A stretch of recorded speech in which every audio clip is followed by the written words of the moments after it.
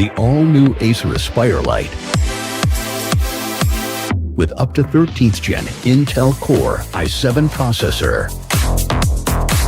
Enjoy sharp visuals on a full HD display. With a flexible 180-degree hinge. Lightweight at just 1.59 kilograms. Powerful, flexible, and ready to go. The Acer Aspire Lite, with up to 13th Gen Intel Core i7 processor and a full HD display. Lightweight at just 1.59 kilograms. It's powerful, flexible, and ready to go.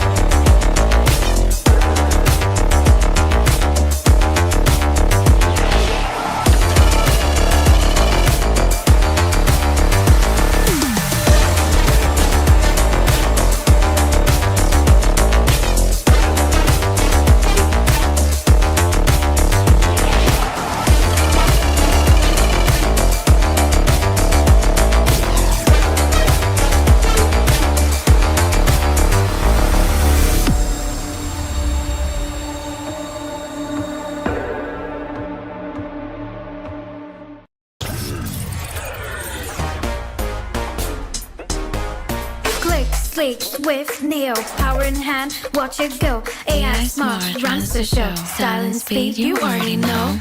Lightweight game, heavy all night. Work off late, it's just right. Color that pop, style and glow.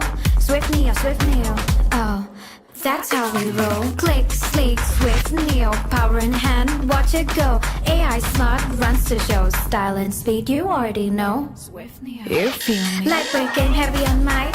Work out, play, it's just right. Color that pop, style and glow. Swift neo, oh. Let it lead, let it grow. Turn it with every tap and glow. Swift neo, that's how we roll. Don't see it, vibes up, you feel me. Swift neo.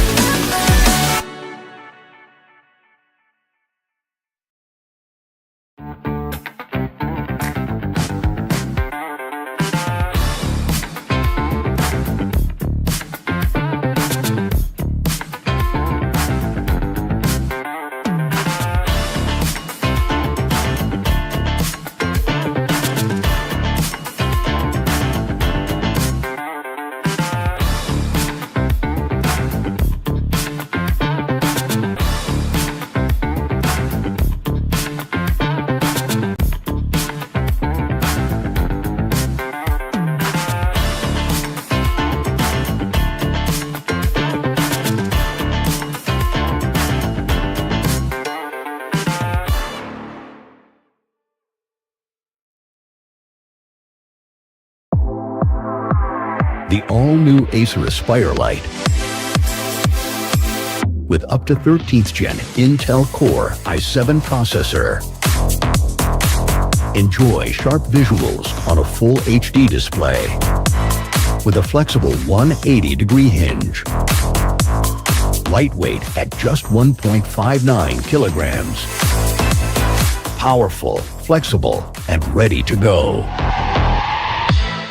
The Acer Aspire Light, with up to 13th Gen Intel Core i7 processor and a full HD display.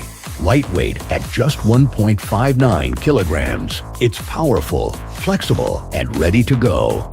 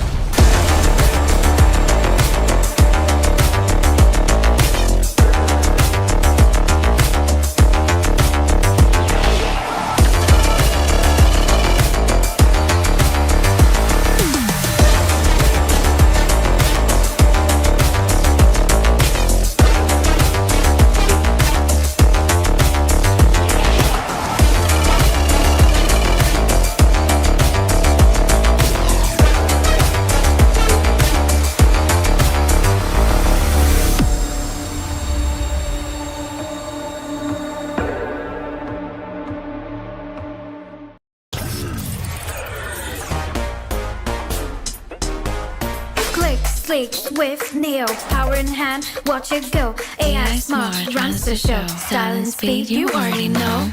Lightweight game, heavy all night. Work off late, it's just right. Color that pop, style and glow. Swift Neo, oh, that's how we roll. Click, sleek, swift, Neo, power in hand, watch it go. AI smart, runs the show. Style and speed, you already know. Swift Neo, you feel me? Lightweight game, heavy all night. Work off late, it's just right. Color that pop, style and glow. Swift Neo, oh. Let it lead, let it grow. Turn it with every tap and glow. Swift Neo, that's how we roll. On the edge, vibes up, you feel me? Swift Neo.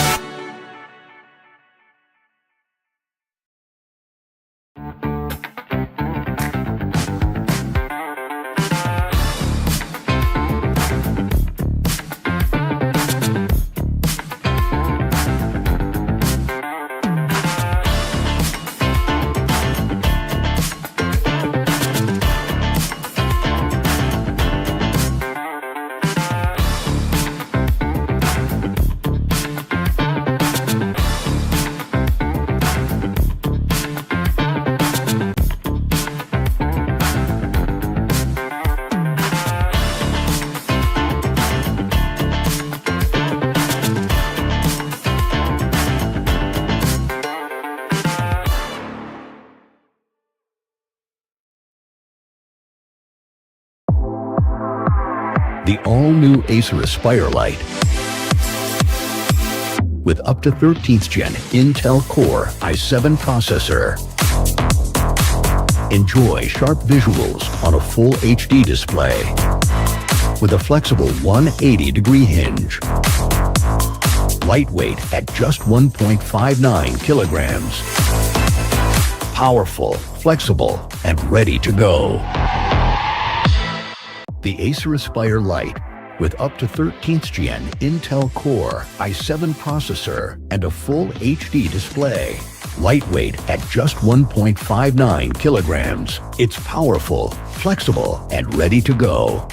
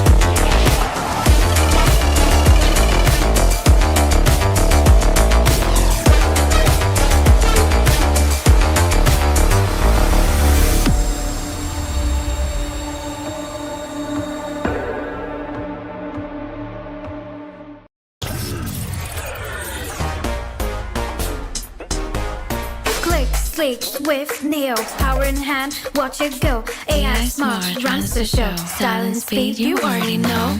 Lightweight game, heavy all night. Work off late, it's just right. Color that pop, style and glow. Swift neo, oh, that's how we roll. Click, sleek, swift, neo, power in hand, watch it go. AI smart, runs the show. Style and speed, you already know. Swift neo, you feel me? Lightweight game, heavy all night. Work out, play, it's just right. Color that pop, style and glow. Swift neo, oh.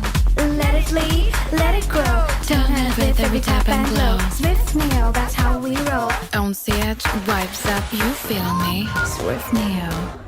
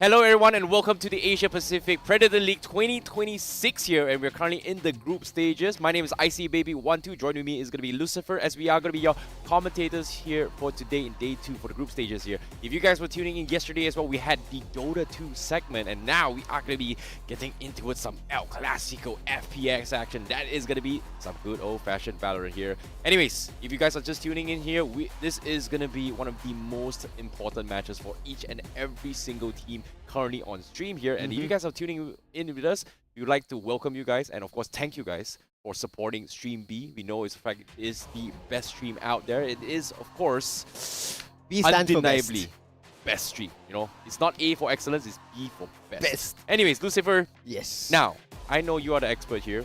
I want your honest opinion. In Group B, are there any surprises coming in, or what are we going to be expecting here for today?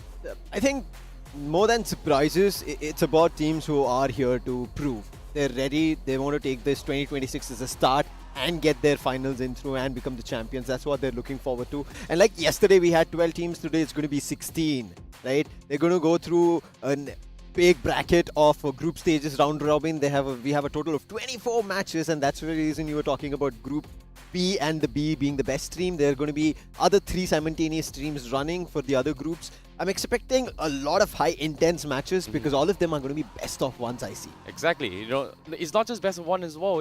We are talking about the best teams from each and every single region out there here. They are all gathered here in India, New Delhi, to play with the best of the best. And there is obviously a lot of money online. In this case, they are fighting for the honors of their country. And speaking of which as well, now, there has been a couple of roster changes here and there as well. I want to know a little bit more on your update. Like, who are the top 3 teams in your predictions coming from each 4 groups? Oh, okay. From every group, if you would want to start off with the first group, that's Group A. Top 3 out of 4, not 3 from each group. Yeah, it's everyone. Yeah, that's everyone. That's what I mean. From Group A, I think, yes, the Indian favorites, I would have to pick them. That's going to be SATL Esports. Okay, bias. Let's go. Yes, a little, because, hey, man, we're here in India. And on the other end, Group B, I think Boom Esports, they're ready for it. Okay. And Group C, there's RRQs that I have to go for. And Group D, yes, there is one, but because you said 3, these are my 3 picks. Okay, fine. Give me Group D as well, since you're about it. Don't leave me hanging. There's Benkai in Motiv Esports. Okay. We want that El Clasic Benkai back again. That's something that we've been missing for a long time. So you're pivoting our audiences to go Group D now, aren't you? You should have just kept quiet, huh? Anyways, for these guys tuning in here who's wondering what's happening here, well, let's talk about a little bit more on the tournament formats coming in towards Valorant itself here. How they are going to be progressing in towards the playoffs itself, because the main event is going to be happening this week on Saturday itself. Now, without further ado, this is going to be the tournament format here. We are going to be starting things off with 16 teams divided into its 4 groups. So they are all going to be playing in a round-robin format in those respective groups. And then eventually, the top 1 from each group will advance in towards the semifinals, which will be happening in the LAN finals coming in the 10th of January, which is this Saturday in New Delhi. So this is going to be very, very exciting here. So now, 4 teams divided into 4 groups. What's the format? What's it like here between the teams? Now, starting it off with the group stages, you can already see it's going to be a single round-robin matchup, meaning all the teams in their respective groups, 4 per group, and there's going to be 6 matches in total in a specific group, and they're going to be playing a best of 1 out of the maps that we have in terms of the banning. We might see a lot of heaven is what I kind of predict with having a best of 1, but we could be seeing sunsets coming into the mix, Corrode as well. But when we go into the semifinals, that's where it ramps up even more, because there's just 4 teams, and that starts off with the best of 3 single elimination bracket. Wow, that's going to be very, very brutal here. So if you lose, you're pretty much out here. Yeah, so done. Ideally, for each and every single team that you guys are supporting, regardless of Group A, B, and C, and D, all the teams have one goal in common, and that is 2-3-0 every single one in their respective group, and that pretty much guarantees your slot in towards the semi-finals. And of course, during semi-finals as well, you have the best play team, the number 1 team seeded from the group here. From Group A is going to go up against Group D, and then Group B is going to go up in Group C, and whoever wins that will be in the ultimate grand finals to fight for that prize pool. The LAN finals, which is going to happen on Saturday, as you mentioned, it's going to be right here in Pragati Maidan, and you all have a chance to witness live. If you're in and around Delhi, please do head down to Pragati Maidan. And if you're not, if you have a chance, please fly down and come down to watch these matches, because one of these teams that we were talking about, and we will eventually come to all the 16 teams that have been playing for this, who have qualified from various different regions, who have flown down here just for the Predator Finals of the Asia of 2026. And this is the start of the year and the very first tournament that all these teams have a chance to call themselves the champions. Yep, they are going to be a lot of bragging rights as well here, Yes. because there is a lot of money on the line here. And speaking of which as well, when we talk about all this respective formats as well, and there has been a lot of talks as well, experienced teams, yeah, sure, you know, they will have a little bit of a better consistency if they play long formats as well. Yep. So best of ones, I had a little bit of chat here from the Hong Kong team themselves. They actually told me that it's actually better for the weaker teams, because best of one, anything can happen, expected or unexpected. Do you think that's going to be the case here for Valorant, or do you disagree? I agree with that. You ask about surprises, right? I went with the safer bets, safer picks towards which teams could qualify and make it to the semi-finals. I went because of the experience. But as you said, when it boils down to the best of one, it is anything. There could be chaos at any point, and the reason they have still a chance is because it's a round robin. They get a chance at least to play once between each other. Fair enough. But of course, let's talk about the prize pool that they are going to be fighting for their lives here. They is fighting for honor here in the Asia Pacific. Now, for the Valorant total prize pool here is 120,000 US dollars here. You must understand that is a lot of money. And the champion will be walking away with $65,000. Second place on the first runner-up will be walking with $20,000. Yep. Third place, $7,500. Fourth place, $7,500. But there is an additional note here. That is going to be the Intel MVP and the All-Star player. So that means the MVP of the Grand Finals, the best playing player, will be walking away with $10,000. And for the All-Stars players, basically, you guys at home, regardless of Group A, B, C, and D, you have to vote for your favorite player or the best performing All-Star, and that player will be walking away with an additional $10,000 just for himself. It's not just one. It's going to be split between different roles. Your controller, your duelist, your sentinel, your initiator, and on top of it, the most flexible player as well. That's how everybody will be walking away with $2,000 US individually. So that's a big one to go for as an individual, right? Yes, we see $65,000 US for the champions, but on top of it, having an individual flex of an award is something that we all need to look forward to. But with that, we jump to the teams that are playing, the teams that we spoke about that we will be introducing. From Group A, we have Exist, SATUL, EKing, Fancy United Esports. Now, speaking of all these four groups as well here, I was able to have a little bit chat here with one of the players from Chaos Alliance. They did tell me that Group B feels very difficult for them as well, but they think Group A is kind of the easier ones, and that's his opinion. Yeah. But I think the tough one is going to be Group C. What's your take? Mine is going to be Group C. That's RRQ, Dream Chasers, Zipto, and Todak, because all of them have a chance to move ahead and get their way towards the semi-finals. But with RRQ there's a lot of heat that the other teams have to pack for and figure out how to defeat them in a best of one. Yeah, and let me tell you guys why we're not talking about Group B. The reason why we're not talking about Group B is because we don't need no introduction. Group B is undeniably the best group to watch out for. Why would you watch Group A? Why would you watch Group C? Why watch Group D? Don't bother. Just stay here. Look at us. Look, you know who's playing in Group B? We have Boom Esports, we have GG Easy, we have Lit Esports, and we've got Team NKT. Who are they?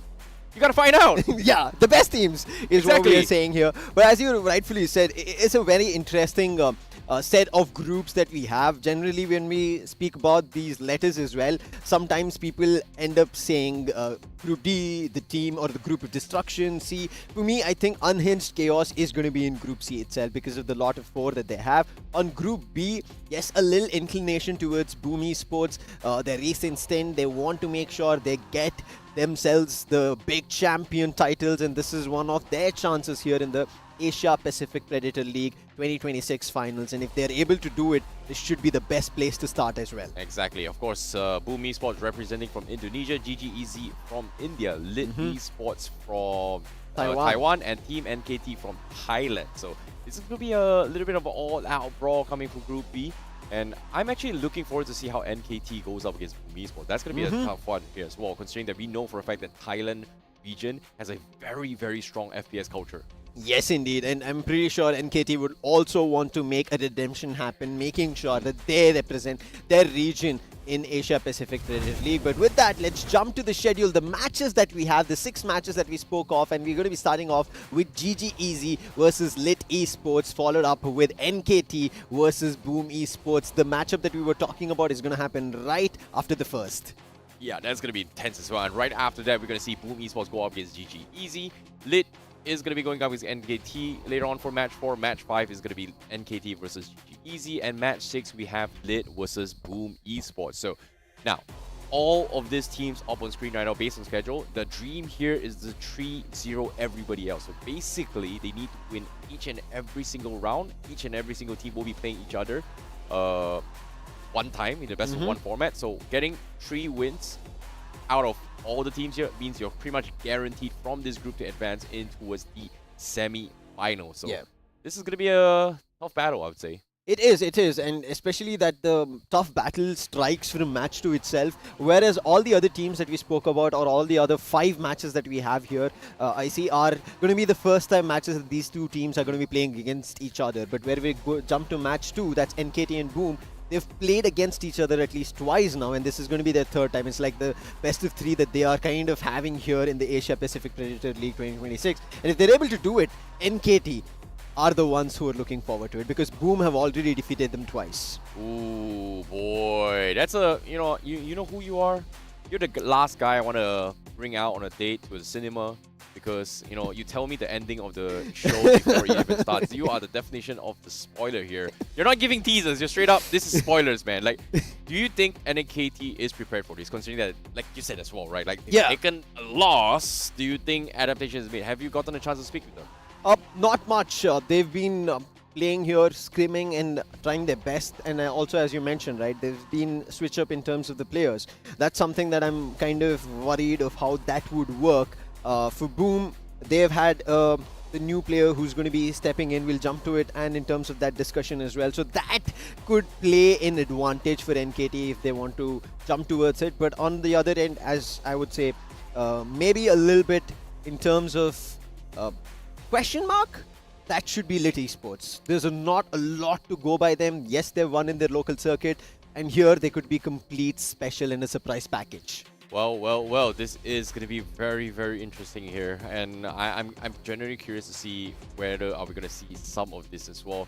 But of course, next up as well, we have to talk about the matchup here. Obviously, you guys are excited. Let's not wait any more time. Let's dive deep down between the matchups here. It's going to be GG Easy going up against Lit here. GG Easy, obviously representing from India. They are in their home ground block right now. Thoughts on their performance here? You were here, you were there. What's happening? So here's the thing, GG Easy, it is not going to be easy for them to start things off with Lit Esports, whereas Lit Esports have played together, they qualified, they have only 1 player that they have a change, whereas GG Easy have 2 players who've been switching in for their tournament. They've jumped in. That's going to be lightning fast, who a lot of Indians have seen that, and they are going to be rooting and excited to see him on, and along with that they have RVK also joining them. So that is going to be a heavy lineup that we're going to be seeing from GG Easy. Okay, let's talk about the lineups here. Introducing GG Easy for the first time on stream here. We have the team lineup. We have RVK, like you said, we have Lightning Fast, Kohli, DC, and also Trinity. And like we said as well, Lucifer is the spoilers for you guys. But if you are rooting for your favorite teams, this is a team to be rooting for as well. For GG Easy will be representing India to fight for honor, and they, of course, their tournament lives here to make it through towards the grand finals here. Hopefully, we will see an Indian team in the main event itself, because for Dota 2, all Indian teams are out, unfortunately. That hurts, man. Now that was like, because I was giving you the spoilers, you decided to take a small dagger. Well, it wasn't a spoiler. Yesterday, No, not spoiler per se, but the reason I was talking about it. But with GG Easy that we've seen their lineup, let's jump into Lit Esports. We have Secret, Remy, Long, Yan D, and Winner. And the newer player that's joined them for this tournament right here in India is going to be Long. So we've seen the other 4 play together. They've won their local circuit, and now it's time for them in India to win once again if possible. Yeah, this is going to be a very tricky one as well here, because in the scene coming from Taiwan, they do have a little bit of a decent upbringing as well in terms of FPS culture, and it feels like they do bring some value towards the table, because especially for Taiwan and Hong Kong teams, they do have a lot of scrims with Chinese teams as well, and they all told me one thing: when they're playing against Chinese teams, they're absolute sweats. That's what he told me. Yeah, that's what I was Absolute talking about. sweats. You don't know what they could do and how far they could take this game. I mean, especially it being a best of one, anything could happen. I see. Yeah, it truly indeed is going to be anything can happen. I'm curious to see what the priority on the draft is going to be looking like here, especially for the map bans and picks here. You talked about Haven. A lot of the teams actually like Haven as well. I spoke to the Hong Kong team. They told me they absolutely hate Split, and I kind of agree-ish, you know? This is not just, I think, that one team. I think out of the 16 teams that we have, at least they've seen 4 teams deciding Split to be banned in their veto. So yeah, that's I was expecting maybe Corrode, you know, yeah, maybe Sunset. it was not the case. We've seen Corrode's actually been picked. Okay, fair enough. But of course, you know, when we talk about the current circuit in Valorant as well here, Corrode is still in the competitive rank lobby, so you kind of want to play a little bit more because it's something that you're used to. But surprisingly enough, because it's a best of one, some of the teams actually had the strategy where they just want to take away the competitive map pool circuits to put people at test to make it a little bit even.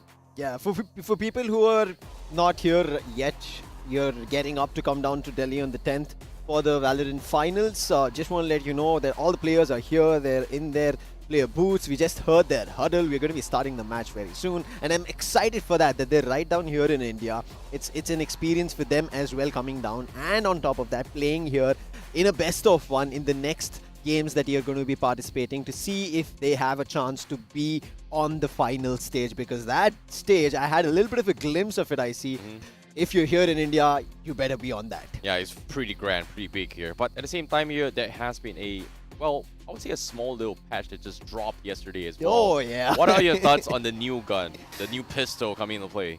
I mean, again, in when it comes to the competitive circuit, I would go for ranked matches in your unrated, and people will use it, ban it. But other than that, I don't see much. But on top of it, if you ask me, I think a lot more leans on the map changes, which is not, again, a little off the topic, is the map changes that we've seen on Breeze a lot, which I'm not too sure. Is the debate still going on? Is it still viable? Is it not?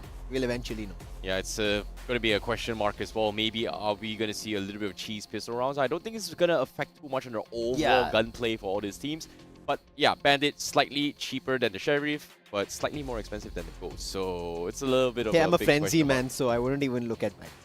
Yeah, so you're the definition of rush A, rush Yeah. B. No brain goes in. Don't Yes. give a crap about your teammates. Don't need about holding line and just go for it, huh? Yep, indeed. I think that's the best way, especially when you're playing with randoms and you don't know what's happening. Just go do it, whatever is possible. But with that, let's come back to our matchup, the very first game, the starting game, GG Easy versus Lit Esports. Now, GG Easy on one hand have a lot on their shoulders. It's that they are in India. So it's going to be for them a lot more in terms of bearing and winning, that in the home ground they are winning. They have the home buff or not. But if they don't, they miss the chance. Again, not much to be worried about. It's a single round robin. They still have 3 more chances. Yeah, there is a lot of things to actually talk about as well here coming from them. But again, we are going towards GG Easy again. Do you, considering that there has been roster shuffles, you know them a little bit more, do you think they actually stand a fair chance here? Because based on what we're seeing on their faces, it seems like they are getting warmed up and they do look a little bit tired here. So I'm a little bit concerned, but it seems like the draft has been gotten away. We are going to be playing Haven between GG Easy as well as Lit. And, well, the agent lockdowns are sure. It seems like GG Easy has a difference of approach on how they want to play this here. We do have a Waylay in the mix. Yeah, they have a double duelist comp, which we generally end up seeing in Haven, but having a Waylay coming out, and on the other end, you Lit Esports going the Yoru way, the way that everybody generally tends to, along with the Neon comboing it. That's good. On the other end, we have a Killjoy and a Cypher being mixed as the Sentinels. So are the Initiator and Omen is by default. And I think this is also a discussion, and as you did ask me, right, how the players are feeling, they're feeling cold. And I think that's the same thing for everybody.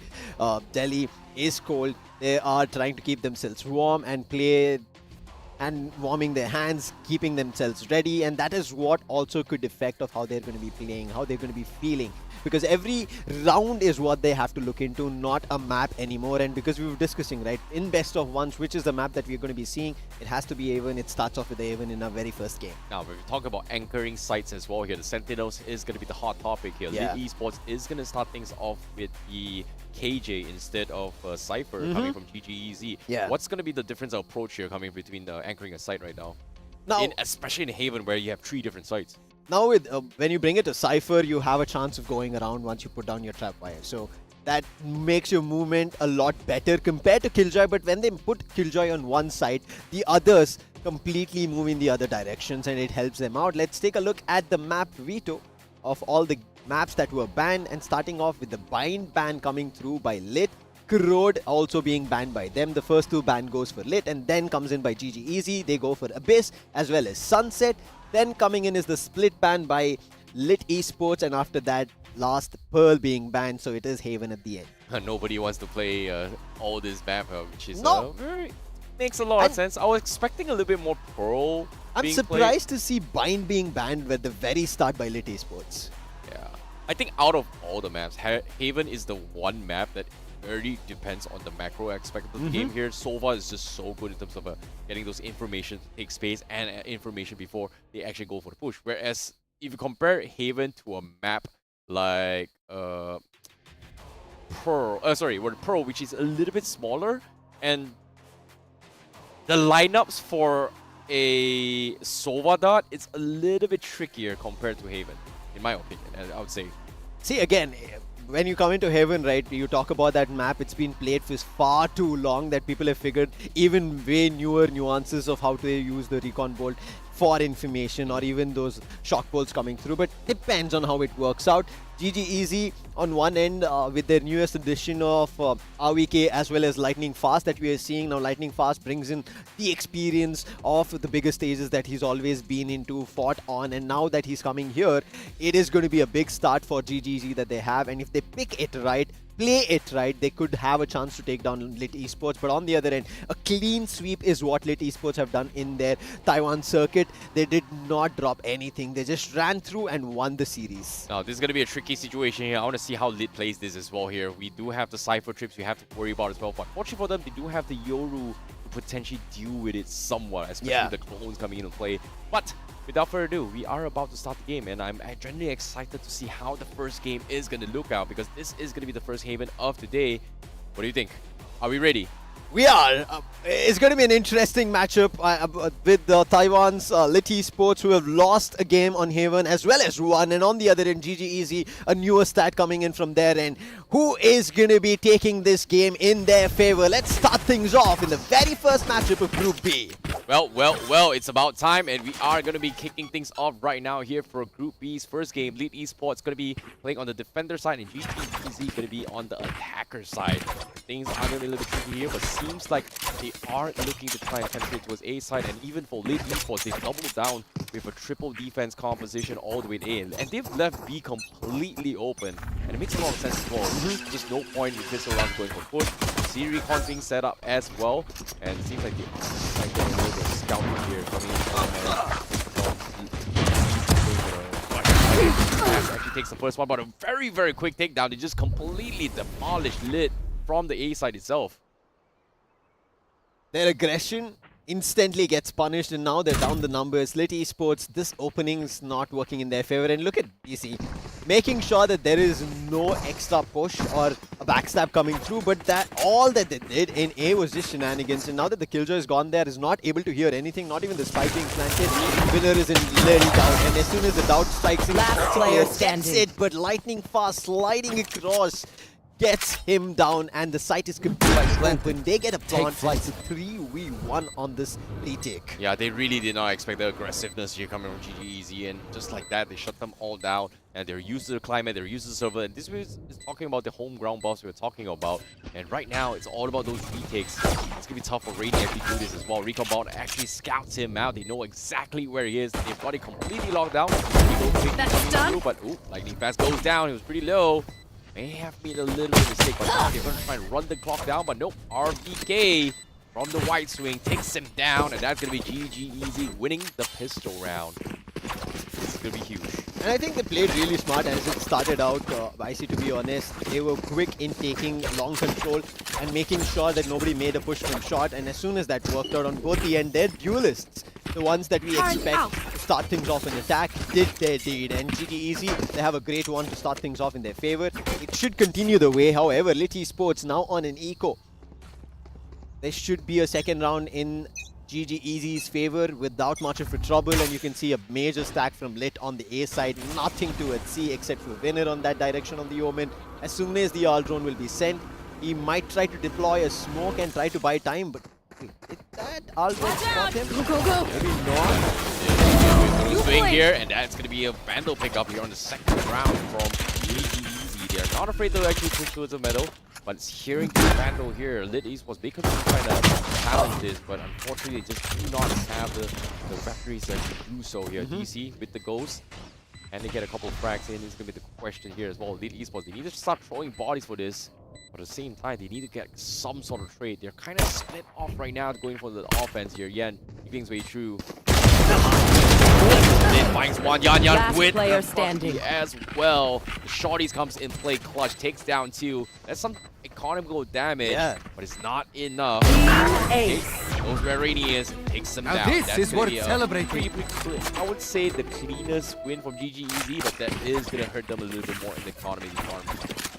But again, I think on the other end, playing smart, waiting for the opponents to push up because all their 5 players were still surviving after the post plant. And I think at least a little bit of an economy deficit that they were able to do strike. And their duelist, that was Yoru as well as Yan on the Neon finding value. But the others still have the secret, still trying to open his first kill. But on the other end, when we jump to this third round, it is a buy round coming through for Lit Esports. They should be able to fight down, but lightning fast! He just lights across the 2 enemies and puts them down. This is huge for basketball. Just got off that he's got The an early circle. overdrive. Now available, but he's gonna save One enemy remaining. He goes in back, double checks it back, cleans him out, and just like that, Lit Esports gets completely rolled over once more. GG Easy truly living up to their name, and they've stacked it up all the way through, and that's gonna be a clean 3-0 here in this buy round. They're a Lit mess now over forcing there. Eco this time, and then to I'm top outta it here. all off, GG Easy, look at this lightning fast. It's also got his overdrive available. And we see Sheriff's buys coming in, force buys coming from Lit Esports here. Not exactly sure if it's a good thing, but Placing they have a sentry. decent economy for the next buy round. So hopefully the RA can capitalize on this, and hopefully, I mean, they have to start hurting GG Easy's economy here, because they are very healthy here. This Neon out is going to be the biggest problem for Lit Esports, and does he want to use it? I'm out of here. Nope. Shocking. Doesn't want to. Just want to Work slide good. his way through. He goes down though, makes the first mistake, and Lit Esports now has the defense, but it is still a 3 versus 3. They need to try and get those guns available. He's gonna try and double down and try to secure it and make sure that they do not go for it. Omen, the backline, we have a potential flank here for Winner, as Lit might be having a very Last player flank. standing. Mistakes from Rainy. They don't see him yet, but the Chico was spotted out by RVK, and GG Easy. Ult is ready. That's a very strong start coming in from there, and they have ultimates that have been activated already, so they have a lot going in for them. Whereas on the other end, Lit Esports, the last second switch up from Yan kind of worked out for the first kill, but not more than that. That Bucky was pulled out, but right now they have pulled out a bigger weapon on Long. That's going to be by Long himself. Yeah. An operator coming out. I don't know. I didn't even realize that that Go. one kind of happened. Long pulled up a long weapon. Yeah, we get it. I get it. We get it. here. Anyways, Suck again, it. Here we go. Running gun was slightly stunned out, but it doesn't matter. He's so fast. And look at him. He's just throwing down everybody. He's looking for the third. Look at him. He's going absolutely bonkers right now. Enemy That's remaining. 1, that's 2, that's 3, that's 4. Looking for the ace, the shutdown, the denial. Rainy, you could have given it to him, but GG Easy is having a time of their live lightning fast action. That is so quick, so fast. This is why a lot of, as I said, a lot of eyes on lightning fast as well as GG Easy, because again, being on the home ground, they need to take this advantage. They need to make sure they become one of the representatives. But the way lightning fast is now running rampant across the openings, and he's been doing it at all times. Long rush towards A, and it's working out. He's got 13 kills Already. 5 rounds. That's at least 2 KD, almost 3 KDA right now per round. That is just insane coming from lightning fast. Feels like he's going to be unstoppable, but without the ultimate here, now he's definitely a little bit safe. He's going to try and beat out a couple shots, but once again, Lit Esports forced to try. Sheriff is there, just stuns him, but he misses the timing video. But great trades here from Trinity. Try and find him off, but again, Lit Esports, the economy is hurt. You need to figure something out. You're bringing in shorties to play as well. GG Easy seems to be playing this very carefully here, knowing that they've lost lightning fast. The main aggressor, the main entry fragger has been shut down. Playing this a little bit passive. Once again, they're hitting A side once more. Again, they don't really care. But unfortunately for them, they do have 3 entry. Guess what? Nobody's home. Yeah. Nobody's home. The side is taken for absolute light plant. No contest whatsoever. That's not a default plant as well, so that's nothing. And a nice stun. And instantly, One enemy remaining. CT get taken out. Comes on to the last man standing, and DC cleans him up, and that's a 6-0. GG Easy, taking rounds irrespective that lightning fast was taken down. Their approach had changed through mid-window. They did not go long, and they had to change back again, and it worked out.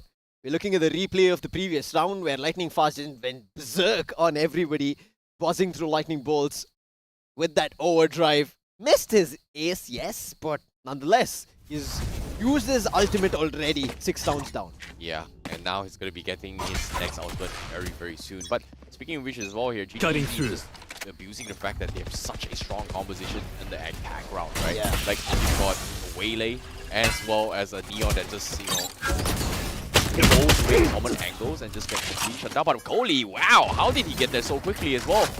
Taking it towards Cubby as well, just like that. Caught off guard, takes him out.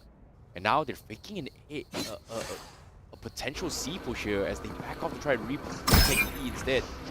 Taking on space here with the drone, seems like nobody from the side has pushed out. So GG Easy, they know that they still have somewhat of a map control before they go in for the next fight. Yeah. DC so smart that he's lurking around and slowly now encroaching A. Timing. I think they did spot him. They ping him and they go to swing out, and he still gets one.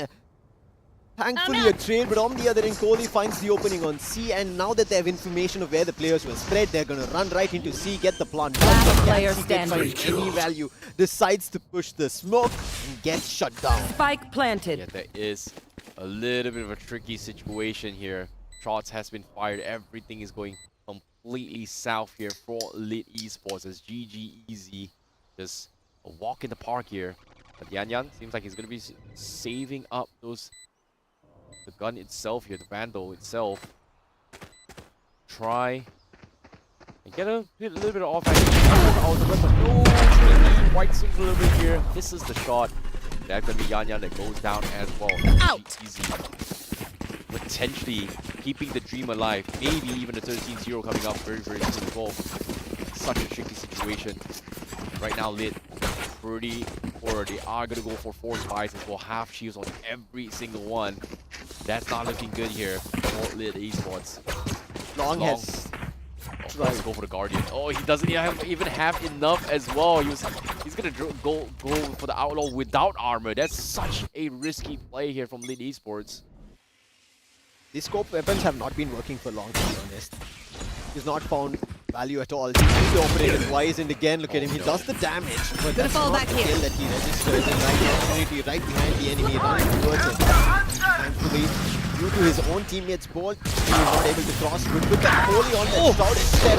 He dodged them all. No way, how is he still alive? Right, and on the other end, Winner trades. Gets traded. Yaya, he takes on control at C-Long, and now the spike is stuck. Kohli to his ultimate can TP, and he does. Back from the shadows all the way towards A. Yep, that's going to be the retake coming in from Lit Esports. They're pretty clear angles, but as of yet, GG Easy, they're pretty split off. They're pretty hurt as well. Both Lightning Fast and Kohli down towards the last trickle of health. Any random stray bullet is going to take him out. Lit esports is going to group up, try and take this all the way through. But Lit now, but are going to try and check everyone with the dimensional drift. Doesn't seem to see it. They don't know where exactly is Lightning Fast and goalie. I think like Silvers is the last thing to check. Last player Fast the back, standing. they find one, they go down, and that's going to be Lit Esports' first win. Gotta go. Small little comebacks, but GG easy. They definitely walked in towards the trap Go, go, go. of Lit Esports in that round. That was almost the ultimate not finding value. Dimensional drift, he checked every corner, wanted to check B even, he knew he did not have time, and they knew that there should be somebody hiding in B, and the one player was watching it secret, but he couldn't find value. But however, instantly got traded out, thankfully, to Yanyan D, and it eventually found a round in the name of Lit Esports, and it's the very first, and it hopefully is going to be a start for the rounds that they're going to pull off here on the defensive end, because now we are getting closer to the second half, and if they're not able to pull off rounds from here on, it's going to be a big advantage for GG Easy as they move towards the second half. We are at the 9th round. Let's see if GG Easy gonna bring back their winning streak, or is it going to be now Lit Esports finding their way? Yeah, we see someone here. Push comes through. Waylay drops the out. They cancel. Next one.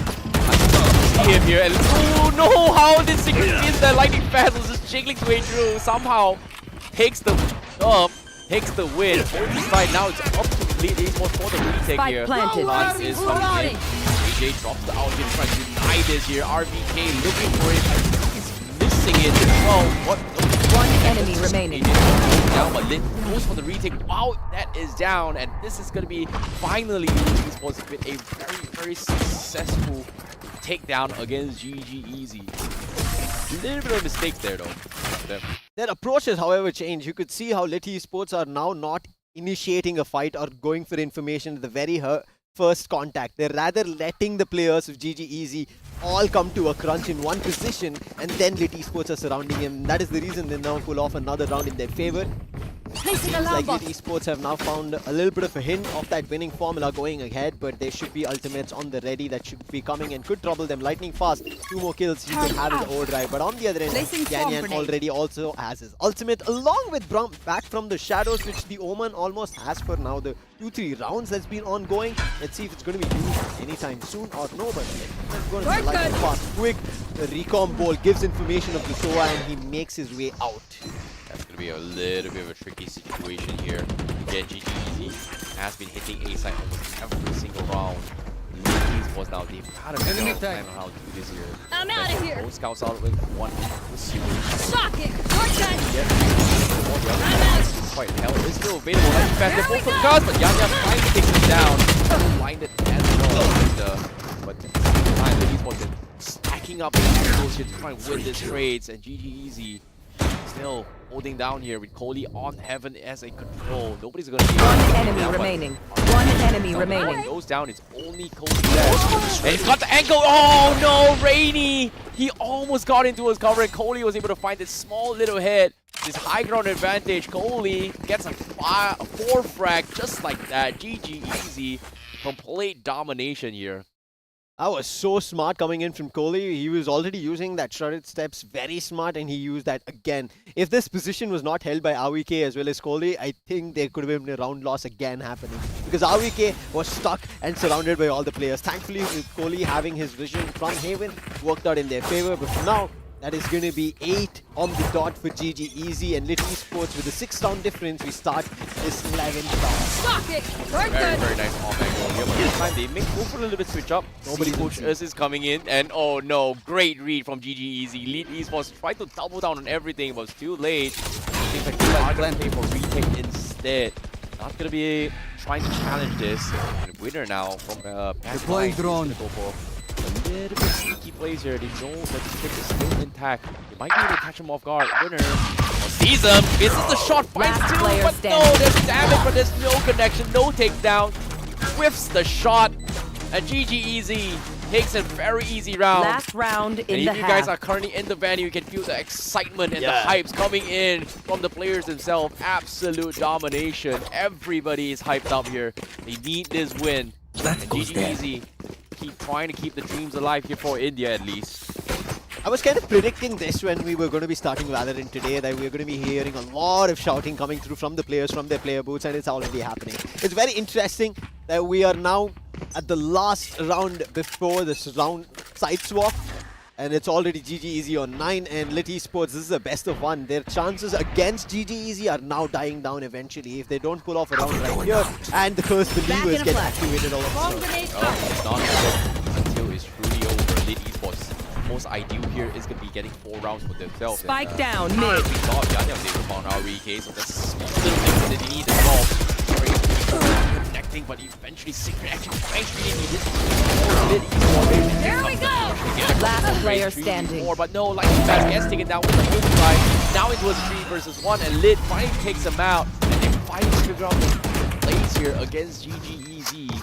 Can they make the comeback? I would say most ideal is to get like 2-3 more rounds. Maybe trying to make it into the second half. This is where things get Switching a sides. little bit interesting here, because it seems like Lit Esports is finally found Level a heads little until bit we're of home, yes. on saying that, hey, since they're so aggressive, why not play for the retake? Because if we figure out the retake strategy, Right by here. the time go for second half, we have to do that every single round. So maybe this is how the competition works well in this situation. Well, as they're moving into the second half, this 9-3, as I said, the Cursed Believers activate themselves. Let's see if that works out in the favor of Lit Esports. But however, they were quick on that previous round, which was very much necessary. Because if they banked on going for a retake in that last round, there was a lot of ultimates that GG had for the post plant, and they denied that with an instant as soon as the plant was happening. It worked out really well in their favor, and this should power Lit Esports to find their very first opening in this pistol round of their attack. And if they're able to do it, it's going to be good. But that's a lot of information coming in from DC that they're making a push. He gets stuck by the trap wire, and that's a free kill that DC opens up with. But however, Long, thanks to the recon, got another kill. Ow! As well, therefore, a little bit more. The attacking side comes in.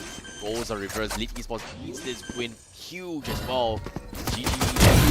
Last player standing. Go in for the Spike takedown. down, Long still holding on here. RBK may have lost out the trade, and Lit Esports was able to take a bow, and this is the well-needed win for Lit Esports. And finally, this is the comeback that they need. They finally figure out the sauce, and they realize that, hey, retaking is their forte, and they will be able to do so. And now, this bonus round coming into its play for Lit Esports. Should be able to take them all down, but seems like we see a couple of Bulldogs in play. I'm trying to observe a little bit more. I was expecting them all to go for full, maybe Spectres, maybe Stinger buys instead, but they are committing for those rifles instead. They want to make sure that they win outright. But right as now, they're walking towards the stack itself with the spike and with all the defenders waiting. It's only one person who's at CT, and that's the most amount of far distance if you would want to calculate, and that's the Waylay. So this is going to be a trap if they walk right into it, and it's going to be trouble for Lit Esports. And Lit Esports better have information, but for now, they've gotten none. They're sending the Owl Drone as the second care package to look for information. It does get checked, and they also at the same time see one player swinging. So that's information plus a kill. Yeah, that's very lucky here. Easily stacked up onto the C, but could not go for it. They are playing long Last range player standing. rifles. As of yet, Lit find even more. They're trying to conserve those weapons as much as they can. Away from the fact they need it for the next round. They cannot afford to lose any more from Lit Esports. And you can see the pressure is on them. GG Easy gonna leave Trinity alive here. If they get the kill, it's great, but I think right now, Trinity saving is not going to help him for the next round. But it is affordable for them. They can afford it. They still have more rounds to go. But for Lit Esports, they have to very 30 seconds careful left. here not to lose all this guns. They need to maximize their chances every round to make the pull off the comeback right now. For Trinity, I don't think he should look at that. He has a couple of rounds that he could still pull off.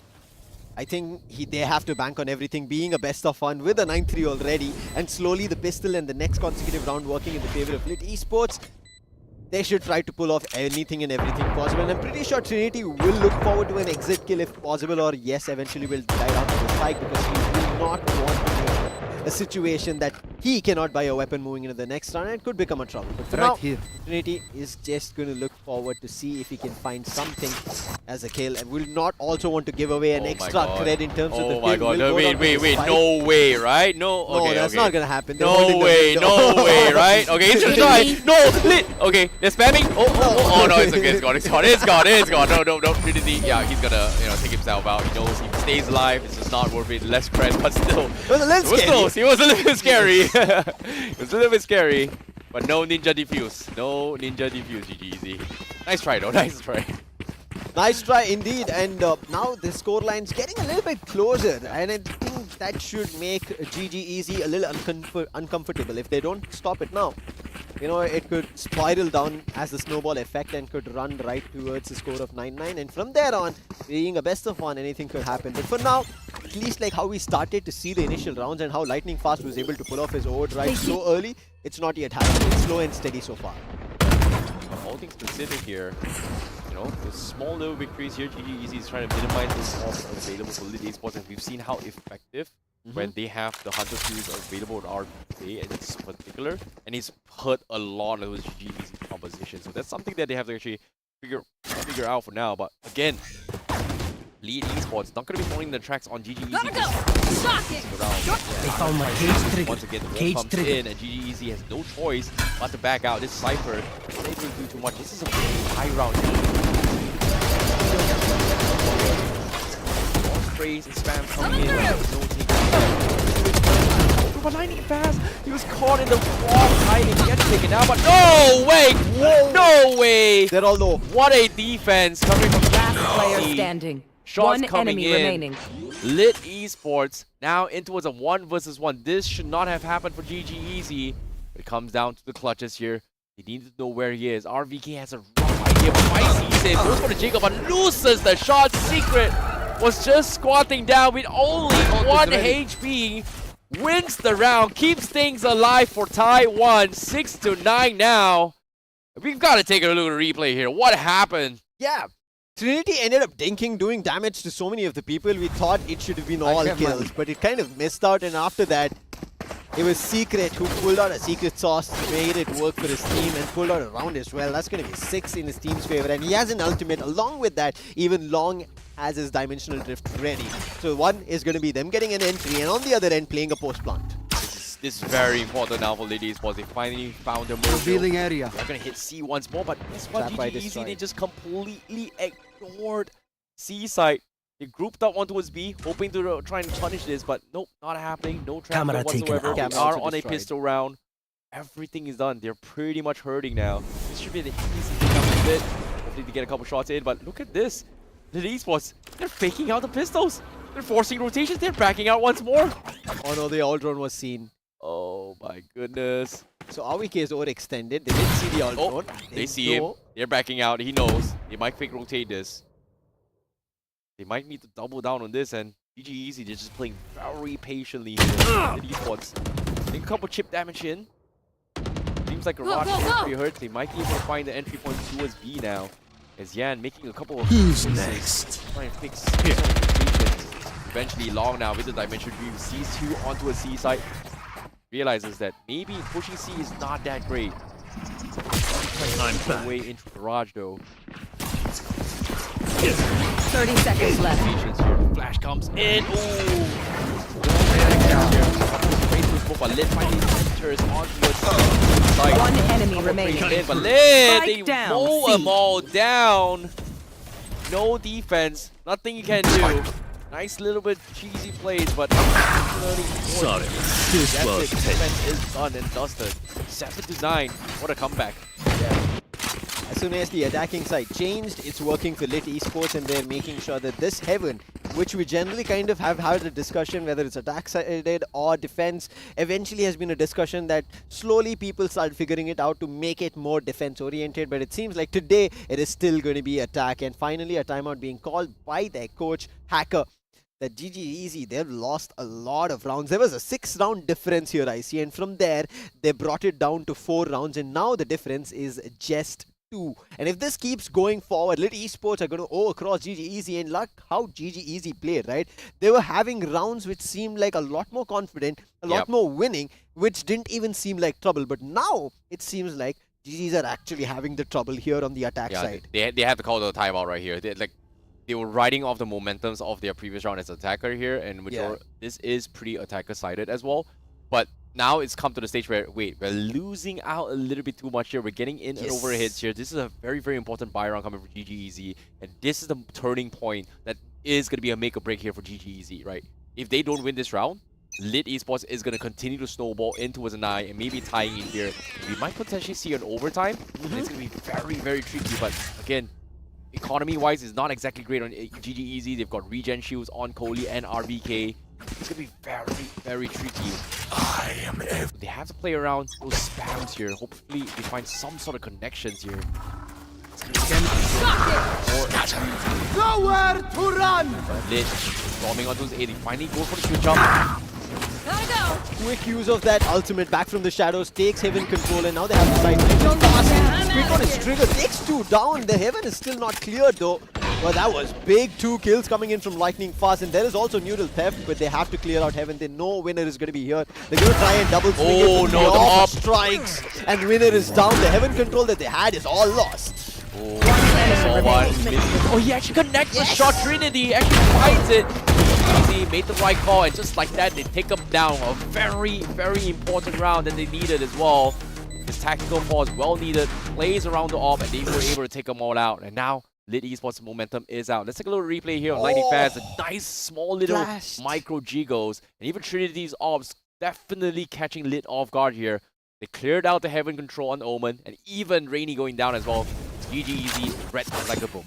That was very smart use of utils as well as the ultimate coming in from GG Easy. However, it was faster and quicker, and which I thought could work from the side of Lit Esports, with back from the shadows being used so early, which is something that we did not see earlier from Lit Esports.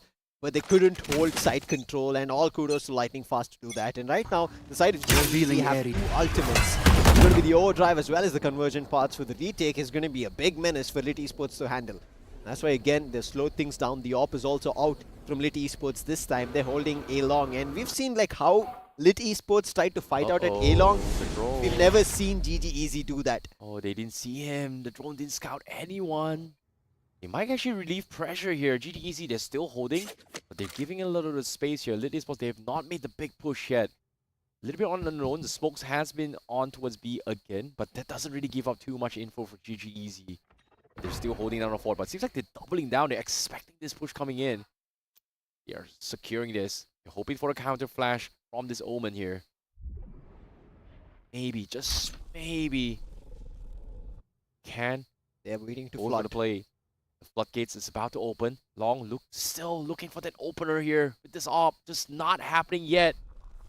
Oh, finally sees the glimmer. They know they're here. Finally, the smoke comes in. Instant rush comes in. The floodgates come through. Yan with the opener finds Kohli. It's going to be okay to beat her here from Jen. Lightning Fast. And he anticipated that push as well.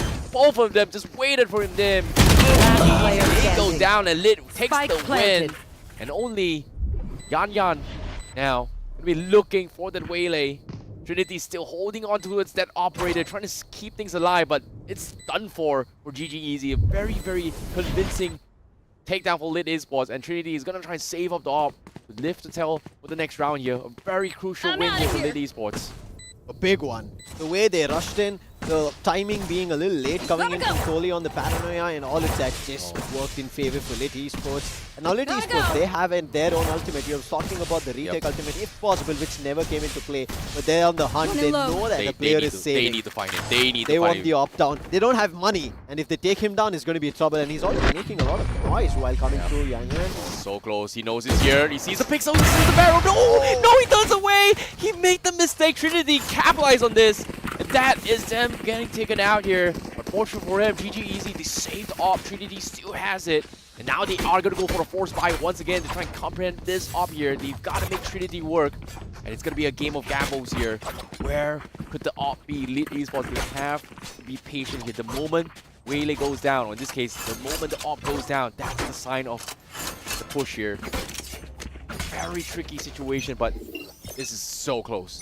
very from a scoreline of having 6-0 to now it being 8-10 in favor for Lit Esports. They've been winning rounds. My ult is ready. Lot more trouble. Quick pick up on the ult orb, and now there's 4 ultimates on the side of GT Easy, but the rush is towards B, and it's again Kohli holding. Starting to find any value. The back end. Kohli does find one, looking for another, but the Phantom doing the job. Instant dimensional drift, and the Hunter's Fury which was used was in vain. Oh my goodness, everything comes down to this. Trinity still has the orb. He needs to make the play. They've made it a little bit easier. It's 3v3, but the spike has not been planted yet. So that is going to be something that they have to work for as well. Trinity still hasn't been able to find the off angles yet. You see Lit Esports, they're a little bit paranoid here, afraid of the potential angles to come in. Does Winner want to go a little bit greedy is going to be the question. The smokes are coming in. They're setting up for C, and the spike is planted. Spike planted. Now, it's all about taking this space here. GG Easy, they have to re-clear every single angles for potential lurkers, and Winner is doing exactly that. He hasn't shown himself yet, and that's going to be very, very tricky. Winner, oh, he's going to be jumping up. Does he check though? No, he does. He sees a shadow, and RVK takes him down. That's the Vandal available. And the AWP also goes down as well. Trinity has fallen. Last player standing. Forward as well.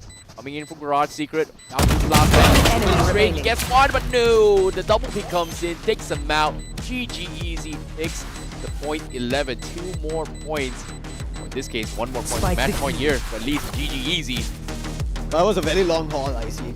Very long haul for them to get towards their 10 and 11. They were already at 9. It should not have taken them so much time. They lost their initial pistol rounds, and after that, it was just Lit Esports winning rounds. And after that, in between, is when we ended up seeing GGEC pick 1 round. Yes. So now they have money. They should be able to make a buy and then keep it going forward, as they've now slowly built momentum. But it was a big investment of ultimates very early to deny the B plant coming for the B rush.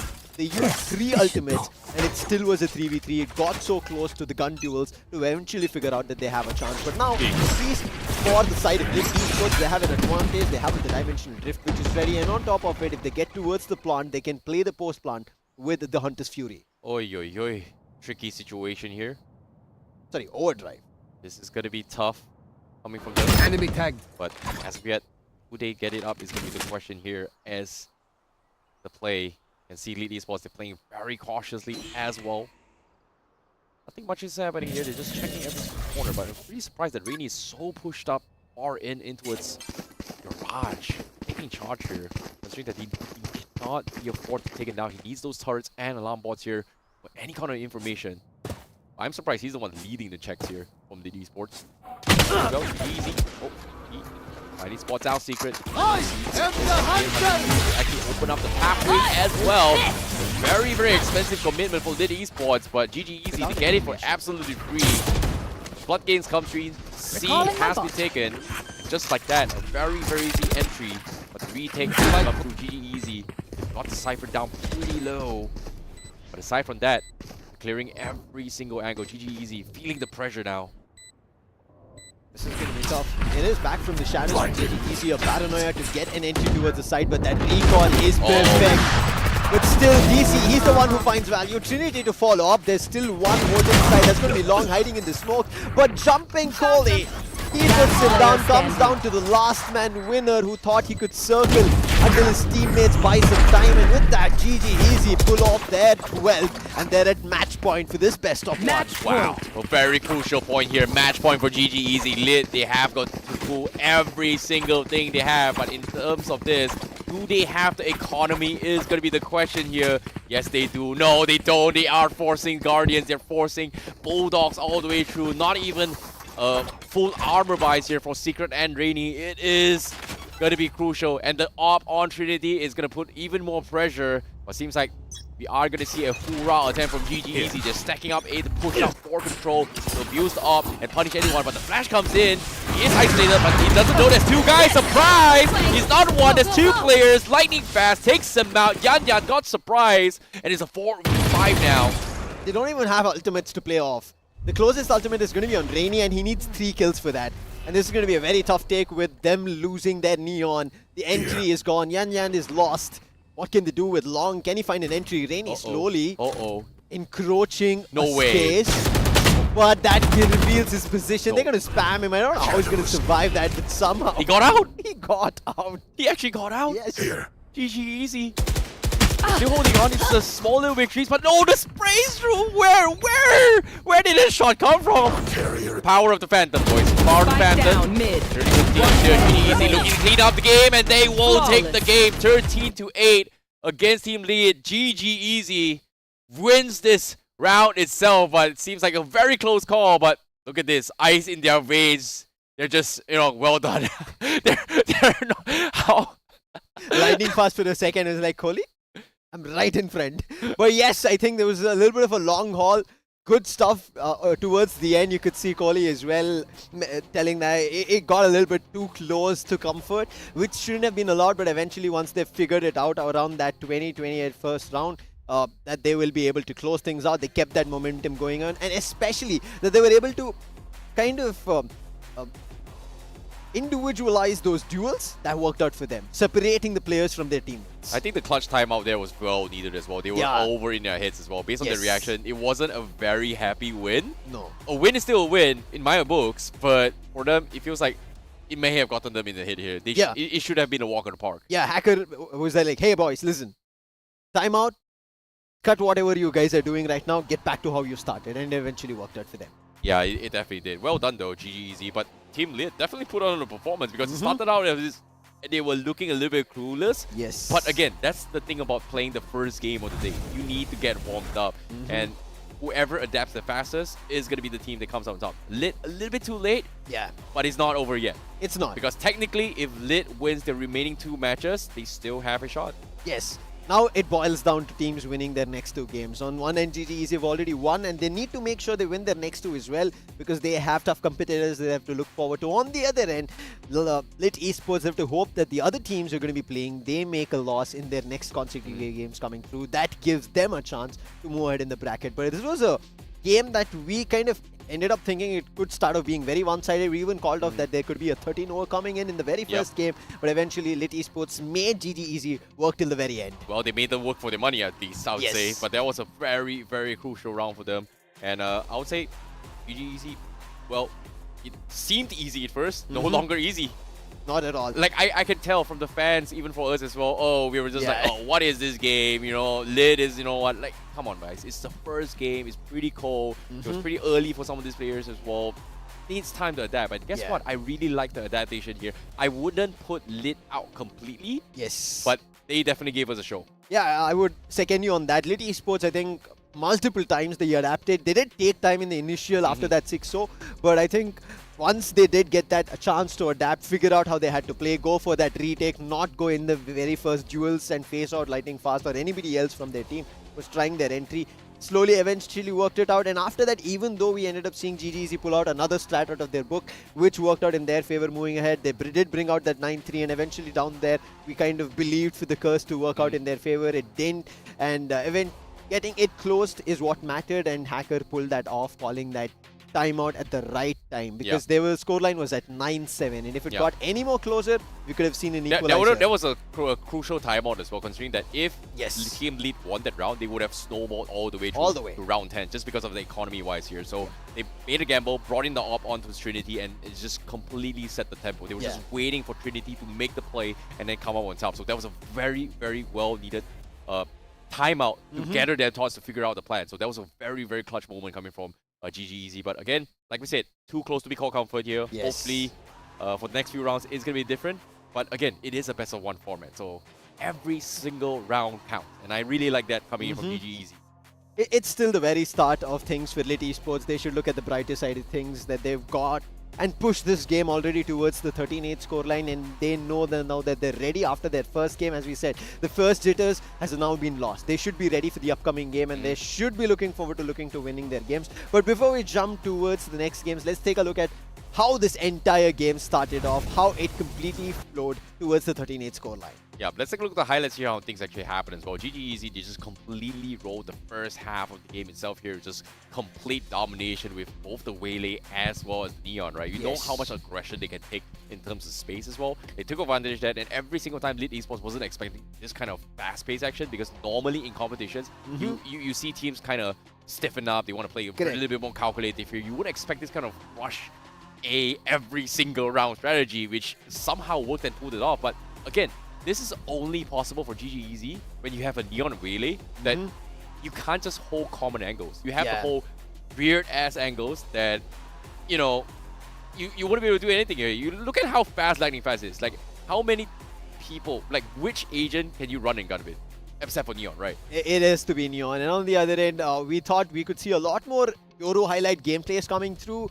Didn't conclude in that direction. We did see util usage coming in from the Euro, but it was not, I would say, the ideal, ideal, the highlighty that we kind of look forward to. But it was the lightning fast show, the first at least 9 rounds. It was a complete run through coming in from his end. But even for GG Easy, they also realized that their runway towards A side was working out every time, and that's the reason they were trying to do it every time. But once they did turn around towards B or C, they slowly got hit upon, it got it traded off. A couple of rounds went away from their hands. Yeah, and that is the reason they turned around. This is that exact moment as well, where things started to feel like, hey, this is not kind of working out. But eventually, it didn't really matter though, right? Like, think about it this way. Don't fix what's not broken. Yeah. And eventually, they continued on. This movement for Rainy over there, he spotted Kohli, and for a second, he's like, I'm going to put my util down, and that kind of bought away that round in their favor. That was a little bit awkward here, but I think the momentum shift and the mentality here from GG Easy was slightly affected as well, especially towards the second half, right? Like, Lit was able to do a little bit too much here. GG Easy thought they were able to put this, but what surprises me was that Lit Esports decided to go for a very aggressive spike plan, but somehow still got away with it. And a lot of their plays were also very aggressive to be on Lit Esports' end. They were always looking forward to the fights. They were always looking forward to trading out, having better numbers for execution. Unfortunate that instance of Long where he was flashing. It could have become a double kill if possible, but Lightning Fast and again. And here at the top, Trinity to find value while this position was already taken away. That was a lot, and after that instantly we saw the neural threat. Now let's talk about the scoreboard, and as you can see, topping the charts undoubtedly with 22 kills is Lightning Fast. Yeah, at the same time, so you have to give credit with Trinity here. He's been saving up his econ really well in every single round as well. His op was one of the crucial factors for GG to constantly apply pressure. You can see a lot of rounds the Lit was struggling to play a little bit more flexible. They had to stack multiple angles to just clear it, just because of the fact that they want to try and retrade the op. It's just such a difficult thing to work with, considering that they do not have enough utilities to take space. Yes, you have the Sova drone, but Sova drones are usually used in the initial phase, and then after that was mid to late game, it's so hard to check and retake space, and knowing that there is a potential op, they wasted a lot of time. And was it their intention? Not really. They were forced to do it. Yeah, they were forced. They were worried. They did not want to lose or cost themselves a round, and that's the reason they were being a lot more meticulous in deciding what they would want to execute. But even one more discussion that you did bring out when we did see the Sentinels was the Cypher as well as the Killjoy coming through, and it kind of worked out. I think it was the Cypher which was a lot more effective compared to the Killjoy, because we could see they were able to dodge the Killjoy utils, they were able to jump over it during their attack, and making sure that somewhere down the line that the Killjoy utils were instantly nullified. Whereas the Cypher, whenever they were trying to entry the trap, they were getting caught by it, or they themselves were trying to destroy it, which was again information coming through. So very well used by DC, if you would want to put it that way, that the Cypher worked out in Heaven, and generally, again, a likable agent that people generally play forward to and go forward. Yeah, there was a lot of information as well. The jump spots has been really spot on here. So, good calls, but I want to see how the next match is here, because again, for you guys watching at home, B stream is the best stream for a reason. We started the game slow, but we guarantee you this is a best stream. Fast. We started slow. Oh, okay, you're saying in the when I mean, like, I'm saying in game. I'm talking about the game as in slow, very steady. Oh, it feels like a one-sided game, but no. In Valorant, in here on the B stream, there's no such thing as a one-sided 13-0 game. Ain't happening, bro. It is gonna be close. It is gonna be tight. Right as now, it's just the first game that we've witnessed, but the next game that we were talking about is going to be a heated up matchup. That's what I'm looking forward to. how that would fare. But for now, at least GG Easy, they're going to be very happy. And even the Indian teams and the Indian fans who are looking forward to, they will be happy. But with that, we even spoke about the All-Stars. There's a QR code right up in front of your screens. Scan that. Vote for your favorite team and players, not team. They will get their individual awards at the end of our finale. Exactly. Be sure to vote for your favorite teams here. But as of now, I know who I have. I've got Lightning Fast right now. The first pick. First pick for now. For now, I've got him Lightning Fast. Everybody else, KIV. We gotta keep them in view for now. For the time being, yes, but as we said, you guys can also put in your votes and make sure your favorite player wins it. But for now, we're going to cut to a short break before we start the next matchup. On the other end, we have Boom and NKT. Don't go anywhere.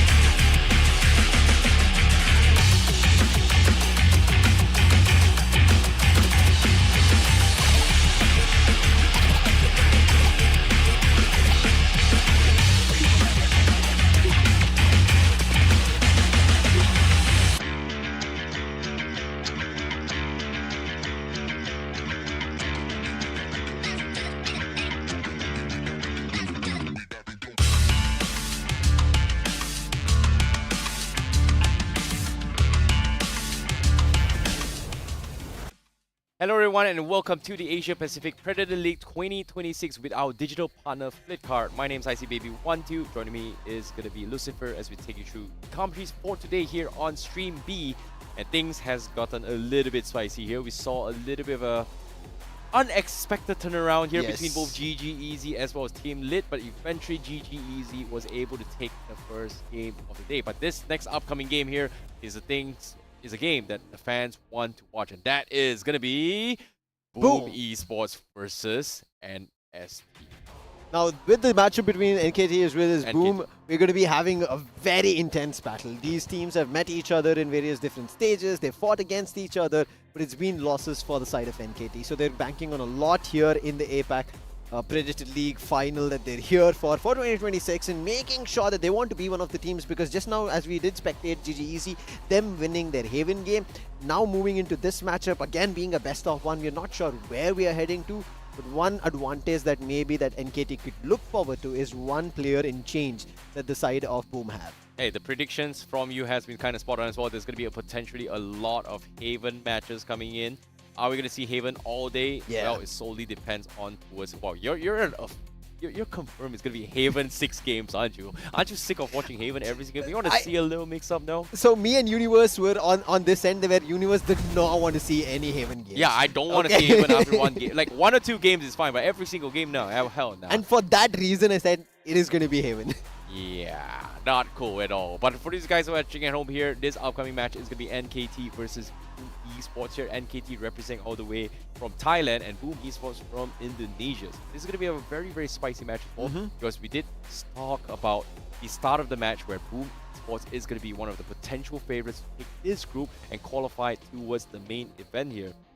And this is going to be a very, very tricky situation for NKT, because this is definitely a match to watch out for, because in the community as well, we know for a fact that NKT, representing Thailand, a very, very strong culture when it comes to FPS culture for so many years. Same can be said for Indonesia, and things is going to be very, very heated here. Thailand versus Indonesia, very, very nice matchup for you guys to witness here, especially for the fans coming from South Asia. But again, we're looking for the best teams that is separated from across the globe to represent, or in this case, win it all here for the trophy of the Asia Pacific Predator League 2026. So, in this matchup, what are we to be expecting?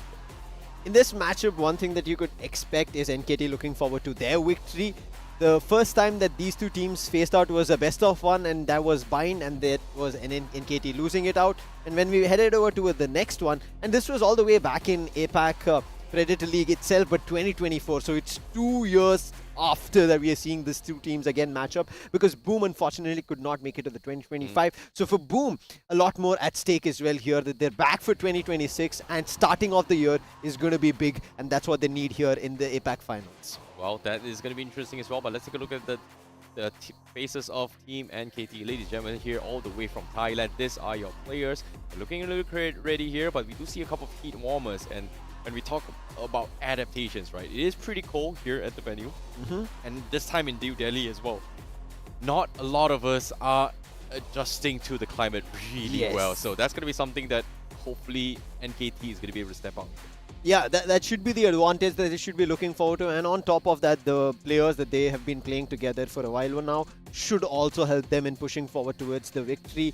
Now, their victories and losses in the maps in their previous circuit matches for qualification might not say the same thing. However, for Boom, it could work out in their favor. They have a lot banking in for them. Yes, they have another, I would say, wild card that they have in their favor. That is therefore joining them as well in for our APAC Predator League Final 2026. Could be an advantage for NKT as well. But when we come towards the map, we spoke about Bind, and the other match that they had played on for another tournament was on Lotus and Ascent. But Lotus and Ascent, none of them are here. So what could it be? Well, we shall see, because we're going to be jumping into the map veto now very, very soon to see how things are going to be happening. And I want to see what the maps are going to be played here, because this is going to be very, very crucial as well. Like you said, well, maybe Bind, maybe Heaven, and again, please, God, no Heaven every single game. Like, I don't mind this game, Heaven. No? Like, I want to see how Boom Esports and NKT plays compared to both GG Easy, at least one, as a benchmark comparison between both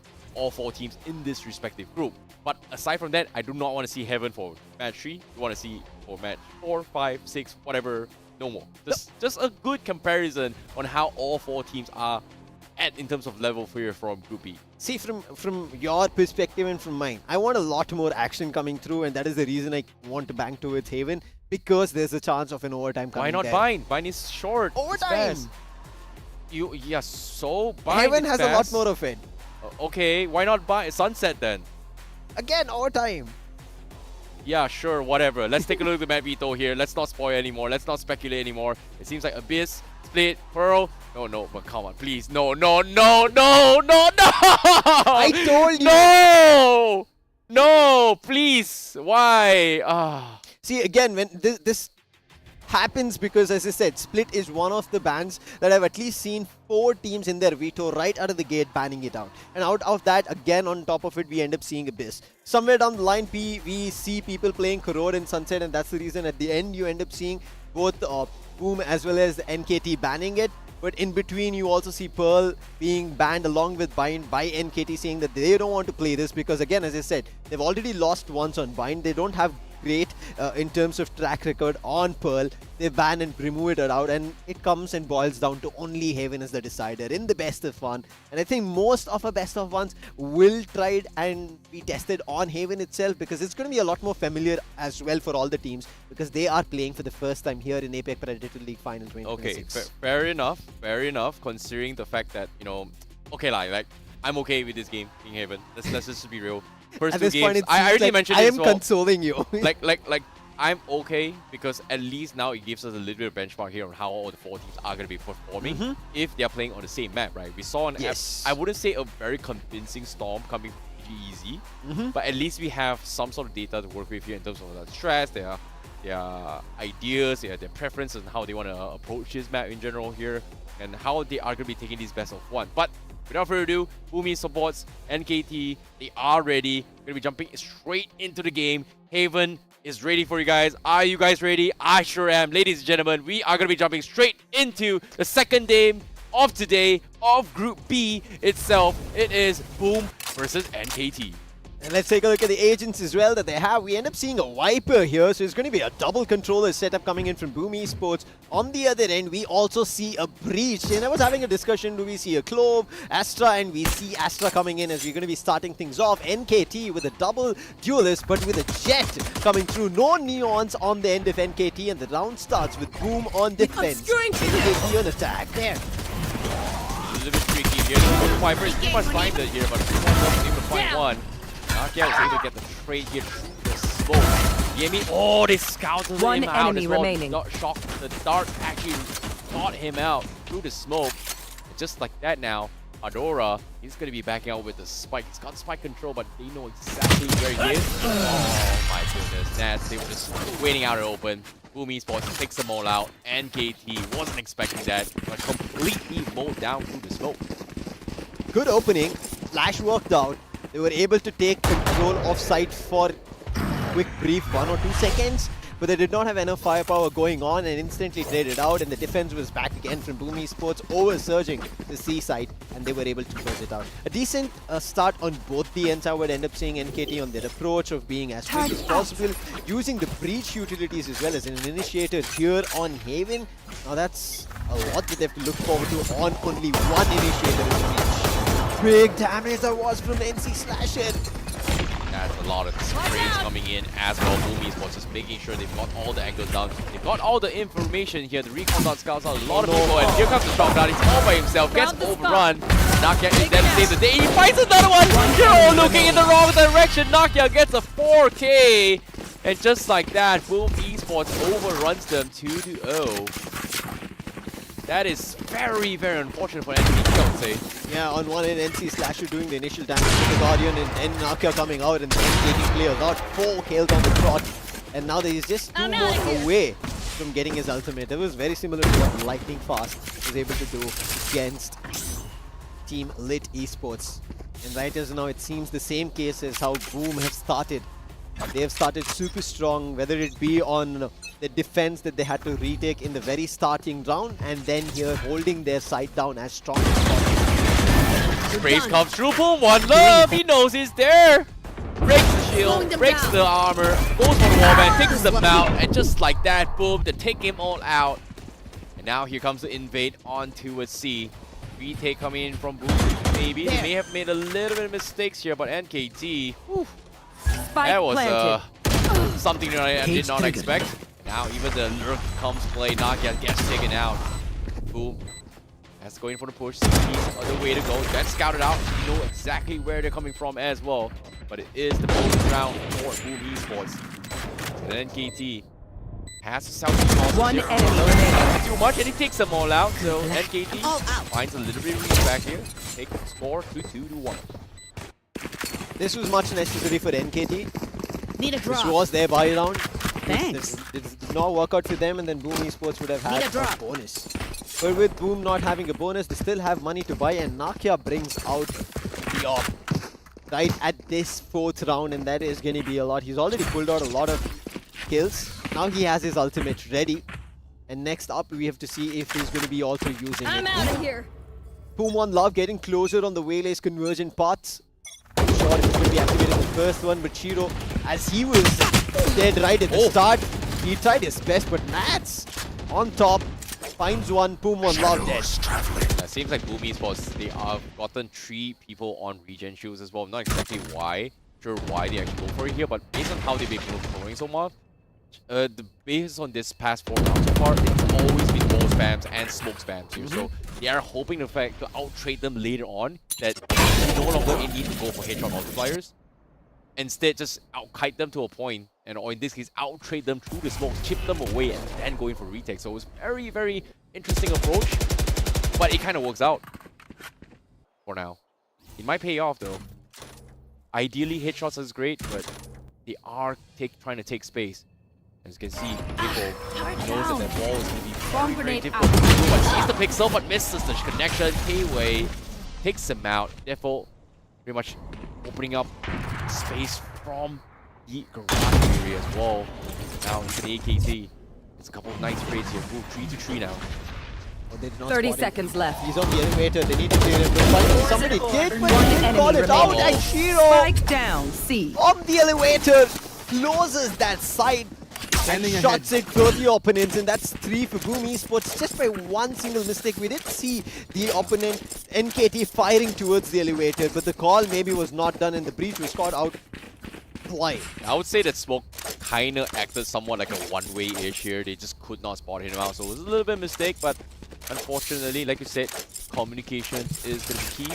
This Viper pickup here coming up from Boom is definitely making things a little bit tricky here for NKT. And they're making this defense looking so solid here. They're making NKT work for every single space when they are pushing for this. My ultimate's ready.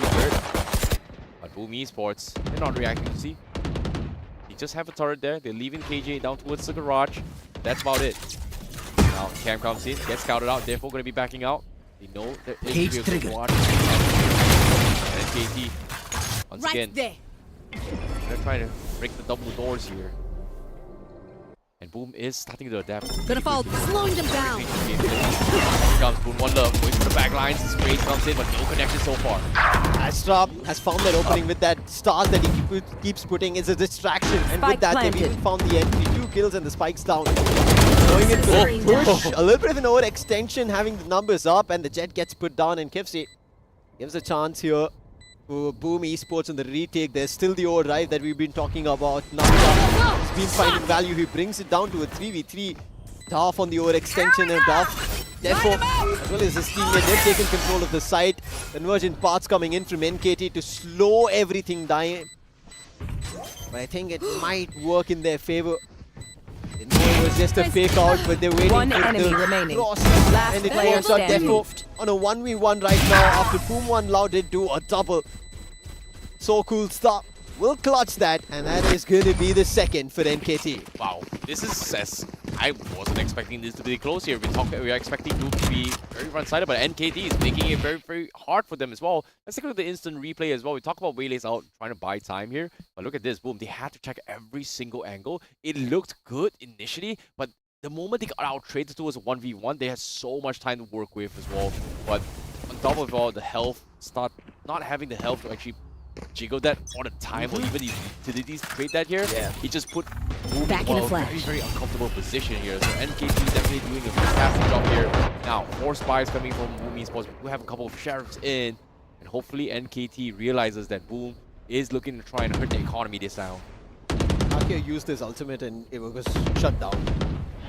So now that's a lot to look forward to, Nakia.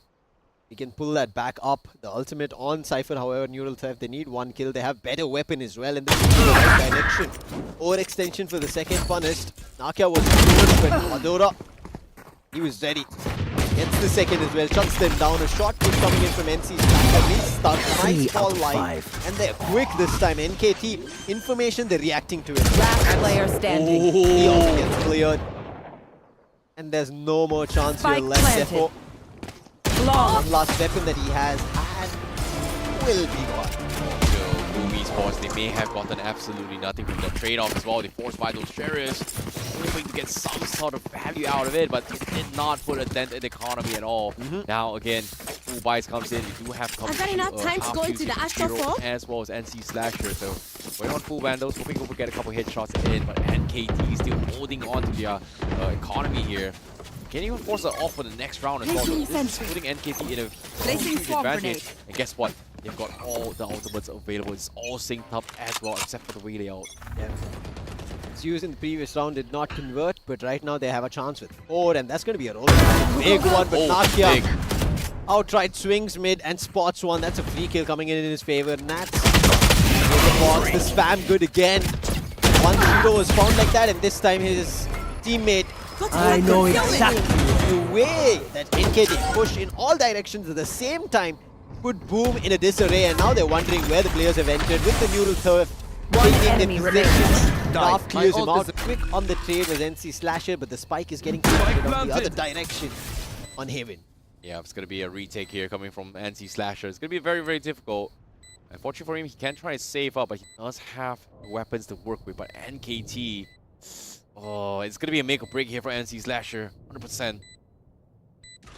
As he tries to creep his way through, cameras has been made, noise, but checking every single angle. But now gets scouted out. They know exactly where he is.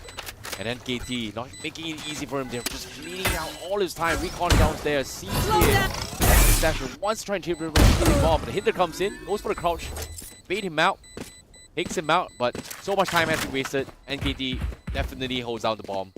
And that is going to be the spike exploding. That's going to be a 4-3 in the hands of NKT. NKT know they have a lot banking on this best of 1 matchup. This is also their opening game that they're playing just like Boom Esports, and they need to make it work because they're starting off on the attack. When they go to defense, if they don't have a better score line, a buffer to withhold, it could become a lot more tougher. But I really like the execution coming in, right? The way they're able to find kills at the garage just because of the spam and then rightly moving towards the attack in all directions. That surges them towards victory, and they were only banking on 1 util, the 1 ultimate that they used, that was the Neural Theft, and that's all, and they were able to convert. A timeout quickly being called here. The coach of Boom Esports making sure that they change it in their favor. But can he set the field just like his name? Yeah, they definitely need to figure out as well here. It started really good coming from Boom Esports here, but it seems like NKT, they figure out what to do against NKT, and it's something that is kind of hurting them a little bit more right now, is that Boom Esports, they're getting a little bit overzealous here. They're playing economy half shields, hoping to outtrade them in smokes. But NKT, they have been very, very decisive on their attacks here. And we know for a fact that, yeah, you know, quote-unquote, Haven is very kind of attacker-sided so far. And I wouldn't think that Boom Esports is doing too bad. But at the same time, yes, you can say it's attacker-sided as well, but I think Boom Esports understands that every single round is important. So this time out here, trying to figure out whether or not how they are going to be punishing this, especially when they forced by the sheriffs before and got no trade out of it at all. So this time they're going for the mix-up, and this time they are going to play on the A side instead. So they are going to execute He gets instantly shut down. He was trying with the sheriff that he could be quick, but it was not. Max now will try to fill that position and slow the attack down. Successfully works with that dark cover coming through. But for how long? On the other end, Astra is slowly inclining towards the long at C, looking for information. If Astra gives a call that C is completely empty, he could actually make a move. And actually faith that it could be an execution towards C with the Nebulas being pulled up. While Kivsi is busy cleaning up a player, instantly gets traded by Shiro's Sheriff for the time being, which also gives Shiro a chance with the ultimate moving towards the next round. And that's all we need to actually look forward to. If there's luck written for them, maybe execute something on this round, but otherwise, this is a confirmed fifth with that next kill also. One enemy remaining. Yeah, this is pretty much the anti-eco round here coming from NGT. They read that like a fool. They knew Boom Esports was going to try and force this as well. Got an outlaw, immediately capitalized on the fact that Boom Esports does not have those boom shields. Guts treats it like an op. He's not able to find one. He's not able to find multiple targets off this. And you see, initially taking down Nakia forced Boom Esports to be a little bit more passive, but eventually, you know, they just weaned them all down. So I think it's a little bit of a small victory for Boom Esports, but still a very convincing win from NKT. It seems like the outlaw has been left off. He actually swapped it off with his teammates and he got a Vandal and a Phantom as well. NKT. So Esports, let's see how it goes. Operator is Nakia needs to get the shot. He gets the first one and he's able to survive this. He's still stuck there because of the saturate being used, but he's now holding his position of the saturate condition right down. But his teammates have been quick on aggression. They've run rampant. They've jumped up the window and they're trying to cross over. But Kivsi, he gets found in the mid. Now that's trouble. Players will be found right, left, and center. Somehow, Daft and Ardura find one, but there's still the side that's not cleared. Therefore, couldn't find.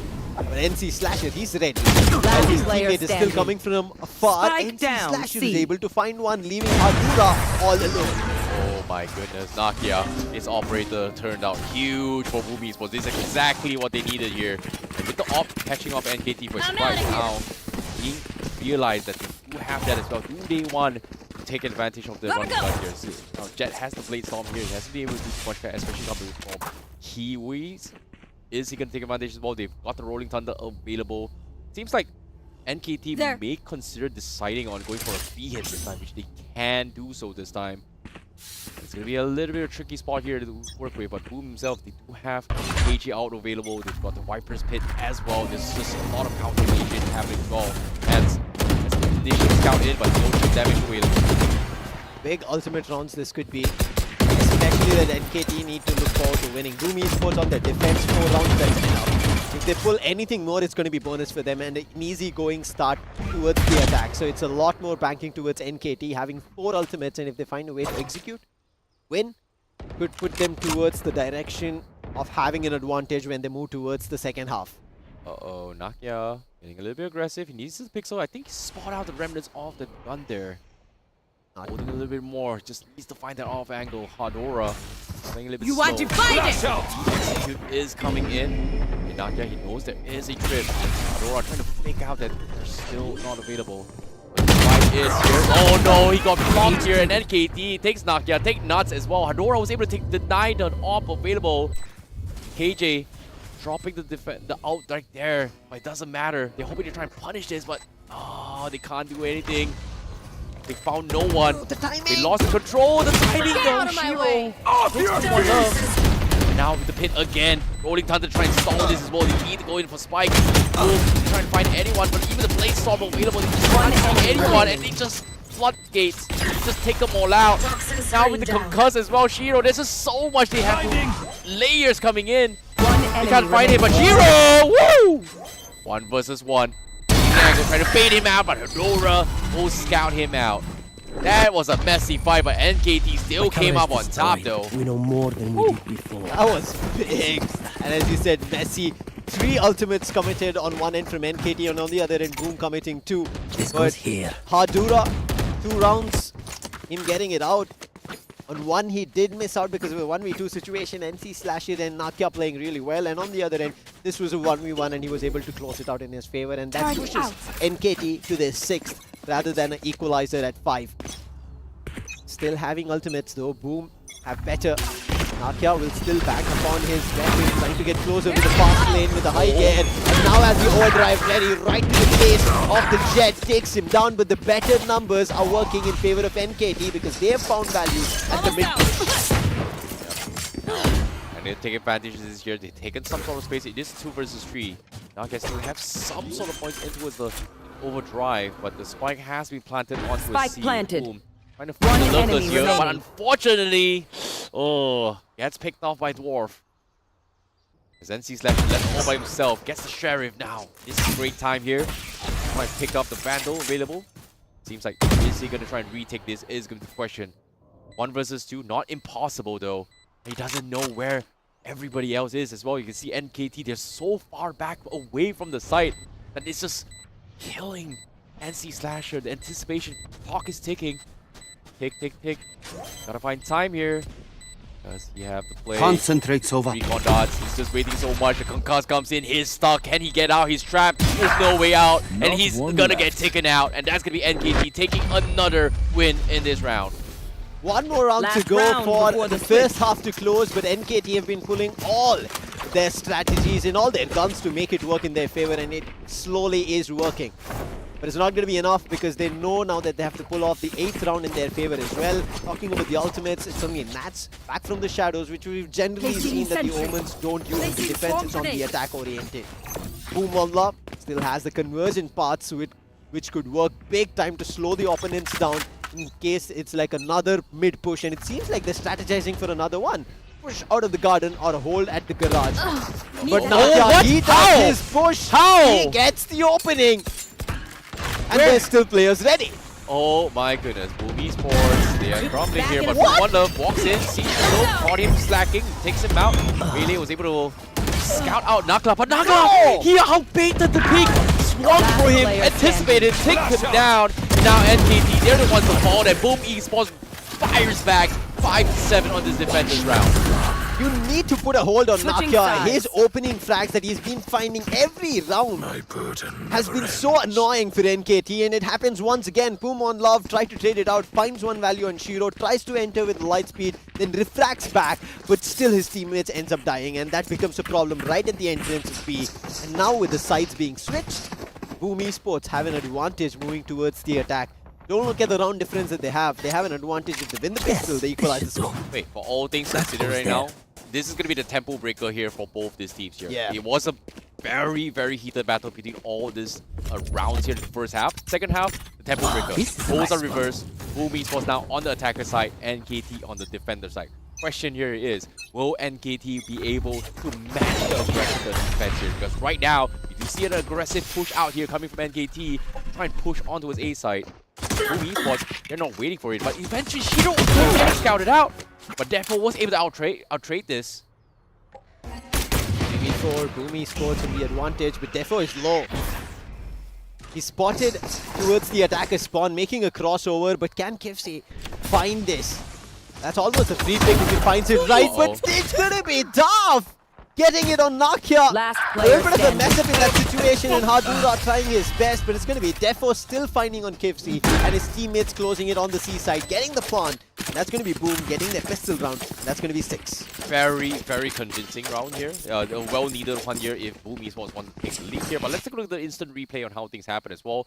I think Boom One Love getting the initial knock on the Shiro was huge, but after that, Defo was able to hold an off angle, just taking them all down, just completely denying them was very, very important here. But Nakia, one of the star players here coming from Boom, he's got to make things work. But as of yet, or spy round here, I would say. But Don't miss me too much. You know, you see a partial spam here coming from One Love, gets scouted out, and immediately Boom says, you know what? I've just heard a Marshall. We don't really have armor to work with. Let's back off a little bit here. Dropped. We didn't exactly go for a full buy in this regards. So this at least gives them the insight that there's been investment coming in from the side of NKT in defense, but NKT is reading this. They read that the rotation from Boom has also happened as soon as they saw a scoped weapon. And look at how close both the scoped weapons are. They're actually taking out right now, but Shiro fights a pick first. But at the same time, they've got so many players in A. But it was a fake out. It was a complete fake. Yeah. They completely baited it out. They used the drone to fake out. Everyone rotated to A, but the spike was at C the entire time. And NKT walked out of it, and now it's on them for the retake. It's going to be so tough for NKT to make this retake happen. That was so well and smartly strategized. Hiding behind the boxes. This time the Marshal not finding value. You can see the Paranoia also ready right behind the box. And as soon as they spot the player, Nakia wanted to swing. The Paranoia came through. They had to cover. Dark can't find value. He's stuck. Nakia is going to go for even further if he's possible. KFC puts him down, but now the chances of a retake are gone. Careful, what are you doing? Why are you... why? Okay, the game's won here. His own teammate needs an alarm bot. He's blocking the alarm here, but eventually NKT gets completely wiped from the spike here. But Boom Esports, very, very great round here. Great fake out. Did not expect it. NKT completely saw through. As soon as they put a Marshal, they saw that it's going to be C. Faked the retreat. Immediately everyone thought that, oh, there's going to be a push here. Drones were spotted out. There's so much noise. And they just are committed. And Shiro finding the opening frag, especially on the A side, made it even much more convincing for NKT to commit to the rush onto its A. And then realizing that, oh, where's Boom? It's only Shiro. Yeah, not just one. He found two over there, and that helped out. But they were also ready to kind of bank on Shiro to make a move towards A in case A is completely empty. It was not, and they instantly pivoted. Yeah. 7-7, a full buy coming in from NKT, and this is the round that they need to win. They cannot let go of this. Seems like a B hit is imminent. Smoke ready. The smoke at the links, making sure they block it. This is the use of the double controller, putting to best use coming in from Boom. Shot, however, coming in from top. So aggressive. But he was only able to find one, but Boom all long. He's banking on a double on the Guardian, making sure the B-side Guardian is his own. Very close here, therefore. Gonna be all by himself here. No, he needs to pick up the spike. And NKT has got it completely locked down. Gotta be a boost on the right as well. It's gonna be very tricky. Therefore. Making this angle. Gonna check, gets the shot in! Okay. But no return fire here. 2 versus 1. Can he get the isolation rules? No, he does not. Gets flanked instead. NKT defends. This is going to be 8-7. My goodness, what a round we've seen here. This is not what we're expecting here, but it is as close as it gets. I promised you guys it is a spectacular game. And look what we have. Group B, the best team for a reason. And what way that we're seeing retakes even happen while there's been a push being done. It almost looked like when the opening flag was found, Boom should be able to somehow get that plant, but it was daft to open it, push his teammate Boom1 Love, and also get his reach also ready to get that frag against NC Slasher. Otherwise, it could have gone towards Boom Esports. So now, that full buy worked out. Oh no! No way. These slides coming in with the high gear is always found value for the attackers. Yeah, Nakia just doing so much work in this situation here. Top fragging all the way through from Boom. Can he find even a got control onto his A, but NKT, they're still not committing onto the retake or rotations yet.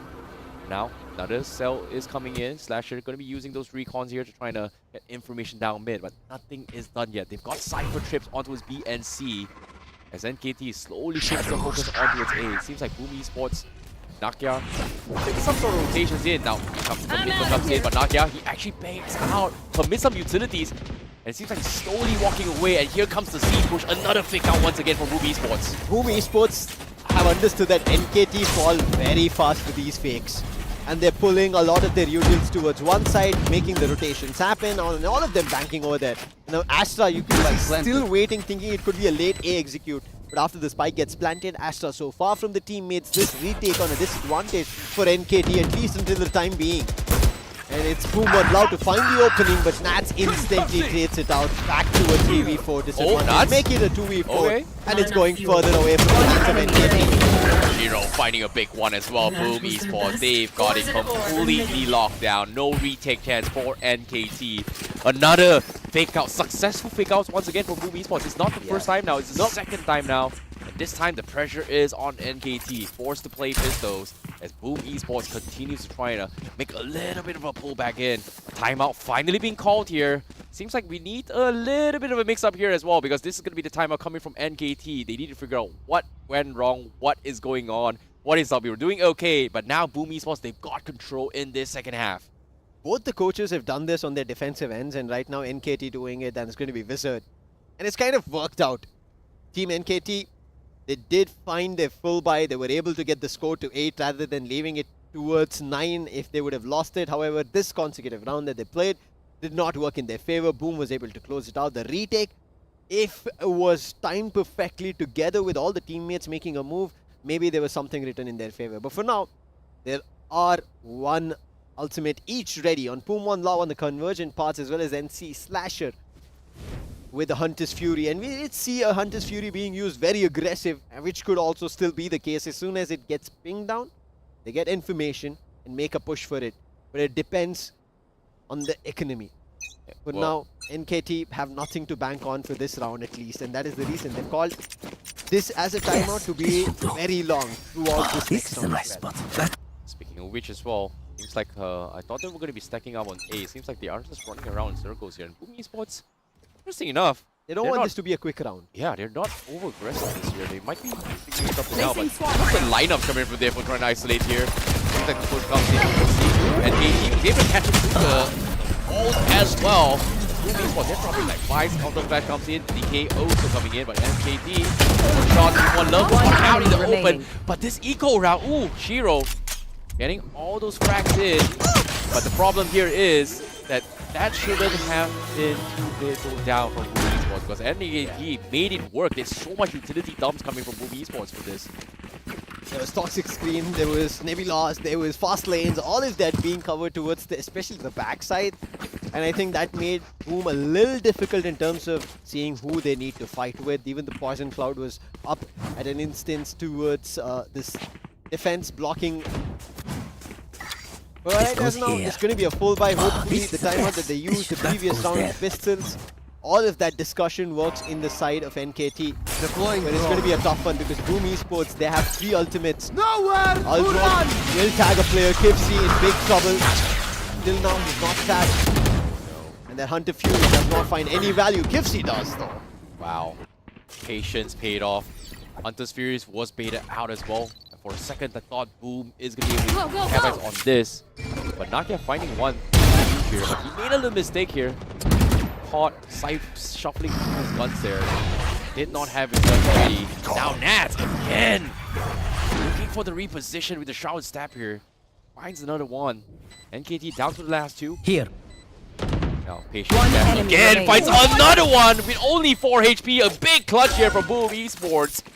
NC Slasher and Nats just instantly dominating that round. What a play there coming from them. Look at Nats going all the way towards the defender spawn, finding Astra over there, then coming towards the garage, finding value over there, and then getting a third.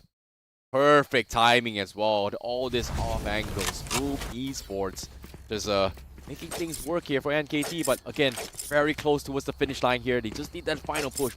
But as again, NKT, they bought that round. Now again, another pistol round for them, but it's going to be a soft buy coming from them. There's a couple sheriffs in. Standing ahead. In case they do find a pick here and there, they have ultimates, and you can see already the Blade Storm being activated by the Jet. Kivsy needs to spot the enemy, and if they start, we might end up seeing a lot more layup of utils coming through the Rolling Thunder in case they want to completely nudge the opponents, stun them. And it could work. They could get that score to 9. However, there is still an overdrive on Nakia, and we've seen once Nakia goes all, he's bonkers. Yeah, just play it slow, play it patiently, and right now, they have no rush. And Boom Esports, they're just baiting out some sort of mistakes here. NKT, the more impatient they are, the more mistakes they are going to be happening here. It seems like they're doubling down on everyone in this time. And Boom Esports, they're trying to wait for some sort of ultimate here. The overdrive comes in, the flush comes in, and Nakia, he loses his way through Hadora! And the Turbo Sheriff, he's fine too, and he misses the third one! He almost fell down! But he makes it easy possible for NKT, now with the outcoming available as well. The floodgates comes through, Boom Esports, they're crumbling. Shiro forced to pop the pit here, try to save the day, and he will be able to find 2. 1v2 now. Dwarf looking for an off angle. He doesn't really know where he is. He's gonna try and go for the dry ping here. Yes, he goes to find one. Hit for the shot! Oh no! He clutches it, Dwarf! He takes them both down. Shiro misses that shot. What a clutch! This shouldn't have been possible. This was a free win for Boom, but NKT, it started with Hadora, but it ended with Dwarf clutching it big time here. Goes in for the pick, takes the first one, sidestep, misses the initial shot from Shiro, and goes down. What a clutch from NKT. Checking the situation. What was that? I mean, Yalla. NC Slasher was Machine looking at the other goes here. direction, and it was Shiro's responsibility to make sure anybody coming out of that Viper stage could be taken down. That's a big hit. That's a detrimental Cage mental trigger. setback, if there is one. That's a big punch to the gut right there. But can they recover? That seems like they are recovering here. Give us Rolling Thunder as well. Not able to get a couple trades in that as well. Boom Esports. They're holding on strong. 5v2 gets the spike down very easily. As NKT, they bleed out everything. But with this round pretty much almost done and dusted, they might consider saving up the guns here. Last player standing. No, they've lost Kizwi as well. Dwarf, can you go for the 1v4 again? You gotta make it work. That's one. 3 more to go. Patience. Respecting this. They know exactly where they are. They're trying to bait him out. They're not making it easy for him, but he will eventually fall. 11-9 now. NKT may have gotten over in the hits, but that small little mishap just now did not put Boom Esports morale down at all. There was no kind of a setback for them. They did not have to be worried about it. It didn't seem like they were scratching their heads, rather just right up front went it to see. Even though the Rolling Thunder was committed, it felt like NKT a little too early coming in from there, and without waiting for the teammates, they tried to kind of stall that hit, but it did not work out. Even with being dazed, players were able to find kills, and that's how Boom are right now at 11. They still have 2 more ultimates, especially having the Killjoy gives them an entire site for an execution if they push for. Seems like NKT, they don't really want to drag this onto its overtime, so they actually forced by this round. Very tricky situation to be in, and Boom Esports, they don't really know whether or not it's NKT on pistols or are they on force buys.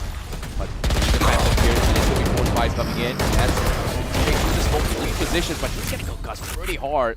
A lot of util dumping coming from NKT, but no connection yet. Reload. Sprays comes through. NKT now forced to back off. They've lost a little bit of chip damage onto the Waylay as well for Boom Esports Omen. As you can see, Boom, Shiro making all the way into its A site. The rest of the teams is slowly making their way. They know it's going to be a free entry. No sound has been made. They might be able to walk in for absolutely free. And Suwards being the only one left unchecked as well. But Shiro is all the way back in the CT as well. That's so far deep. But eventually, Shiro goes down. NKT finally knows that this is going to be the A execute. Darth, I don't know how he's surviving, but with the You judge should again, run. maybe find one. But the timing, the cosmic divide, Kivsi, he gets one, Boom one love, finding one, and Kivsi going in to take down Nakia. He's done the damage, the fast lane on the trying to buy time. The jump and classic did not work, and Nakia brings it down back to a 2v2. Boom one love with a Oh Last no, player that was a standing. mistake, and banking on top of it, knowing information, Nakia with the 3k pushes Boom Esports towards match point. This is going to be a match point here from Boom Esports. NKT, they're hurting. They do not have Aegon's force buys all the way through. Only a Vandal remains, but timeout has been called here from NKT once more. Final round. They need to figure out what they need to do right now, because that was a very, very forced fight here coming from NKT. Too many things going on in that retake that they were trying to do. On one end, we saw Kivsi trying to make a backstab happen, Daft trying to hold down shot, on the other end making a push from the defender's spawn.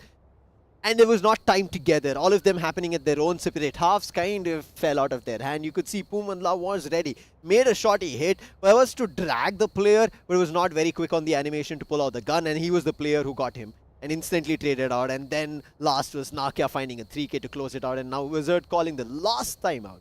It feels very messy. Yeah, it was all over the place. Like, initially they were feeling a little bit more composed and calculated here, but now it feels like after the 2 fake outs coming from Boom Esports, yes, things has gotten a little bit sloppy here from NKT. There is a lot of what if situations that made them kind of not united in this scenario here. So right now, this timeout, they need to figure out, say like, guys, let's stick to this. Let's just push through. It is, after all, match point for Boom Esports, and it is the match that is the round that matters the most for NKT. Only one team from this group will advance into the grand finals here, so every single map counts in this best of 1. And see, And KT, they're set up a hallway here for C push. Might be able to find one. He sees three, but Kismi, he misses the shot. Gets flicked instead from Defo. And C Slasher takes him down. And KT slowly crumbles. The floodgates has been opened. Boom Esports takes the spike, puts it down on C, and it's only the two remaining players. And even Spike Boom on planted. Love gets taken down. And only Dwarf remains from NKT. Not much reason, not the weapon that he wanted to fight for, Attackers not win. against the 1v5, with even a Hunter's Fury thrown at him. So much that NKT at the last couldn't do, but Boom Esports, once they got a hang of it, once they were in the minds of NKT, and as you rightly said, I think the last 5-6 rounds, NKT were trying to understand They're what questioning do Boom do. yourself. Yes, and they were completely playing as individuals, and that did affect a lot in their gameplay. Otherwise, we didn't see rounds where they could have gotten it closer. We saw rounds which should have been theirs.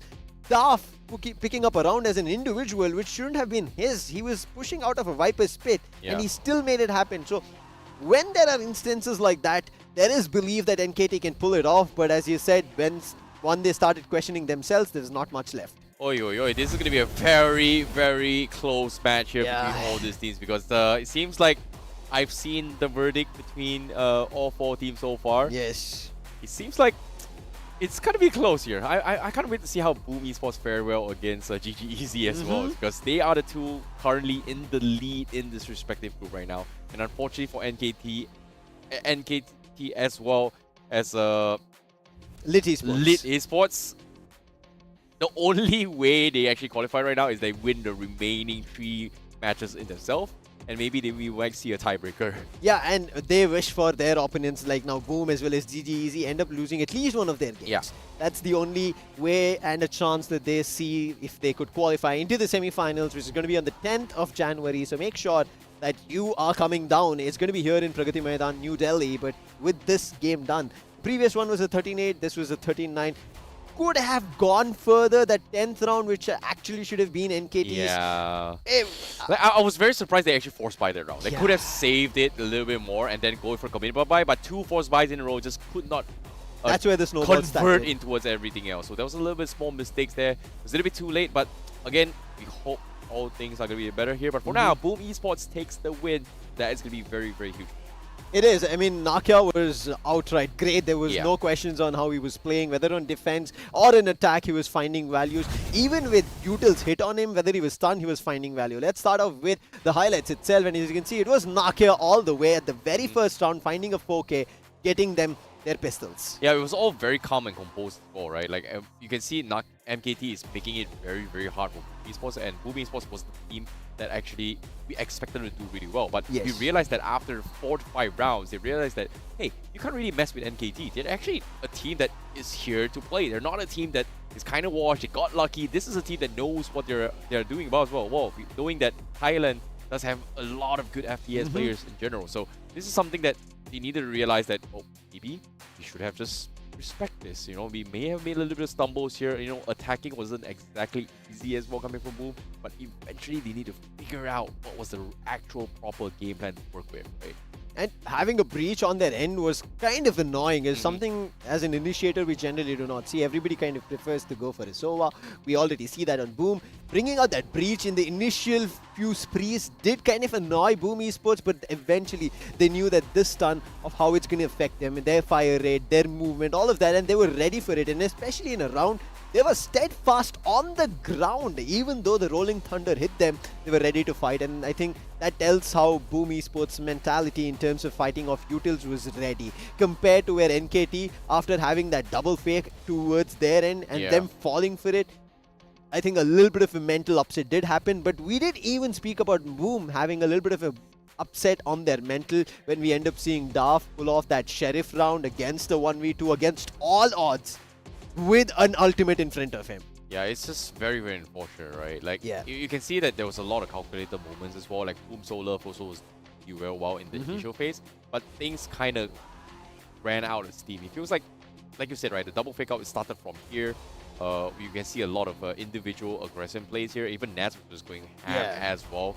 This made it so confusing whether or not, what should they be doing, right? Like, they're so afraid that every single angle that NKT may have been trying to check, anticipate, Boom Esports is always right there. And they always mix up those angles to a point that it forces NKT to miss so much time re-clearing and rechecking every single space. And they're just so good at taking space though. This round should have been theirs. They had hit them with Rolling Thunder, but as soon as they were walking out of the Poison Cloud, it seemed like their vision was a little dulled down and they were not able to spot their opponents right in front, and they ended up missing the shots. Just like how Shiro was caught napping against Daf. And once this was done in the last round, there was nothing much to be seen from the sides of NKT, and it was Boom's victory all the way with a scoreline of 39 with the scoreboard, and Nakyal leading the charts at a total of 25 kills, having 5 first bloods, but you have to give it to Pum One Love as well, having 6 first bloods. Tried as best as possible. Yeah, they were doing a God's plan who worked here for either of these teams, and I was expecting a little bit of a mirror matchup coming both here, considering that NKT may not have Sova matchup, but they played really, really well. But the only thing that was a kind of a little bit of a disappointing factor that I was expecting QC to actually do a little bit more with the Blade Storm, right? Just because he needs to be a little bit more aggressive, but instead that didn't really work out for him. Unfortunately, he's opening maps, he's going for a couple of picks here, but he just could not find value in those Blade Storms, whereas Nakia was able to find value with the overdrive. Pum One Love was able to get a little bit of a value from the ultimates as well. But aside from that, I was hoping for the Flying Jet, get a couple of freebies here. And Boom Esports, they're just used to this. They understand that, oh, this is Pump, this is how we're going to play. They adapted fast, that was it. That's on point, as you were saying here. I see that they were adapting to all of it, because when I saw the breach, I was like, it is going to be trouble. They're going to be annoyed with flashpoints coming through, aftershocks coming through, fault line, denying them movement, denying them opportunities of either a plant or a defuse. But eventually, they did know how the breach util will be used, and that worked out in their favor. They were able to adapt over it. They were able to adapt over the jet, knowing where the position would be, because now having a jet means with the updraft, you can position yourself in position on verticals, and that could deny your entry, and they were ready for it. I think Boom Esports did really, really well by setting the tempo that, hey, this is a game that we are going to be playing for wall spams. And when that plan didn't really work out, NKT anticipate to kind of mirror trade this. And you can see that Boom is always adapting, switching up their playstyles, suddenly going for fake out, suddenly like, hey, you know what? Sprays are not getting us anywhere. Let's scrap the regen shield strategy, go back for full shields, and then go for, you know, fake outs and here and like that, and keep mixing things up to a point that it overloaded NKT. And that small little performance, especially like the fake out, where it created some sort of tension that which resulted in Boom just cleaning the entire game as well. So I really like that the mind games in this particular game was phenomenal. Yeah, this is why when I was talking about it, right, Boom have a lot going in their favor. When we were talking about GG Easy, they have the home ground advantage. Boom now, they were there here in 24 for the APAC Predator League 2024. But now they missed the entire year of 2025. They're back again in 26. They want to make sure that they're the ones becoming the champions. And that's the reason they wanted to have a strong start. And having a strong start means that they can become the MVPs, the All-Stars as well. And for that, we have a QR code in front of your screens. You can scan and vote for your favorite player and make them win the All-Star MVP. Exactly. Be sure to cast your vote right now, because votings will close on the 11th of January. So be sure to scan right now. If you want your favorite players to win, or your favorite roles, whatever regards, they are going to be walking away with a chunk of 10,000 for the Intel All-Stars. So be sure, vote before the QR code is gone. Gone? Well, if you're watching a replay, they have time. Scroll back. Yeah, it's not that hard. But with that, I want to ask you, now you had lightning fast when we started the game on towards your Intel All-Stars. Now have you changed it to Nakia, or is it still there? I like Nakia a little bit more.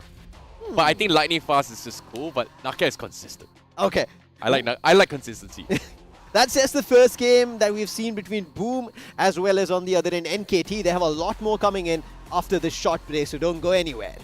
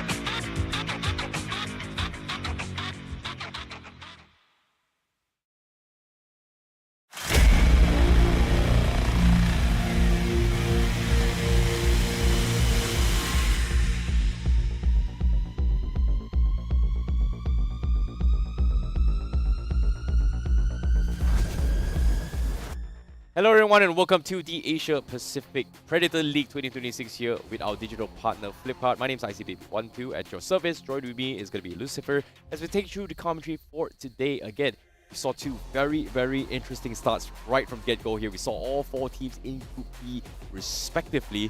And my oh my, it was pretty intense. But so far right now, the only two teams that has taken a win so far is none other than GGEZ as well as Boom Esports. And guess what? We promise you guys the best stream out here, out of all the Group A, Group C, Group D. Guess what? We give you guys the winners going up against the winners. It is going to be coming up with Boom Esports going up against GGEZ this time. So Lucifer, what, after seeing these four teams play, what are we going to expect coming this match 3? The most happiest when this match is going to be happening is going to be Lit and NKT. The one thing that we were wishing for, that at least one of these teams lose and there's an opportunity to go ahead. Okay. They might be looking at it in that direction, but it pushes Boom Esports another rung of the ladder ahead for qualifying into the semi-finals. That's what they'll be looking forward to, because now that they've got a back-to-back game, compared to the other teams who have had a break, they have that aggression, they have that momentum, and we just saw how Boom Esports, it's very tough to break them down. Even in a round that they lost just because of the Sheriff, they were instantly able to turn it around to a victory. I feel like Boom is going to be a tough one for GGEZ now going ahead. Now, well, based on how you're phrasing it as well here, you're expecting Boom Esports to already win the group, okay? That's his prediction. But now, again, talking about the dreams here, the only way NKT has a chance to fight back or maybe even qualify for a potential tiebreaker is that Boom Esports needs to lose at least one game, win one game, and NKT needs to win the remaining matches, making it 2-1. And then, if that is the ideal scenario here, that means there is potentially a 3-way tie, do you think? There could be a 3-way tie, no? No, it's actually a 2-way tie. 2-way tie is going to be on the top two teams who end up making 2 matches win and 1 loss. But on one end, GGEZ of what they just showed us in the very first game of how very aggressive Lightning Fast was. I feel like even though on one end you ended up talking about Boom having the advantage, if they end up closing it, they are one step closer making it to the semi-finals. I feel like GGEZ still have a really good chance. And we saw Hacker, how he's able to hold them back, pull that reins and tell them, listen, we have a chance, let's close it. Yeah, but now I'm a little bit of a question mark as well here. GGEZ is pretty much sitting on the sides watching this game as well. Yes. Can they figure out what works for Boom? Because in terms of the overall drafts and how they approach the game, if they play on towards Haven again here, do they have a solution? Because the hyper-aggression strike coming from GGEZ was working out really well. They had the Waylay, they had the Neon on top of that going for the push if they were playing an attacker side, but I'm praying again. At the start of the day, I did not want to see Haven again, but I want to see a little bit of mix-up. But is it going to happen? Please don't jinx it, Lucifer. Now, I'm not going to say anything for that. For now, it's going to be Haven, huh? We're going to just jump right to towards the lineup to talk about the players. Fine, fair. We're not going to go towards the map for now. Okay, fair enough. Now, if you guys are just wondering here who is going to be the teams coming in and playing right now here, this is GGEZ representing all the way from India. They won the first game. This is RVK, Holy, BC, Lightning Fast, and also Trinity playing in this roster. They did a very convincing game as well. It was a very smooth sailing game against Team Late with a little bit of difficulty right at the end before they close out the game. Now with that, banking on top of that, again with the Indian support and the homegrown advantage that they have, and everybody looking forward to GGEZ making it through with firepowers coming through such as RVK as well as Lightning Fast, kind of is worked out. They pulled off their first game, but as we said, it was just the first game.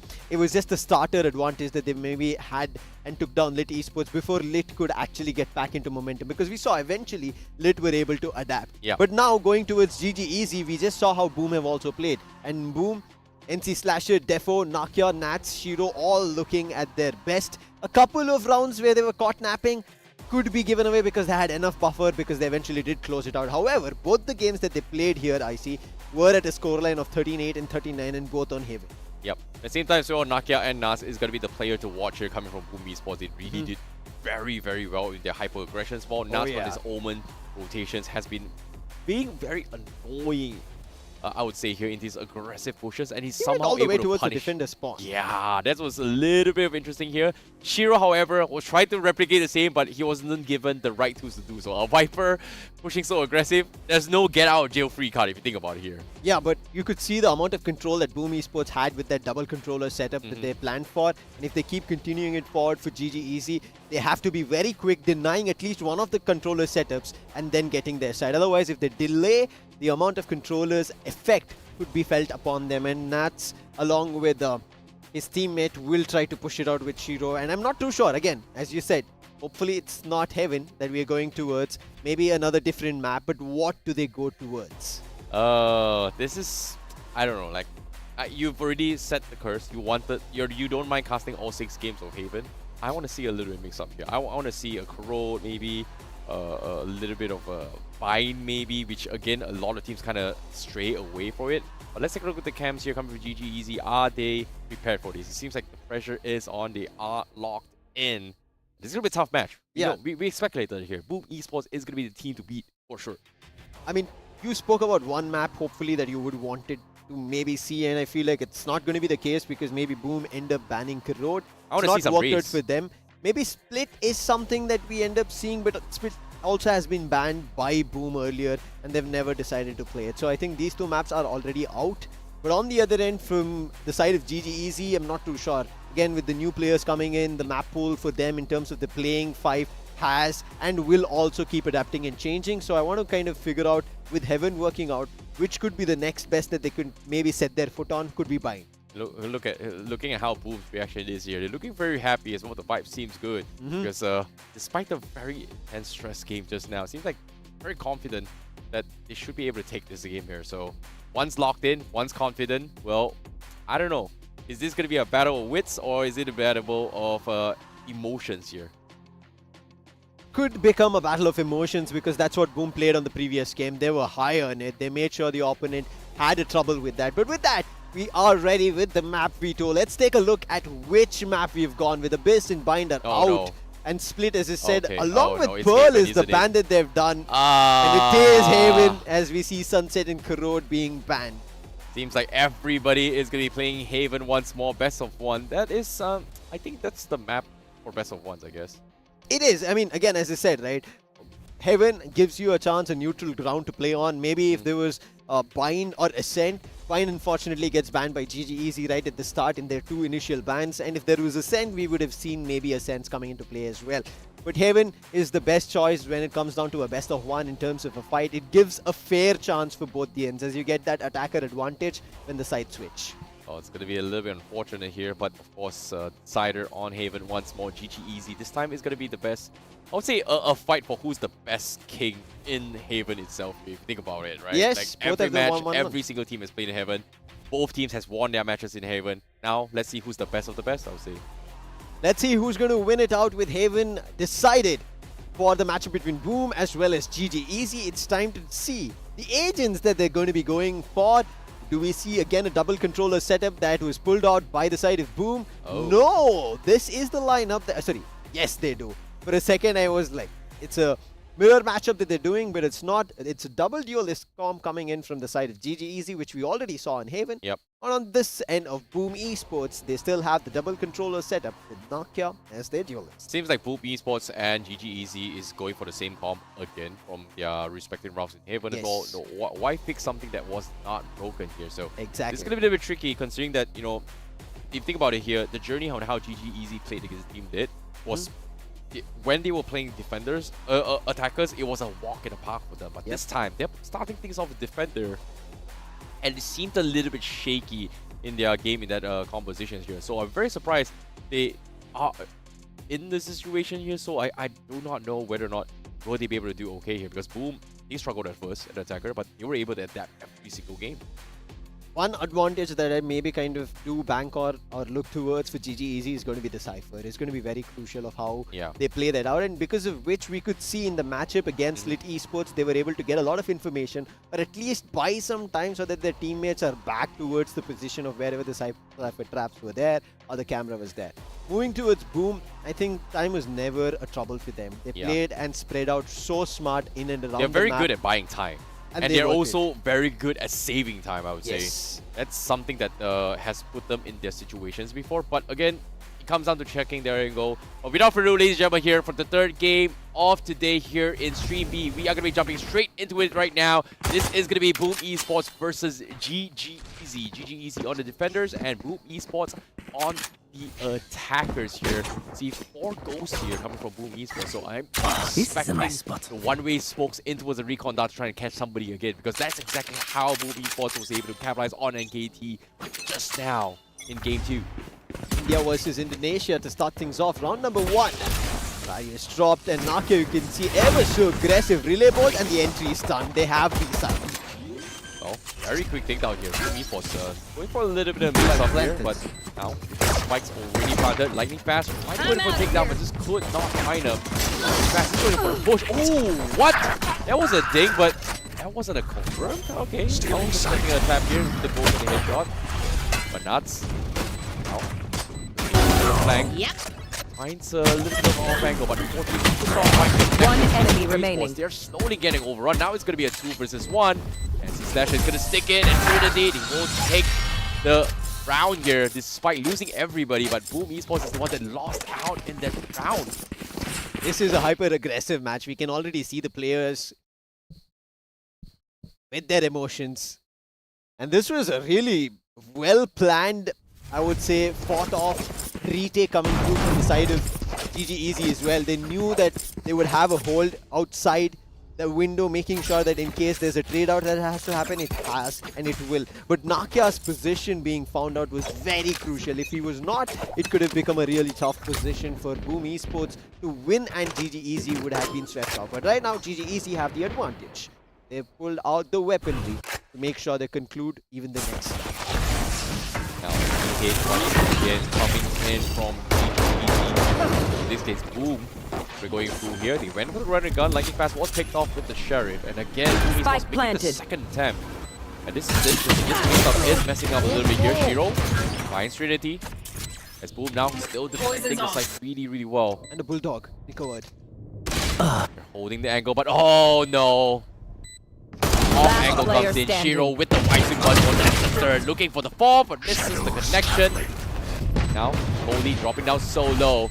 Over TV, they're looking for him. They can't find him. Seems like Kohli looking to try and go in for the tap, but he's so low. Sprays through the smoke. They're looking for him. They can't find him, but eventually boxed him in, take him out. Boom Esports takes the second round. This is a much better trajectory. This is big. GG Easy ended up losing their weaponry to Shiro. Shiro ended up pulling off a 3K in that round. And it was none of his business. It was just a little bit of a tag here and there. He was able to find players, then pick up the Bulldog, find value on top of it when DC was so scoped in. That goes there. And he couldn't spot the opponent. That's 1-1, and now GG Easy starting troubles already at the third round. Yeah, but Boom now, they're going for a little bit of mix-up here. They've hit B twice in a row. It seems like the mind games has begun. Boom Esports going for the mix-up this time. They are going to go here for a C hit, and GG Easy wasn't able to react time, so a very, very easy push coming in from GG. Or in this case, Boom Esports. They get the spike plant, and now it's going to be the retake coming from GG Easy. Paranoia comes in. Nakia still looking for that off angle, but GG Easy, they're not pushing out yet. It's so difficult to do so. They only have pistols. It seems like GG Easy, they're still taking their own sweet time. They don't know where they're coming from. Sheriff Trace comes in, but Nakia is the one to push in. And no, they're looking the wrong direction. Finally takes him down, but the damage has been done though. As a spike, it's about to explode. Boom Esports looks to go in for the push. Trinity? Is he? Well, looks like they are gonna die as well as they try to get a couple of frags in. Just like that, GG Easy to lose the round, and Boom Esports will take another round. Boom Esports, they did lose the pistol, but after that they've instantly turned things around in their favor. They have weapons, their economy all going in their favor. But on the other end, it's going to be GG Easy, who did manage to save it up in the previous, have a full buy, however.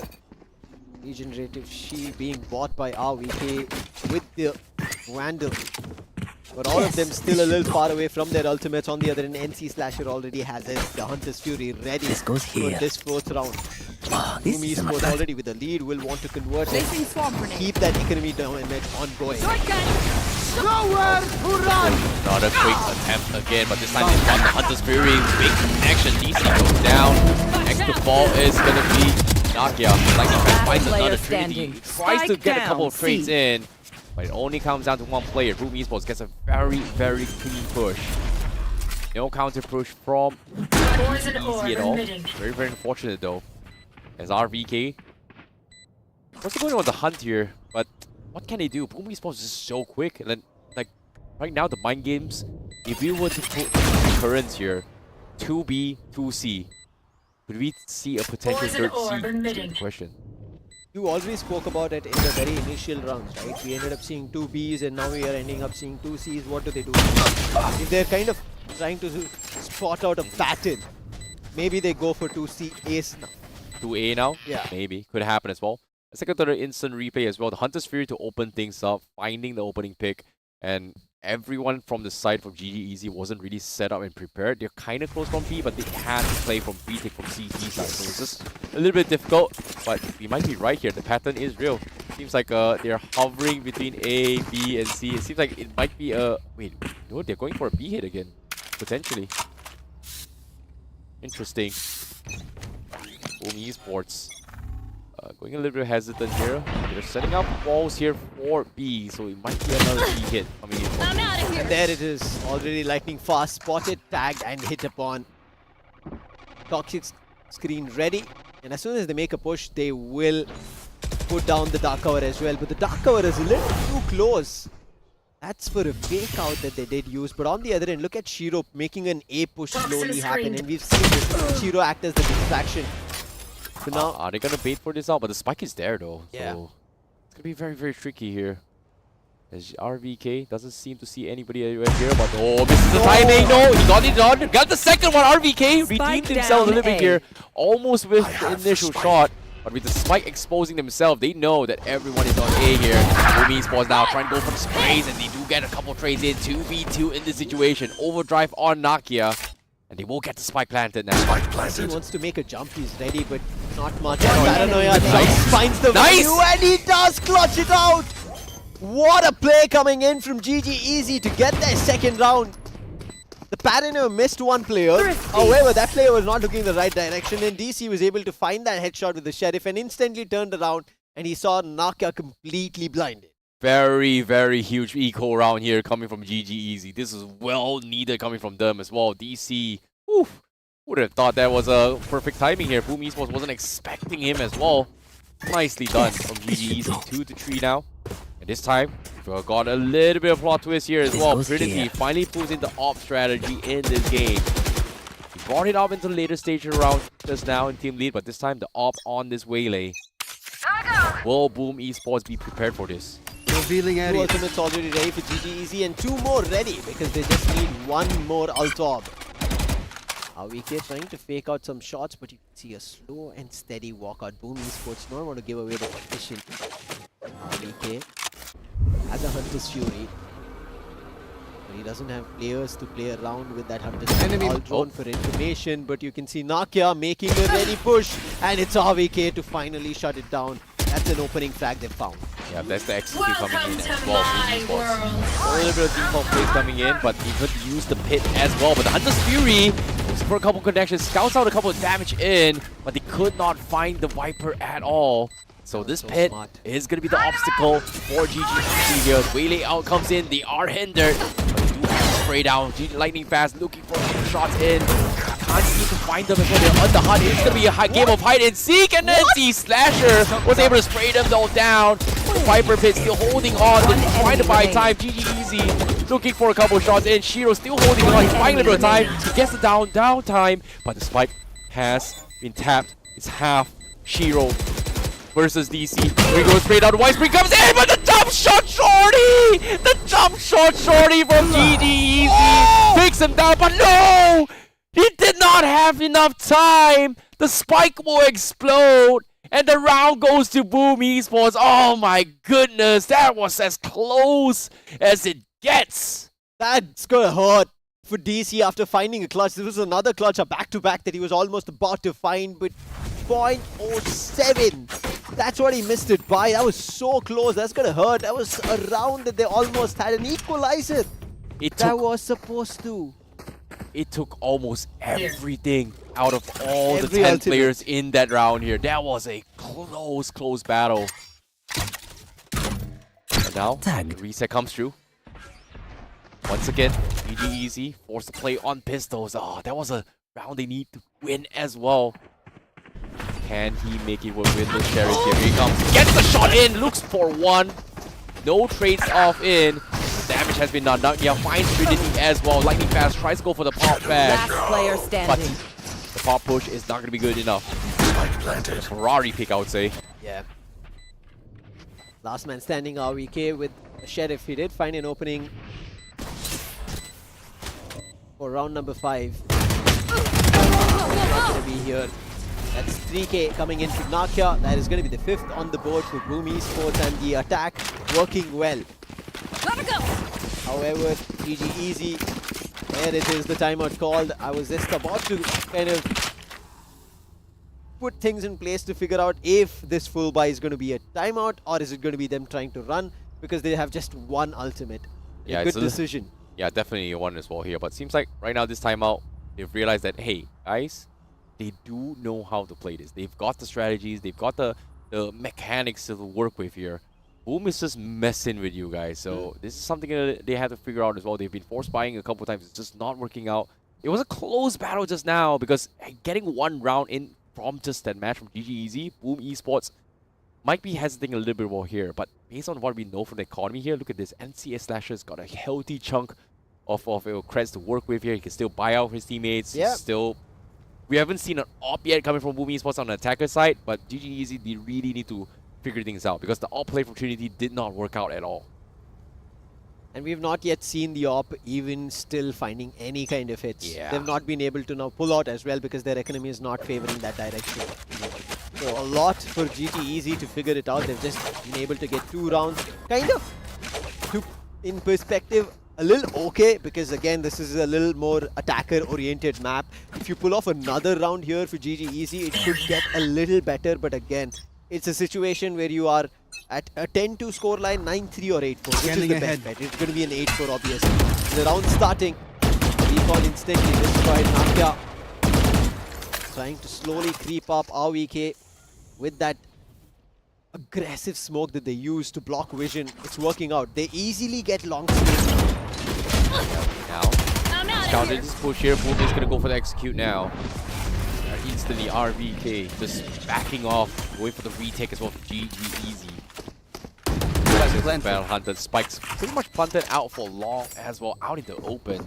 But GG Easy, do they go for the push? Cover going out. Stacking for the entry here. Paranoia available, comes in, Waylay, Blue Trinity goes for the pressure as well, but no refract yet. Lightning Fast gets immediately taken out. And they do have to go for the re-attempt once more. Op comes in, but he misses the shot. RVK. Looks like GG Easy, they are going to concede this and try and save up the op to fight for a different round. That's a better chance. Rather than pushing, they don't even have economy to go for a retake as of now. And if even they lose that retake, they don't have enough economy to buy back in the next round.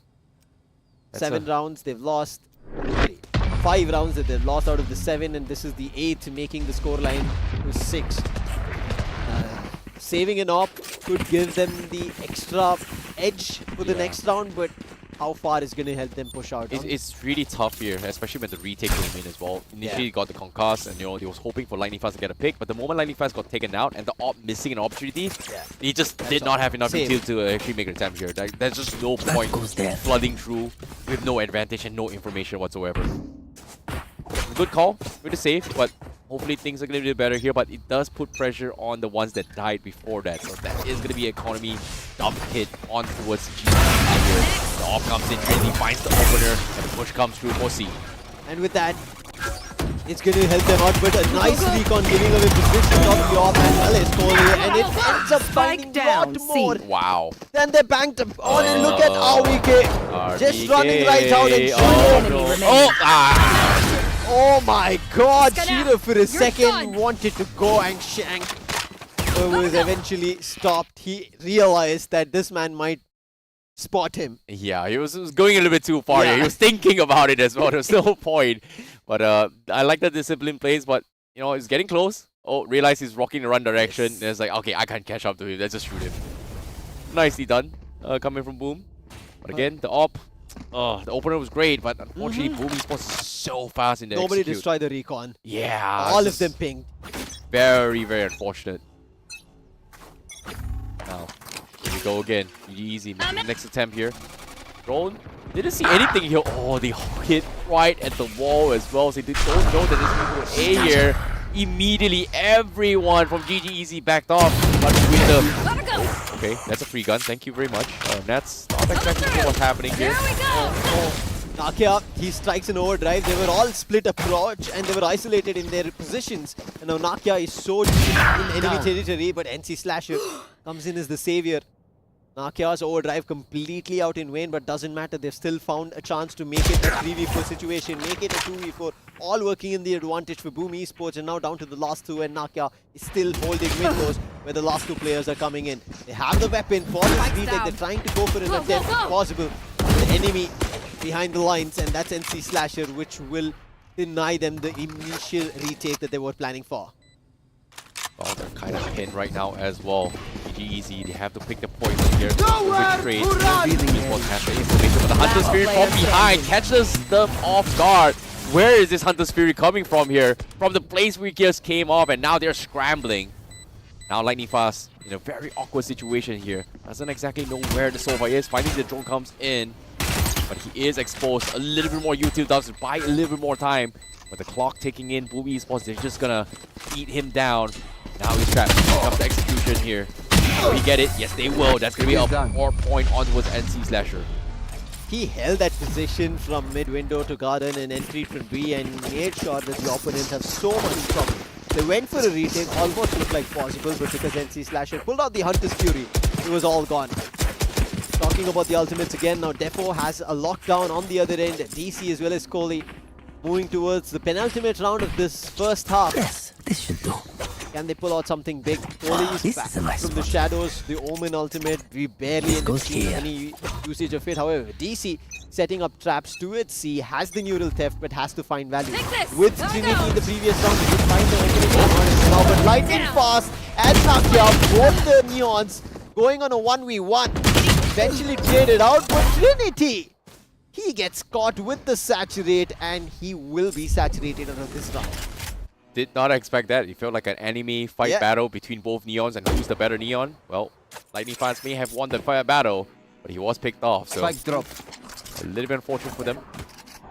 4v3 now. We have a very, very long lineup smoke here, trying to smoke off CT. Sports looking to trying to force a C push. Poison's off. But fake out gets. Easy scouts them out down towards outside garage. Eventually looking for the execution. Spikes drop though in garage. Paranoia in as well. GG Easy. They know exactly what to do. As Boom Esports about to make their way in. We'll get the spike down planted as well. Spike planted. You should A run. lockdown here as well, and instantly no. used, making it even more difficult. But Kohli is going in for an attempt, destroying the turret. But look at the positioning, they're all ready. And they knew there's nothing much to do here. An attempt in vain, and another round here for Last Boom Esports. round and in the Boom half. are at 9. Rounds are going away from the side of GG Easy. If this continues, it is going to be Boom closing it out even in the second half. Yeah, this is really, really rough here for GG. They need at least 1 or 2 more rounds here, at least to make their comp work, right? Like, considering how aggressive they are, they have a Neon, they have a Waylay that is so aggressive when it comes to the attacker side. Like, right now, getting one more round would have been very, very ideal for GG Easy. At least get a little bit of reset here for the second half. It's tricky. It's going to be very tricky here. Doesn't work. Oh. Last player standing. And so quickly, it's down to RVK. He pulls out. Can he pull a 3? No, says Defo. Because there was time for his 3K. And with that, that's going to be 10 on scoreboard for Boom Switching Esports sides. as they end the first half. A Everyone very note down your dominating observations, attacking half then coming let's into run Boom it again. Esports is the side switch. This is tricky considering the fact that they tried to go for a little bit aggressive. They go in for a little bit of a switch up here coming from GGEZ, but if that didn't really work out here, I don't know. Like, it feels like GGEZ is slowly getting desperate here in this scenario here. Boom Esports very, very close for the second game of the day itself. Just needs 3 more points is all they need to close out completely. And just GGEZ, they need at least the pistol round now. You're trying to have some sort of keeping the hopes alive for India, at least here from Group B. Yep. On the other end, we did see SHUL user again peaking, and yes, therefore GGEZ, they need to find a way to make a comeback. Scoreline 2-10, we've seen Havens being pulled out of the Rabbits' hat at times to an overtime. Look at the positions of Boom Esports, aggressive. Slammer. Nice read from DC, but there's more from where that came in towards mid. And they eventually clear it out. So DC, after him going down, his teammates are forced to run A because they know they have no home back. And AWK finds an opening, puts Defo down, but there is more trouble from where that started. NC Slasher, he's going to look forward from Haven. And the planned information to be given. Patience is what they need. Rockdart being expended as well by NC Slasher. He's going to try and time it out here. To try and potentially go for the retake here coming from Boom Esports. As they're just waiting and waiting for something to happen. Well, here it comes. Revealing standing ahead. They are going to try and make a retake right now. Don't see nothing though. Last player He's able to standing. hold on though. GGEZ leaving only Shiro remaining. Team Get A. completely overrun. That GGEZ takes the pistol round. So that's going to be the team ace going in for GGEZ. Much needed pistol round, and this is what they were able to. And so far, GGEZ have won both the pistol rounds here in Haven. But it was the next round, this is the anti-eco that they did lose, and this time again, they have the weapons in terms of an advantage. We end up seeing that. Spectre, Bulldog, even a Vandal, which has been forced with a half shield along with an Outlaw, and AWK playing with only the Ghost. That's a very interesting one here to have the Sheriff, but you know, as a KJ, it makes a lot of sense here. Utilities is expensive. Save, gotta save what you gotta save, man. Makes a lot of sense. Boom now, Nakia, look at this. Just taking so much absolutely 300 sprays through the smoke. Wow, Trinity. Nice. Hey man, how do you see that? That's common sprays, but DC also picks them apart as well, knowing that they do not have armors as well. His Outlaw is gonna be able to get one shot in. Now they're pulling Boom Esports. And they're quickly running. I mean, for now it is yes an anti-eco, and GGEZ will get the C-side for completely free. Will check every corner, spot nobody. Planted. But look at Boom Esports, they're committed on the backstab. All the 4 players make it 33. Yeah, they can't really do too much. It is an equal round for them as well. Like, GGEZ, they're just taking advantage. Like, oh, there's a freebies here. Outlaw is great, you know? When the bonus round comes into play, at least the Outlaw can have some sort of value compared to a Monto, but oh no, he missed his shot. Yeah, he got the headshot through the wall. What? And now he's gonna be getting a little bit more, but Lightning Fast was able to return that. But close call, close Nakia. Very, very close call. Outlaw's done. GGEZ, they're hurting in economy now. Now, what does Shiro want to do? Well, he's gonna sit. Maybe he's gonna go for the fight, and he does get another frag. That's gonna be another ultimate orb onto him for Boom Esports. But that's a lot in terms of economy dent Yeah. that GGEZ have faced. Oh, this is no longer a bonus round. This is gonna be a forced buy on top of the bonus round. They do not have full armors for this as well. RPK with the Guardians. We got Stinger buy coming from Goldie. This is They're half buying.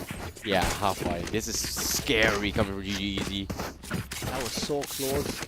Thankfully, they still have the Vandal, which Lightning Fast was able to find the 2 frags at C-Dong, the players who were trying to go for the backstab. But this is gonna hurt. Boom have better weapons now compared to GGEZ.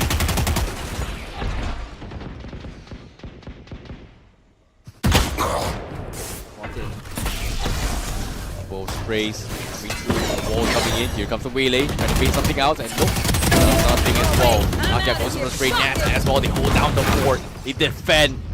DC was able to find a couple ones Last in, player standing. but nothing super Spike major yet. down, Boom, mid. completely running on B. They just got them all down. They do not have the weaponries to fight off. Boom Esports takes a clean round once more.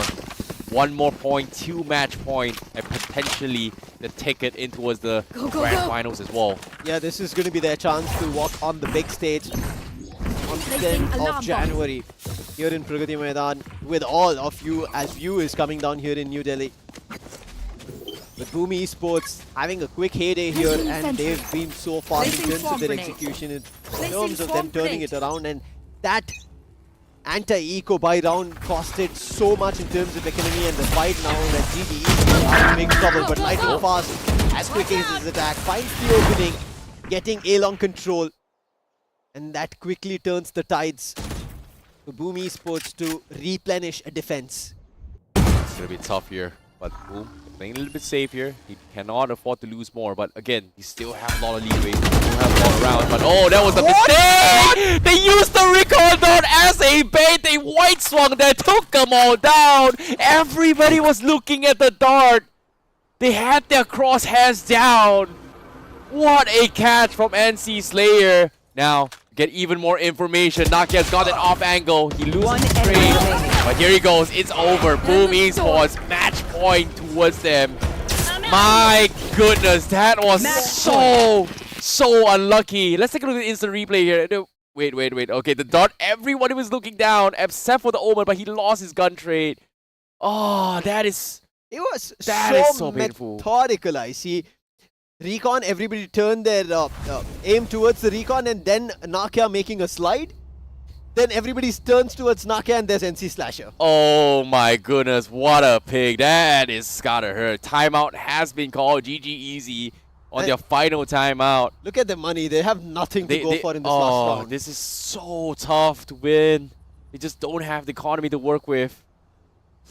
That is rough. Ultimates close by. Only DC has one neural theft, and for that they need to find a kill. Lightning Fast is 2 Altobs away. RVK as well. Same for Trinity. And on the other end, Nakia has his buzz ready. The overdrive. He's going to shoot beams just like how NC Slasher sliced and diced his opponents in the previous round. Yeah, that was very... Well, that was really nice to watch here from Boom. But from GGEXE, that's gotta hurt. That's picture perfect. It was a very nice, methodical setup. Yeah, it was a very clean execution coming from them. But all things considered here, it's not over until it's truly over here. Match point for Boom Esports, and now GG Easy looking to try and make another attempt on towards A again. Let's see what Hacker did.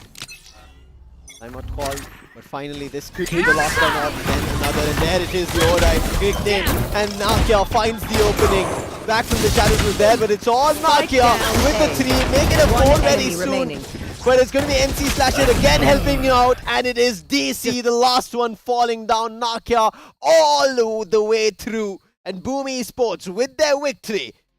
Boom Esports, a very clean game once more. They take their second game for today here in Game 3 for Group B itself. It seems like they are the point leader right now, and only one more game remains for Boom Esports, and they will be the ones that represent all the way from Group B in towards the main event itself here for Indonesia.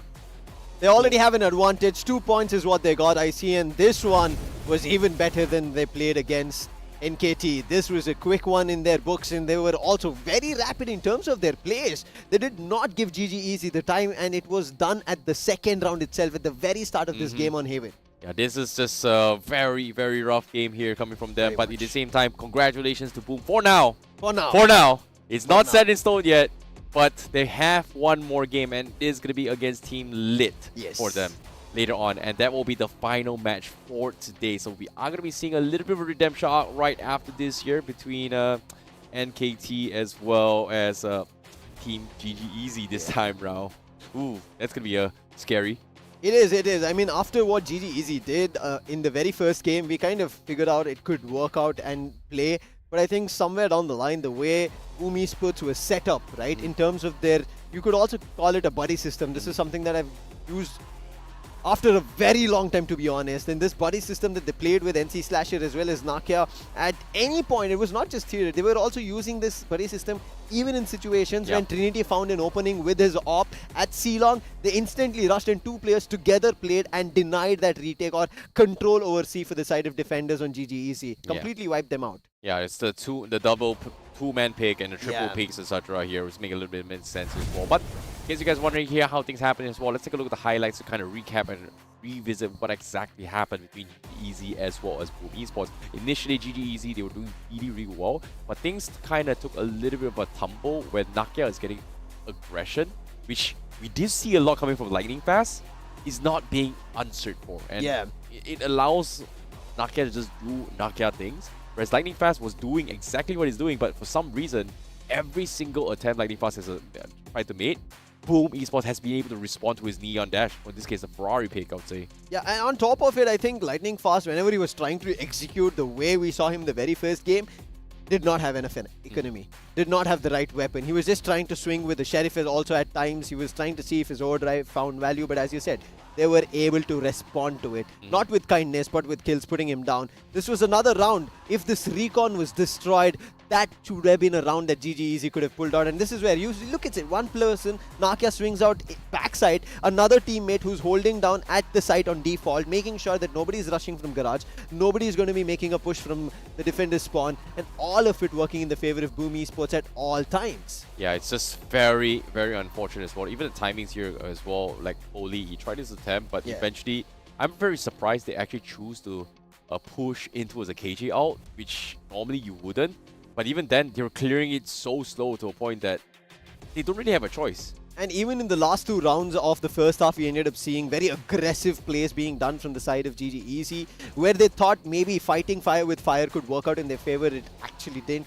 And then we ended up seeing a pistol, a little bit of a ray of hope that worked, and the anti-eco. But in the anti-eco was where the big mistake was done. They ended up losing a lot of weapons that we just now saw. And after that, it was just utter chaos coming in from Boom Esports, bada bing, bada boom, and they were putting players down. Wow, that was a very interesting take on that as well. But I agree. Boom Esports, definitely the team to watch out for as well. We kind of predicted it as well coming from Group B. To see them play at this level is just phenomenal to watch as well. Nakia, definitely one of the top players to watch out. Once again, 24 kills in the bag. Undeniably the MVP again, I would say. Yeah, undeniably. He played it really well. I'm curious to see how they fare off the grand finals later on though. They have a lot of opponents. As we were talking about, yes, this Group B and the best team that we were witnessing, the players are looking amazing, on point, sharp in terms of their fights. But as you said, yes, how it will end up faring towards the semi-finals is also a question, because when we head towards the semi-finals, all these teams will be playing against their opponents. Could be for the first times, or could be a revenge matchups that they've had back in the years. But it would be hilarious to see RRQ go up against Boom Esports. Indo versus Indo. Theory. It would be nice to see in the grand finals, but in semi-finals, that's going to be a little bit of a hurt spot here. But if I do recall here, semi-finals is Group B versus C. At least for the first group. It's Group A versus D. Okay, A versus D, B, and then C. Yeah. Right. So RQ's in C. So it might happen in semi-finals though. It might. That is kind of scary. But for now, I think with this scoreboard that we have witnessed, clearly Boom Esports in a victory run that they had in terms of whether it be their util, in terms of their setup, in terms of their execution, in terms of their communication, all on point. Even ultimates being used, they were so aggressive in their ultimates. A little fumble here and there happens from everybody, but I think we did not see much coming in from Boom Esports. And at the end of the day, Boom Esports had a better run here coming on Haven, and they were meticulous in terms of their execution. And that is the reason we end up seeing this scoreline. Yeah, I agree. And so far, this has been a great game so far here in the VALORANT here for the Predator League, especially for the group stages here in general. And so far in Group B, we've seen amazing games. Are we going to have more is going to be the question here. But before we close up today itself here, Boom Esports still has one more match they have to play in order to prove themselves. Because if they lose their final match, well... it opens up a chance for the others. Yeah, it definitely opens up chances here. I want to see NKT play one more time. But, of course, for these guys watching at home here, be sure to vote your favorite player. Or who do you think deserves the Intel All-Star here by scanning the QR code on the bottom lane here, bottom right of your screen. Be sure vote and choose who's your favorite player. my take right now is gonna be Boom Esports here, just for Yeah. Group B. You know, I'm gonna be biased for Group B. I don't care about what happens Group We A, both C, or are. D. Yeah, 100%. Yeah, I'm gonna support Nadia. It's only Group B coming through. So make sure you put that votes. Maybe we pushing you guys as well on the stream that's watching us to vote for the players from Group B and get them their Intel All-Stars. But with this, yes, Boom are one ladder up, or you could say one ladder, one step away from making their way into the semi-finals. Now, semi-finals, again, for the viewers watching who have just joined us, the semi-finals is just like how this is a single round robin. That's going to be a single elimination bracket. However, the matches there will end up being a best of 3. So there's a little bit of a chance, a leeway and a buffer. Yeah, it is gonna be a game of comebacks potentially as well here, because NKT versus Boom, not gonna be happening. Not. Unfortunately, unless we see a tiebreaker, which again, that's only if Boom loses to Lit. Yes. And NKT have to win I their would have next wanted to consecutive see a games. best of 3 though with that match. That was really, really close. Call us biased and all that, but that was a match to watch. Well, for now, we have another match to watch, but it's going to be right after the break. And it is a team that you're looking forward to. It's going to be NKT versus LIT. And NKT also need to win. Lit Esports also need to win. Who's going to win it out? Right after this break.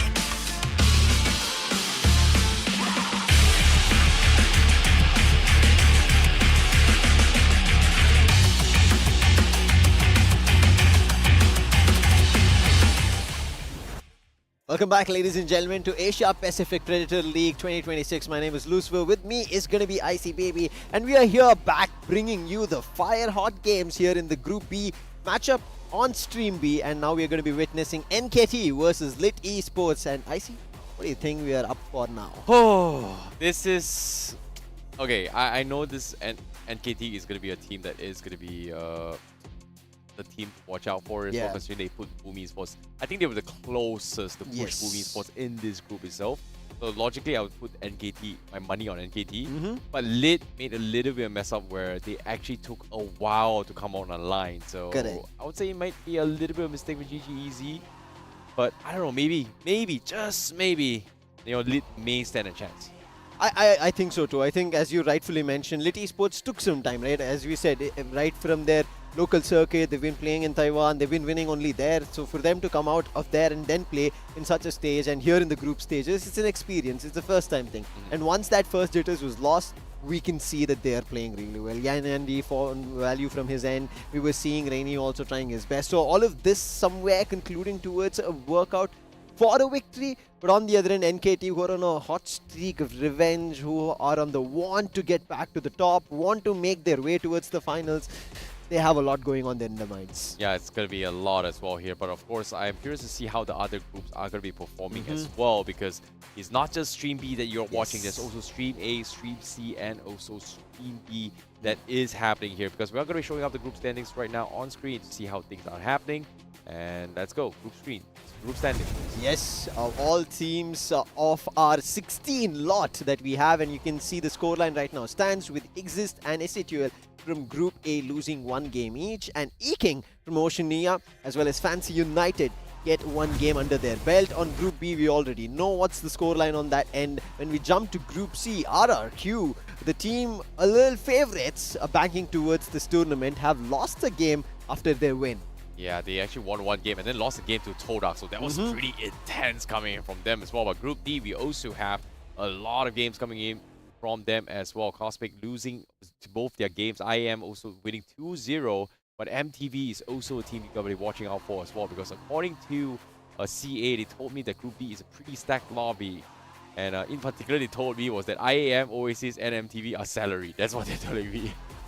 That's what they told me. I was like, oh, okay, these are professionals we're talking about. But again, this is the best of the best from each region we're talking about that's coming over.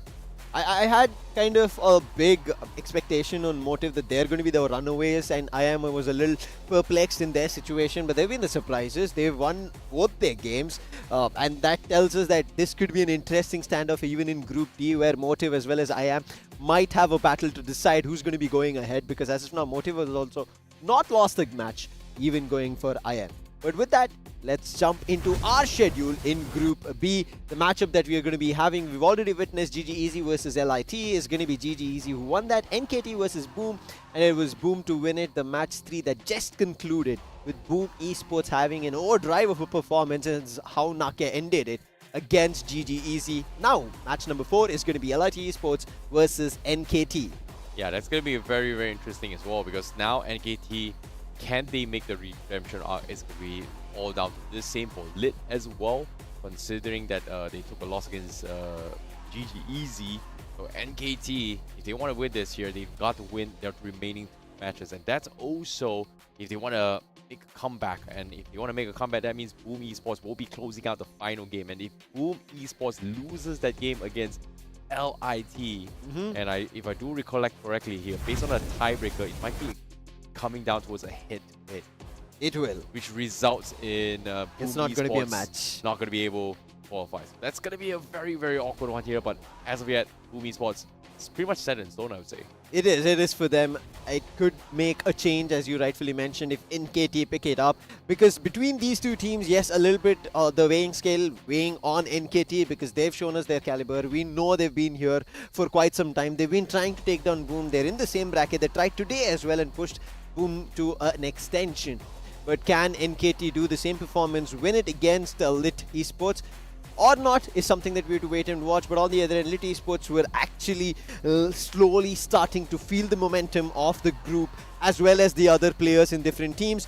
Are they ready for the matchup is what we are expecting now. Yeah, it's going to be a very, very tricky as well. But let's introduce them on screen in case you do not know who they are. This is a lit team coming in from them. And we have Winner, we have Secret, we have Rainy, Yan Yan, and also Long coming in from lit, all the way from Taiwan. Now, Long is the newest player who joined the team for the tournament, and therefore the others have been playing together for quite some while, and that kind of maybe even the situation that we ended up seeing at the very start, that they were kind of trying to get used to Long, because we did see Long with the operators that he pulled out twice was still unable to find any frags, and eventually we saw his game slowly improve. When we did talk about it, there's a lot of expectations coming in from his end as the duelist on Yoru to find more value, which did not look like it on the first game. Hopefully it's going to be improved here in this game up, because now it's not going to be any more toned down. It's going to be just ramping up in terms of the matches that we're going to be seeing. They're going to be fighting out against the lineup of NKT. Yeah, let's take a look at the NKT right now as well here. Obviously all the way from Thailand. They really gave us a run for their money, especially for esports here. Unfortunately, Ross fell short a little bit towards an outplay here. And I think right now, Lit is going to be in a situation where can they surprise? It's going to be the question as well. Because technically, if a tiebreaker were to happen as well, and if Lit starts winning these matches, this match later on, and if they win Boom later on, it is going to shuffle things up a little bit though. It is. I mean, that's what we are all rooting forward to, and the permutations and combinations that we are trying to crisscross in our own minds to figure out if this is going to be the case or that is an interesting standoff. And especially as we already saw, our match number 6 to end the day is going to be Boom versus LIT Esports. If it comes down to that, LIT Esports already winning this game against NKT could be a nice standoff situation where LIT Esports could manage to make it through. Yeah, if they actually and it's going to be big for Taiwan. Well. Oh, well, sorry, what? Oh, yeah. Big for Taiwan. Yeah, okay. Yeah, it took me a second over here to actually process that. But yeah, Lit definitely is going to be very happy about that. But all things considered here, we pretty much set the benchmark. Yes. Boom is going to be the team to beat. So far, only Lit has not played off against Boom. So it is a group stage, round robin. All the teams, they all have to play against each other. It is going to be our formalities as well. Prize pool is going to affect a little bit, but it's not really going to affect too much as well. So only until the semi-finals is where it matters a lot. You see a huge change in towards the prize pool distribution. But let's take a look at the team performance on what's the vibes there that's going on in the camps right now. Let's see how things are going. Also, on top of this, while we are discussing and looking at the players of how they're going to be faring on, let's talk about the games that they've already had. It's all been Haven, right? And when you try to bank towards of what's been best in Haven, I think it's been more of individual plays from even LIT Esports that we've seen so far. And I think it kind of had banked in couple of rounds to Yan Yan D and of how he's going to perform. If that does again here, I think LIT Esports should kind of build on that momentum of how they'll be feeling. On top of that, I think a little more is going to be banking on Rainy being the IGL. Is going to be a lot of weight on his shoulders that they've already lost one game. Now they're jumping into the second and they try to pull off even better. And if they're able to, as you said, and as we are looking forward to, match number 6 is theirs. Yeah, this is going to be very close here. But the vibe seems good here from Lit. They're going to be enjoying themselves. They're very happy to be here as well, to travel all the way to Delhi, experience the weather, and also play some games. Play some fun games, I'd say. Yeah, and they're having fun. We've been seeing them here for, I think, almost 3 days now. They've been up and about. We've been seeing them around. They've been telling us a couple of their experiences they've had. And yes, I think one thing that everybody in common is that it's cold, but for some, it's not that much in terms of to be worried. We did see some people who were like, we've had it worse. I think this was from Oceania. We spoke to a couple of people. They're like, Australia has it worse. There's nothing much to be worried about. We are good. We are running around. Very used to it, I'd say. Makes a lot of sense. But now, all things goes, we're going to be starting the games here very soon. As you can see, Lit is about prepared to jump in towards the game. And it is going to be very rough here, and things are going to be very close. But I heard you have a spoiler for me. I heard you have a spoiler for me that you gave a spoiler at the start of the day saying that RRQ might have won the game. Oh yeah, I was a little hard. What happened? Like, you know, Todak, man. Like, Todak Oh yes. won a game against RRQ. So you were saying that RRQ was going to be the team to beat. What happened, I my think friend? this is something that I had in my mind when we was even standing with the production and we were just checking on the standings, and I was like, no, there's no way RRQ is going to be losing a game with all that's banking upon them. And I ignored a loss that they had with Toda. Literally just blindsided, like Yoru was throwing something. And eventually realized that Todak did manage to put them down, and puts us in an interesting spot now. Like how we were talking about the favorites, right? Todak might actually put them out of the tournament run as well. That could be interesting on Group C. Yeah, that's going to be a fun one to actually watch as well. But see RRQ in that situation is just heartbreaking. But again, you cannot afford to lose a single round. That's the brutality of this round robin group stages itself here. If there was like more teams in particular, it's still a possibility if you lose a game. But based on this format as well, having 4 teams in a group, that means you cannot afford to lose a game at all. Not at all. And anything could happen, and it's not about you just affording it.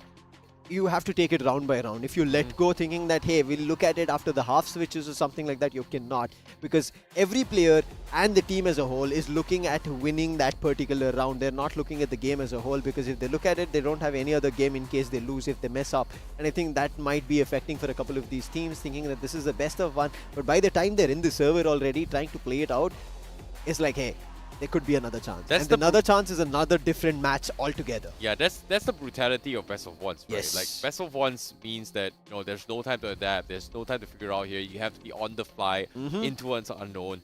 It feels like a random game of ranked game, but on super hardcore. Oh yes. A competitive match, instantly queue up. You don't know who you're going to be queuing up is, and hope and pray you win this game. And I think that's how it happened for Late Esports as well, right? As soon as they jumped in, it was such a hot streak of a match that GGEZ had already taken away the momentum, that for them, by the time they regained or understood what was happening and adapting it to it, already GGEZ had offer. And this is something that we keep talking about when you bring up maps such as big as Haven. You have enough leeway that you also put up on the scorecard, helps you in terms of pushing you to even a couple of losses. Then you instantly ramp it up, bring it back, like with the help of the coaches, and then you make sure you close the map. And that's what GGEZ did. And now Lit Esports, after having a chance to watch how NKT play, as well as them figuring out that they've started their momentum in Valorant, and they've made sure that they've figured out what they need to do for the APAC Predator League 2026, it could work out for them. Lit Esports, they could be a little banking in their favor right now in this matchup. Again, depends on the map. Yeah, it solely depends on the map here. And NKT, obviously, the team to watch out for. You can see they're still smiling. But I understand them. Like, I understand the pain as well. Yeah. Like, they are in a situation where they fought their best. To be honest, I enjoyed watching them play in that scenario. There was a really, really fun match coming from them. But unfortunately to say, it is a competition. That's the brutality of it. So let's introduce our team lineup here coming from NKT. We have Boom One Love, we have Darf, we have Andorra, So Cool Star, Soda, and also QC. And that is going to be something we will have to remember them by for at least. Yeah, I think NKT, as you said, yes, they know there's a heart-stuck stone right in front of them that they have to lift all alone. And that's going to be a very tough job that they will also look forward to if it works out. But individually, let's talk about the players. Pumwanla, we did see him trying to pull off as many amazing stuff with the Wele. We did see his conversion parts coming through, find those opening frags, but it was not just enough. Darf, on the other end, was a little too far away from his teammates at certain points on that Astra. Let's hope it doesn't affect them now, because that could become a little bit of an issue. But on the other end, So Cool Star, he did run around whenever the team needed. He was the one, but I think a lot banked upon their Sentinel. It was Hardura, who was the one who picked up a lot. Now, I want to see how things have happened here. The map veto has been in play here, and that's going to be a Beast, Corrode, Pearl, Bind, Sunset, and Split completely taken out. And once again, it is going to be Haven again. It is the decider. I told you. Yeah. I mean, okay, let's do a map veto, and if we ban certain maps, where do you think we're going to end? I'll ban Haven first. We have to ban 2 maps. I ban Haven first, and I ban Abyss. Oh, okay. I go for I don't care. Any map but Other than Haven, you're already yeah, like. I don't it's done. care. I generally don't care what I bet. I'll first bet Haven first now in this situation here. I counter veto that now. How are you gonna counter Vinto when I just first banned Haven? What are you gonna counter with? As long as I don't want Haven, I'm happy to see any other map but Haven right now.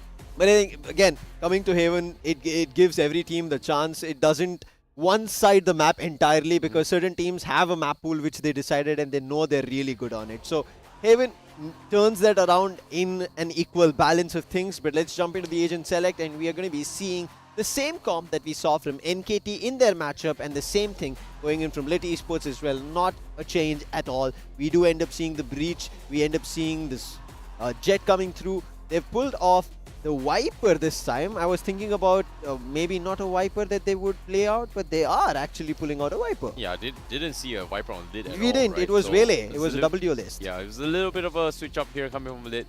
Seems like NKT is gonna mirror a little bit of a switch up here. They are gonna be bringing the Breach and the Astra as well. We saw this just now as Yes. well. But this time they're bringing it in the Cypher on top of it all. So that was a...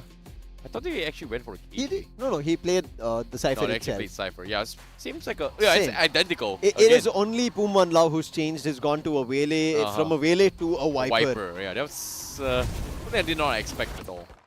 But with that, let's jump into the matchup itself. Lit Esports versus Team NKT. This is almost close to being a redemption match. Whichever team wins here stands a chance to keep their life alive.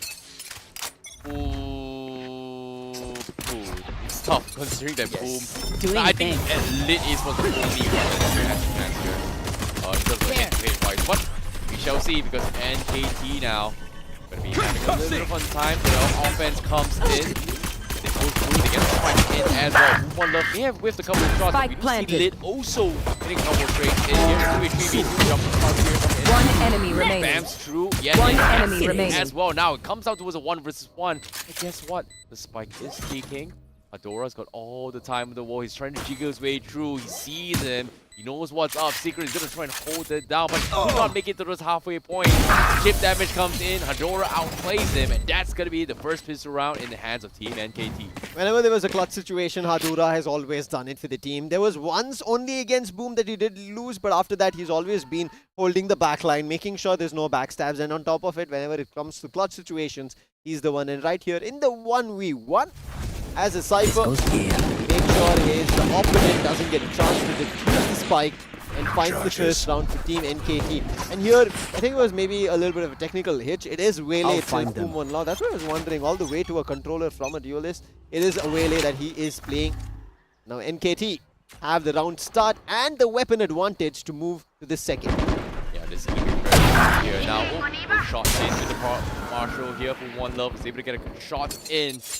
Secret has been a menace here in the previous round, getting a lot of initiations here for Lit Esports. This time, he's going to be the first one that gets taken out. Now, looking for some shots in, but no! Winner gets the shot in. Out there, that's going to be the Marshall lost. Redeemed by the Cypher. 40s available. Trying to get some sort of frag in. But TDU's on the foot, but pushed up here. One enemy remaining. They want to make sure that none of the weapons or none of the players make a mistake and give away the weapons. They take it all back. Team NKT, not much of an econ damage that they have because their 3 players did survive. They pulled the second round as well in their favor, but it's time for the esports to now start making the dance in their favor. Because if they lose this, then their chances completely look bleak.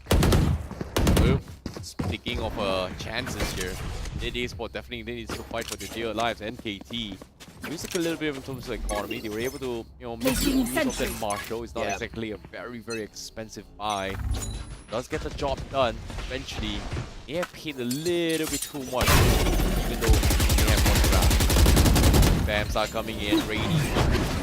For a little bit of blades here, Jet actually too long. Wasn't scouted out though, so they able to get the jump in. Walk gets taken down. Hadora sneaks in.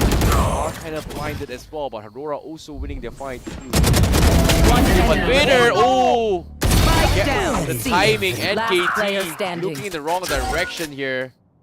Now, coming down to a 1 versus 1. The spike has been dropped and Hadora needs to redeem this. But the Neuron Tap is there. Knows exactly where winner is. Viper on the end of Lit Esports. Cage. And NKT will recover the spike. Winner will actually let that happen. Uh-oh. Might be going to rotate away. He sees it, but he misses the shot. Hadora actually checks it. And that's going to be another round in the hands of NKT. NKT at a 3-0 and it was not their complete full buy. So there's going to be a big economic deficit and a damage coming towards Lit Esports. And if this continues, Lit Esports again, it seems like they're taking their time to get back into action to figure out what's the best move, and if that continues, it could be a runaway for NKT. They would want to close this as soon as possible and move to the next game. Try to see if they have a chance. Yeah, so this will be really rough. But let's take a look here. Combo sprays. Bring all funds here. This dwarf pushed out a little bit long, too long here. It's Lit Esports. He's got a couple of shots in. Secret was chipped up pretty low. The wall is up. Trying to find something. Gonna fall back here. Absolutely nothing is happening now. Absolute. Wonder goes in. Finds one. Secret taken out. Lit. Go, go, go. Unable to do something about this, but Shorty's through the smoke. Find another one, and it is going to be in a complete mess right now. As NKT will get the spike Last back. player standing. As of now, nothing working in their favor. Last man standing thing will be cleared off. It's going to be a 4-0. Brutal usage on point coming in from NKT, making sure their entry is flawless. They're getting stunned as well. You could see, even though Secret wanted to make a quick run back towards the defender spawn through the link, he was denied. His movement speed, he was stunned and there was nothing he could. He was trying to jump as much as possible. But with the light speed, Boom on Love going so up close and making use of these shorties at that close range is even a lot more mentally hitting for the players of Lit Esports. They're up close and personal at all times with that shot. Hey, it's value, man. It's just, if you want to spray through smokes here, you want to catch a couple of locals in. Shorty is slow them down. Being spaced onto the garage. Very quick push in as well. Get a couple of frags in. But NKT, they know what's up. So they're gonna try and group up as well. Thunder comes in, doesn't really connect with anyone as well. They know they do have ultimates. As now they're trying to retake this one. Let the complete side open for them as well. Shadows. 1-for-1 so far. Everyone scrambling to try and fight this as well. Not to be exposed. The convergence coming in. Here comes the convergence. Lit. Not gonna be able to get a spray down in. NKT is just buying a lot of time. One enemy remaining. Fighting one, not just one, fighting everyone as well. As NKT takes them all out. There was an AWP on hand. NND tried to see if that's value. I feel like it's similar fate of what we ended up witnessing in the initial game, that the AWP for Lit Esports is not working out and it doesn't work again and they end up losing the weapons. However, this time there's something to bank upon. Is going to be their ultimates. This is the Viper Pit as well as the overdrive in their favor. If they have any more banking, Lit Secret as well. He's one ult orb away, and if he's able to do that, get that ult orb right at the push at long, and that's what he's staging himself for. There's going to be 3 ultimates, and maybe Lit Esports find their opening. Not the best of time, however. Oh, well, he got taken out. That's very, very unfortunate. No ultimate off for Secret. NKT has got it completely locked down, and here comes the push. Still gets his ultimate for the next round, but for now, the numbers are not there. Lit Esports to move forward. NKT, let's just spam players. 2 damage, 5 players down. And Long, he might have changed the roles, but the fate of his loss is still the same, replicating. Rainy, however, was said he always was there for the team, stepping up as the IGL, finding some or the other value, but it was not enough to convert. Yep. Seems like the dream is real. We saw a couple instant replays as well. NKT is completely popping off on towards them. And just like that, they get completely cleaned out. We saw a little bit of moments here from Rainy. But as the journey continues here, why do I have a feeling that 13-0 dream is real? It is inching closer. This was the same team against who we ended up thinking that it could be a possibility, and that's when they pulled it back. Elite Esports made sure that's not going to happen, and I feel like it is a similar instance. Still having 3 ultimates this time, however, to oppose that we have the Blade Storm and Cosmic Divide using so early. Nice flash, and the free frag on long. Caught out with Util is going to be a winner, and that's already players lost with just the commitment of 1 ultimate. Now, complete retake here. You have to overdrive as well as the Hunter's Fury from Blit Esports.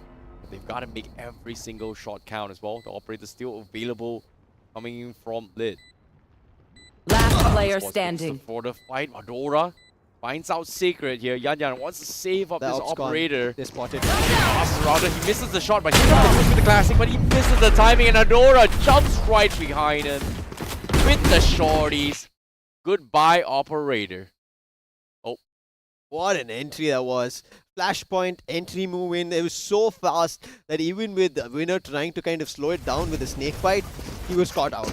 And eventually, Puma and Love went for the big 3K and then just closure. That's a 7-0 coming in from Team NKT. And as of now, it just seems like Lit Esports are dabbling between a buy and an eco, a buy and an eco. This goes.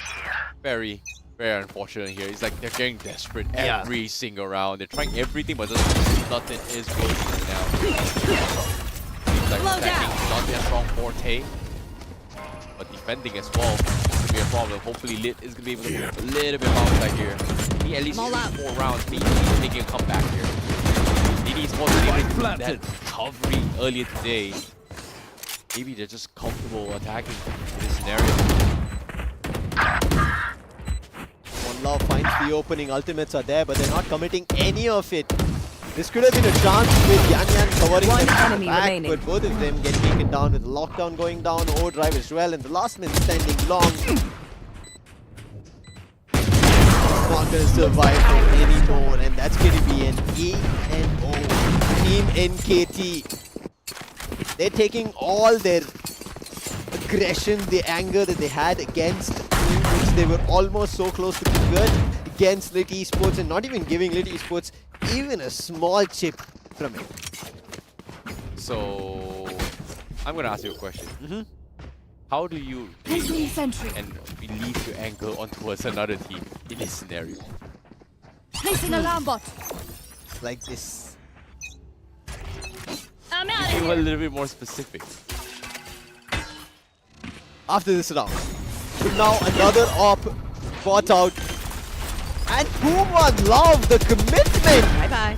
Uses the light speed, plants, and just reflects back. Well, Spike's done. Planted. that's really quick though. Wasn't expecting a very easy plant right there. That's how you test it. Okay, fair enough. Think your way through like a TPR. Now with the convergence coming in, defenders, they do have the KJ available here, but the lockdown has been destroyed. But Spikes has still available. Looks like we have a lineup here for not so cool Soda. But here comes that, here comes NKT as well. They go for the repick, but they're losing a couple members here. 13-0, the dream is real. Yes, it is. The dream is still alive as Boom One Love cleans out the last one as well. But a very cheeky lineup with the bridge there coming from NKT. City Sports thought it had a chance, but not today. Not this time. They're trying their best, but nothing's working out. But their ultimates, that's what I'm seeing. It was only the lockdown which was ended. They had the opening frag that they'd also found, so it could have been working in their advantage. But hey, I think Puma Love and Adura are having their time here in Haven. Gonna fall back here. And they're trying to push again. Look at the full fast aggression, and he's 1 kill and out. However, Spike down finally, mid. Yan committed the overdrive, but for how long? He was taken down. That's all the overdrive had written in terms of the fuel.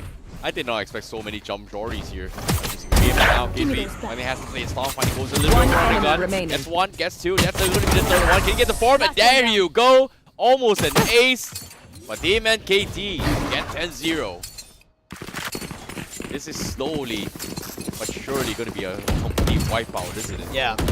There's nothing much here. We can clearly see the aggression being matched with aggression, and anything that Lit Esports even tried to kind of put in front of the plates of NKT, it's being answered for. Maybe even gobbled up completely, and that's what was done here from Kivsi. And if you, to be honest, KFC was not at having the best even in the previous game, but here KFC is like, okay, Puma Love's not there. I'm gonna make my blades work, and that's a round. One away from an ace, and that is the 11th round that we are fighting for. And again, Puma Love with the opening. That's such setup for your first opening kill, your first blood. Both reflect as well as light speed being used. And now Hadura walks up the window, finds an opportunity with information on his ultimate. Yep. And as of yet, it's a rough one. One as enemy well. remaining. Easy. Goes down. That's over. And KT, they're keeping Dream alive. And 11-0, the instant replay comes in. There was just nothing much you can do about this. Well, they're just getting outgunned, outmatched, and outskilled on every fronts right now. As Lit Esports just looks like he just could not do anything. And now forced to bring in the Odin spam as well. It's interesting now, I haven't seen a single Odin spam this whole day. Like, there has been a lot of talk. I think I'm not sure about the other groups, but yes, first. Yeah. Like, I was expecting Odin spam as a meta here, but guess what? NKT actually matches it as well. They themselves bring in the Odin. Do they have like ESP or something? I'm not sure. Oh, the Odin is gone! A nice, meticulous, spicy shot coming in. Winner matches that up by taking down Duff. And it seems like Lit Esports might actually be destroying the dream of a 13-0. Oh no, Hunter's Fury is there. They're trying to find someone. He's not connecting with anyone at all. As NKT now getting crushes. 2v4. Can they keep the dream alive? Gonna be really, really rough here. Here comes the pick. Ganyan straight off, and that's it. The 13-0 goes out the window. But Lit Esports takes the final round of the first half, taking at least one game. And for Lit Esports as well here, I see it's their stint out of their region. They've come out, they're trying to experience the different teams, players from different regions. And I think this first exploration for them is also about understanding of how every other teams, in terms of their meta, in terms of their playstyle, in terms of their whole strat. I think in the first game of how we witnessed them, they try to adapt as much as possible, but here it's another league for them and they're still trying to match up. And they found their first, maybe even you with the Odin, it's still the same gun. There is a gun in your buy block, and you still make it work and you win the round. Yeah, and it's going to be something that they have to watch out for as well. But Hadora on this Cypher is 17-4-1. And now he's going on defense. Times. And he's going to be playing on defense here. He's going to be somebody you have to watch out for. Be right back. One love now. And he a little aggressive. He sees the turrets. But they know exactly it's going to be pushed out for Ganyan. With the angle, but misses the shot. Boom, one love. Backs out just in the nick of time. Gets the confirmation. And he gets QC. Spike down mid. Avoid with him as well. Secret getting taken out as well. There. The esports losing out in the pistol rounds here. Defense looks good. Seems like they are going to be swarming down all the way in the middle, trying to push it out here. The jump spot scouts one right outside, but the spike is dropped in the hands of NKT. They win this, they're already on match point. There it is, down. 6-1. Last player for the standing. trade, but it should be long gone. Trying his best to hold off his teammates. Trying to push forward as much as they can, but Lit Esports, they end up losing that round, and the pistol's out of their hand, and this matchup as well as the match point strikes Team NKT. Match point, NKT. Odds against Lit Esports. No choice but to 5. He's got three stingers, maybe a couple of buckies here, and a sheriff to work with. Lit Esports have to try everything, but with this win coming from NKT, it's pretty much solidified that Boom Esports will advance. I still have Believe? a little yes. Okay. You're a believer until the end. Until, as you said, right? It's not over until it's over. But for now, making a quick run up, Long finds the opening with the stinger. That was very smart. They were very aggressive in this execution. He's quickly switches that to an outlaw, and Dark takes an opponent down, make it Hadura as well. One tapping his way across. And finally somebody putting him to a stop, but is it going to be enough? As NKT have the numbers, the spike planted, and winner is the last one. And he has only a sheriff on hand outside the site, and KFC walks right behind enemy lines to put him down and seal NKT their victory. Oh, that is it. Not one day, NKT is walks Defenders out with win. the win in the 4th game here of Stream B itself. And that is it. Congratulations to NKT. They make a little bit of redemption arc, but unfortunately for Team Lit, that is 2 losses in the bag. That's really, really unfortunate. You can see NKT just complete smackdown coming in from NKT. They're happy about this victory. It was a quick one for them in the office. They were able to clean shop and they're going to be taking a little bit of a rest for the time being, but their rest is not going to be enough. They have another game instantly after this. They're going to be matching up with GG Easy. Now, GG Easy have had a loss. NKT have had a loss. Now, let's see who's going to be able to win this out. But after that is going to be the last matchup that we were expecting to see if there is a belief, if there is a chance for a tie. That was supposed to be Boom versus Lit Esports. Now, how that will fare, we'll wait and watch once it kind of happens. But for now, that was match number 4 that we just witnessed. And it seemed like Team NKT were ready for this joyride and concluded it as soon as possible. Yeah, that was a very, very quick run at it as well. This is completely steamrolled very, very quickly here. Yeah. Outmatched, outskilled, and outgunned. Yes. But we did get to see Odin. I didn't see any spam though. Oh, okay. The Odin spam. Yeah, it was also not spammed at the Odin spam spots that we generally end up seeing. Saw But nothing. nonetheless, it was a matchup that we did witness with, as we mentioned, right? Lit Esports, it's their first thing that they've been out of their region, trying to play with the other teams, trying to have a little bit of a situation where they get an understanding of how every other region plays. And for their initial stint, it looks really good. But we are also having the other group matches, and we just heard a shout. I think it's some other group. Maybe the RRQ matchup? Oh, maybe. But at the same time here, let's take a look at the highlights here on how things happen between Team NKT as well as Lit Esports here. Obviously, you know, when the pistol rounds, it came a little bit close. Hadora was able to clutch things down into a 1 versus 1. But as the game progresses as well, NKT's aggression was just unstoppable. And Lit Esports just could not deal with it as well. Saw a couple of jump shorties into a close battle as well. A lot of smokes has been deployed. But truth be told, Lit Esports, they were walking in towards smoke spots that NKT was anticipating and lying in wait as well. So a lot of cheeky positions, and eventually it crumbled to a point that there was just nothing much Lit Esports could have done. They tried their best in terms of at least individually finding frags, and I think everybody did find value in that manner. We did see Long pulling off his kills. We did even see Rainy stepping up with the sheriff shots coming through. Yan, I think, did not have the best in terms of performance, as well as Winner. I think that change up in the role to move to a Viper might be a decision to kind of stall the opponents, but it was maybe not the right choice for them as a team, because we did not see much of a synergy with that playstyle coming through a double controller setup. Yeah, it's just a little bit sketchy, I would say here. It wasn't really clean as well. QC was doing a good job as well on this jet with the Blade Storm, but unfortunately when he tried to do it against Boom Esports, it was just not working out. It's very, very unfortunate though. He tried his best, I would say. This is a very masterful performance coming from them against Lit Esports. It also seems like Lit Esports kind of wanted to pull a book and a straw coming in from the side of Boom Esports, because this is the lineup that they also run in terms of the agents, and that's the reason they brought out that double controller setup to see how that it fares for them in terms of their map in this Heaven matchup, and not much. And I feel it's like maybe they were not used to this setup that they would want to have to win on. But Long, he tried his best in terms of the opening, which we kind of did expect a lot more in his first matchup as a duelist. Now as an Omen with the shrouded steps, he did try to take that approach, but it was not enough. His teammates had to support him in that fight. Eventually it concluded to be the last round as well. A scoreline of a 13-1 coming through, as we end up seeing Long this time being at the top with the MVP status for his particular team at a total of 11 kills. But on the other end, Boom One Love having the best game as much as possible compared to the previous is at an 18 kill. That's a 2 KD. Yeah, that's so quick as well, considering that Boom One Love was the top fragger in previous rounds against GG. Hadora has a 4 KD. And yeah, Hadora is the guy that you had to watch out for. Well, is it 48? No, it's close. It's almost 4 KD here.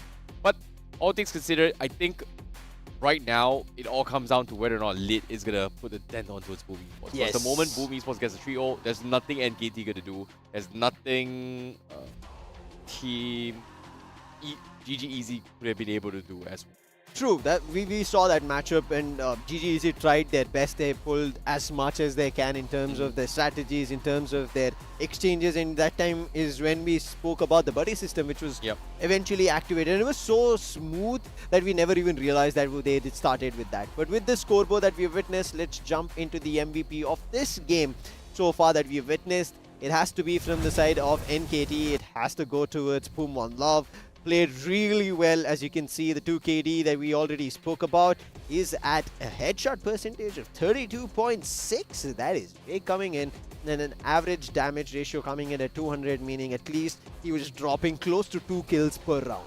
Yeah, this is, he was the guy that actually entered his way through, right? With so much confidence. Well, we saw this coming in from GGEZ. We saw this coming in from Boom Esports as well here. And the moment you find those timings and win your first entry frag, it's just insane, right? Normally, in theory, a duelist, it looks good. You know, entry fragging is great and all. But normally, they're sacrificial roles, right? They're supposed to bait out for the teams and then get traded out a majority of the time. That's logically, in theory, what a duelist should be doing for the team. But Pumwon Love is just having fun. He's fragging on his own. He's getting not just one, multiple frags on his own. And just, you know, completely roll from there. So, very nicely done coming from Pumwon Love. Also, not an agent that we generally end up seeing here on Haven. Could be on Sunset or Korod. We end up seeing Vele. He's making it work. We even saw when they were trying to play with Boom, it did work out to an efficient manner compared to the Jet. You even kind of, while we were starting off or behind the scenes of this desk, we were talking about even maybe a race. Maybe we get a pick I want to off see somebody. a little bit of mix-up here. A little bit of mix-up, but they did pull up a Wele, which we kind of did not expect on Haven. But for now, this is the matchup that we witnessed. That was NKT versus Lit Esports, and NKT had a breeze and a run in this matchup. However, their run and stint is still not done. There's still one more game to go. I think it comes down to the scenario where it comes down to the map preference, right? I personally, I'm getting bored on Haven. Everybody has figured out what to do in Haven, but if they keep repeating Haven over again, they're trying a few things to Iron Kings. I like the ideology that you're training for something, but in the competition like this, it's just not enough. It is the best of one. It is brutal. That's the brutality about the competitions. In best of one formats. Yeah, you can't ask for much. You cannot go for an unobvious pick. You cannot try to pull off something that you're not unfamiliar with, and that is the reason all teams are going for this. But with this, we are still not done. We still have 2 more games going, and the next one is going to be NKT versus GGEZ right after this break. Don't go anywhere.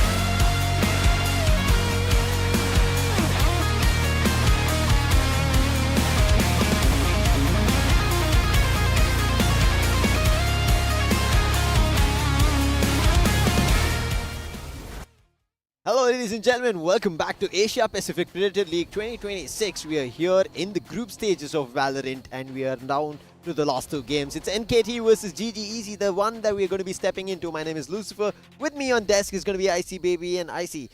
With this game where both these teams have had their losses, have had their victories, sitting at a scoreline of 1-1. Do you think GG has a chance against NKT? Because we just saw what NKT did. Well, they have to keep the hopes alive here. Yeah. And in this case, whoever wins this, in this case, GG or NKT, regardless of the situation here, in terms of head-to-head here, they've pretty much already lost to esports. Yeah. So whoever wins this, and in some miracle, Boom Esports loses towards Lit, we have a little bit of a tiebreaker situation, but in terms of head-to-head, Boom Esports is still gonna advance. I don't know, like, well, we are playing for formalities, I would say. See, at this point here in Group B, we're going to be looking at teams getting their best foot forward, right? While they're trying to go for a fight like this, it's about proving for their region that they did win out on these games. And right as now, let's take a look at the standings and see where the scorecards have turned.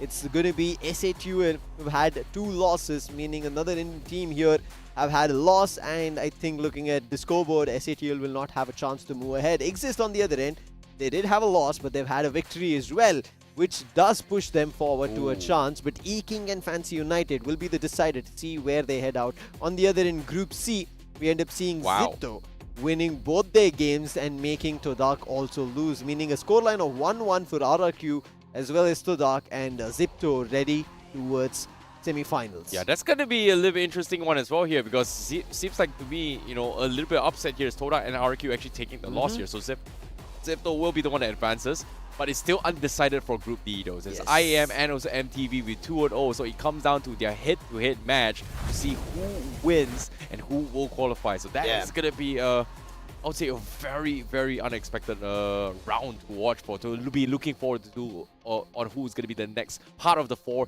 to play on towards the playoffs itself. But now on the schedule as well, you guys are currently watching NKT going up against GG. Whoever wins this will be having the bragging rights of being the 2nd seed here on the group stage itself. It's going to be an interesting situation to figure out who's going to be moving ahead, because on Group A, while we are looking at this matchup of NKT versus GG right before Lit Esports and Boom, on the other end we are going to be seeing the other groups also figuring out who's their qualification criteria, because I think all the groups right as now are in a similar, equal situation. Except for Group D. Yeah, Group D, both, we have 2 teams at a 2-0-2-0, but before we see what happens there, we will have a full list as well that we'll be walking you guys through. It's going to be NKT versus GG. Now, NKT have had a breeze in the previous game. It was a quick matchup that they had. Therefore, walking towards, if another Haven, should be similar in terms of momentum and in terms of conversion. But on the other end, for GG, they have a loss. And was not an easy loss that they could gobble off.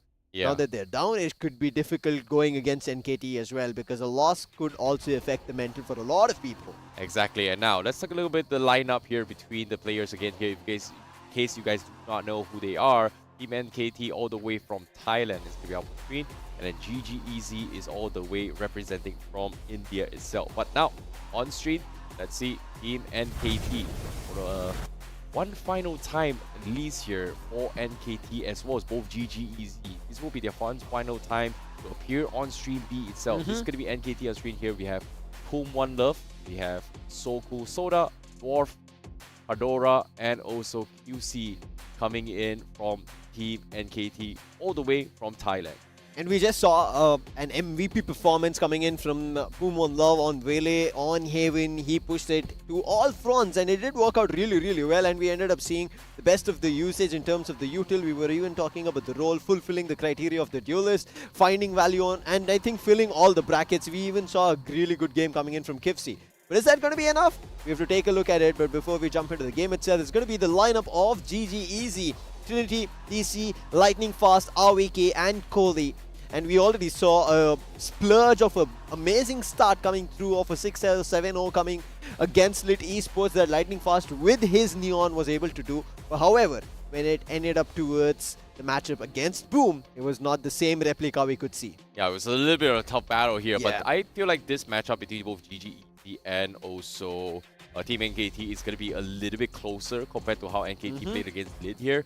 But again, it comes down to confidence, right? GG Easy, Yeah. they definitely have tools to actually work with to try and compete against this. But let's see how the vibes are looking like here on the stream, because we are going to be taking a look at how the teams are going to be feeling here, the vibe here, because this is going to be Team NKT, because they were having a little bit of fun here just now. It was a very, very easy stomp here, but it seems like from GG Easy, they are very locked in and focused. Yeah, I mean, before starting today's day as well, I did speak to the coach as well of how the team's feeling. They're like, we are set and well, and as well, right? They're not a roster who have been playing together for a long while. It is just a week or before that they made this roster with Lightning Fast as well as RVK joining them in the fray and them pushing forward. But on the other end, NKT, they don't have a lot of surprises coming in for this, and they have a set roster that they're playing with. It is working out for them. They did put up a best performance against Boom Esports, their rivals ongoing.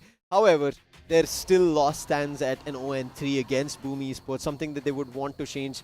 Maybe not as of now in the APAC Predator League 2026. Well, all things considered here, NKT does understand that, hey, vibes is very, very important here. In this case, you know, the momentum, the morale needs to be kept all-time high. NKT, they realized that they are a top contender. It's just that they needed just one more shot against Boom. Yeah, maybe a best of 3 would have been a little bit of opportunity. But of course, training continues on. The journey, the grind, especially in a live and esports player, is still a very, very long and brutal one. But let's take a look at the map veto now. NKT versus GG Easy. We do see Abyss, Bind, Corrode, Pearl, Sunset, and Split. And last but not least, the decider will be Haven once more. It seems like everybody is going to be playing Haven again. Yes, everybody's going to be playing Haven here in Group B. I'm not sure if they did change on the other streams.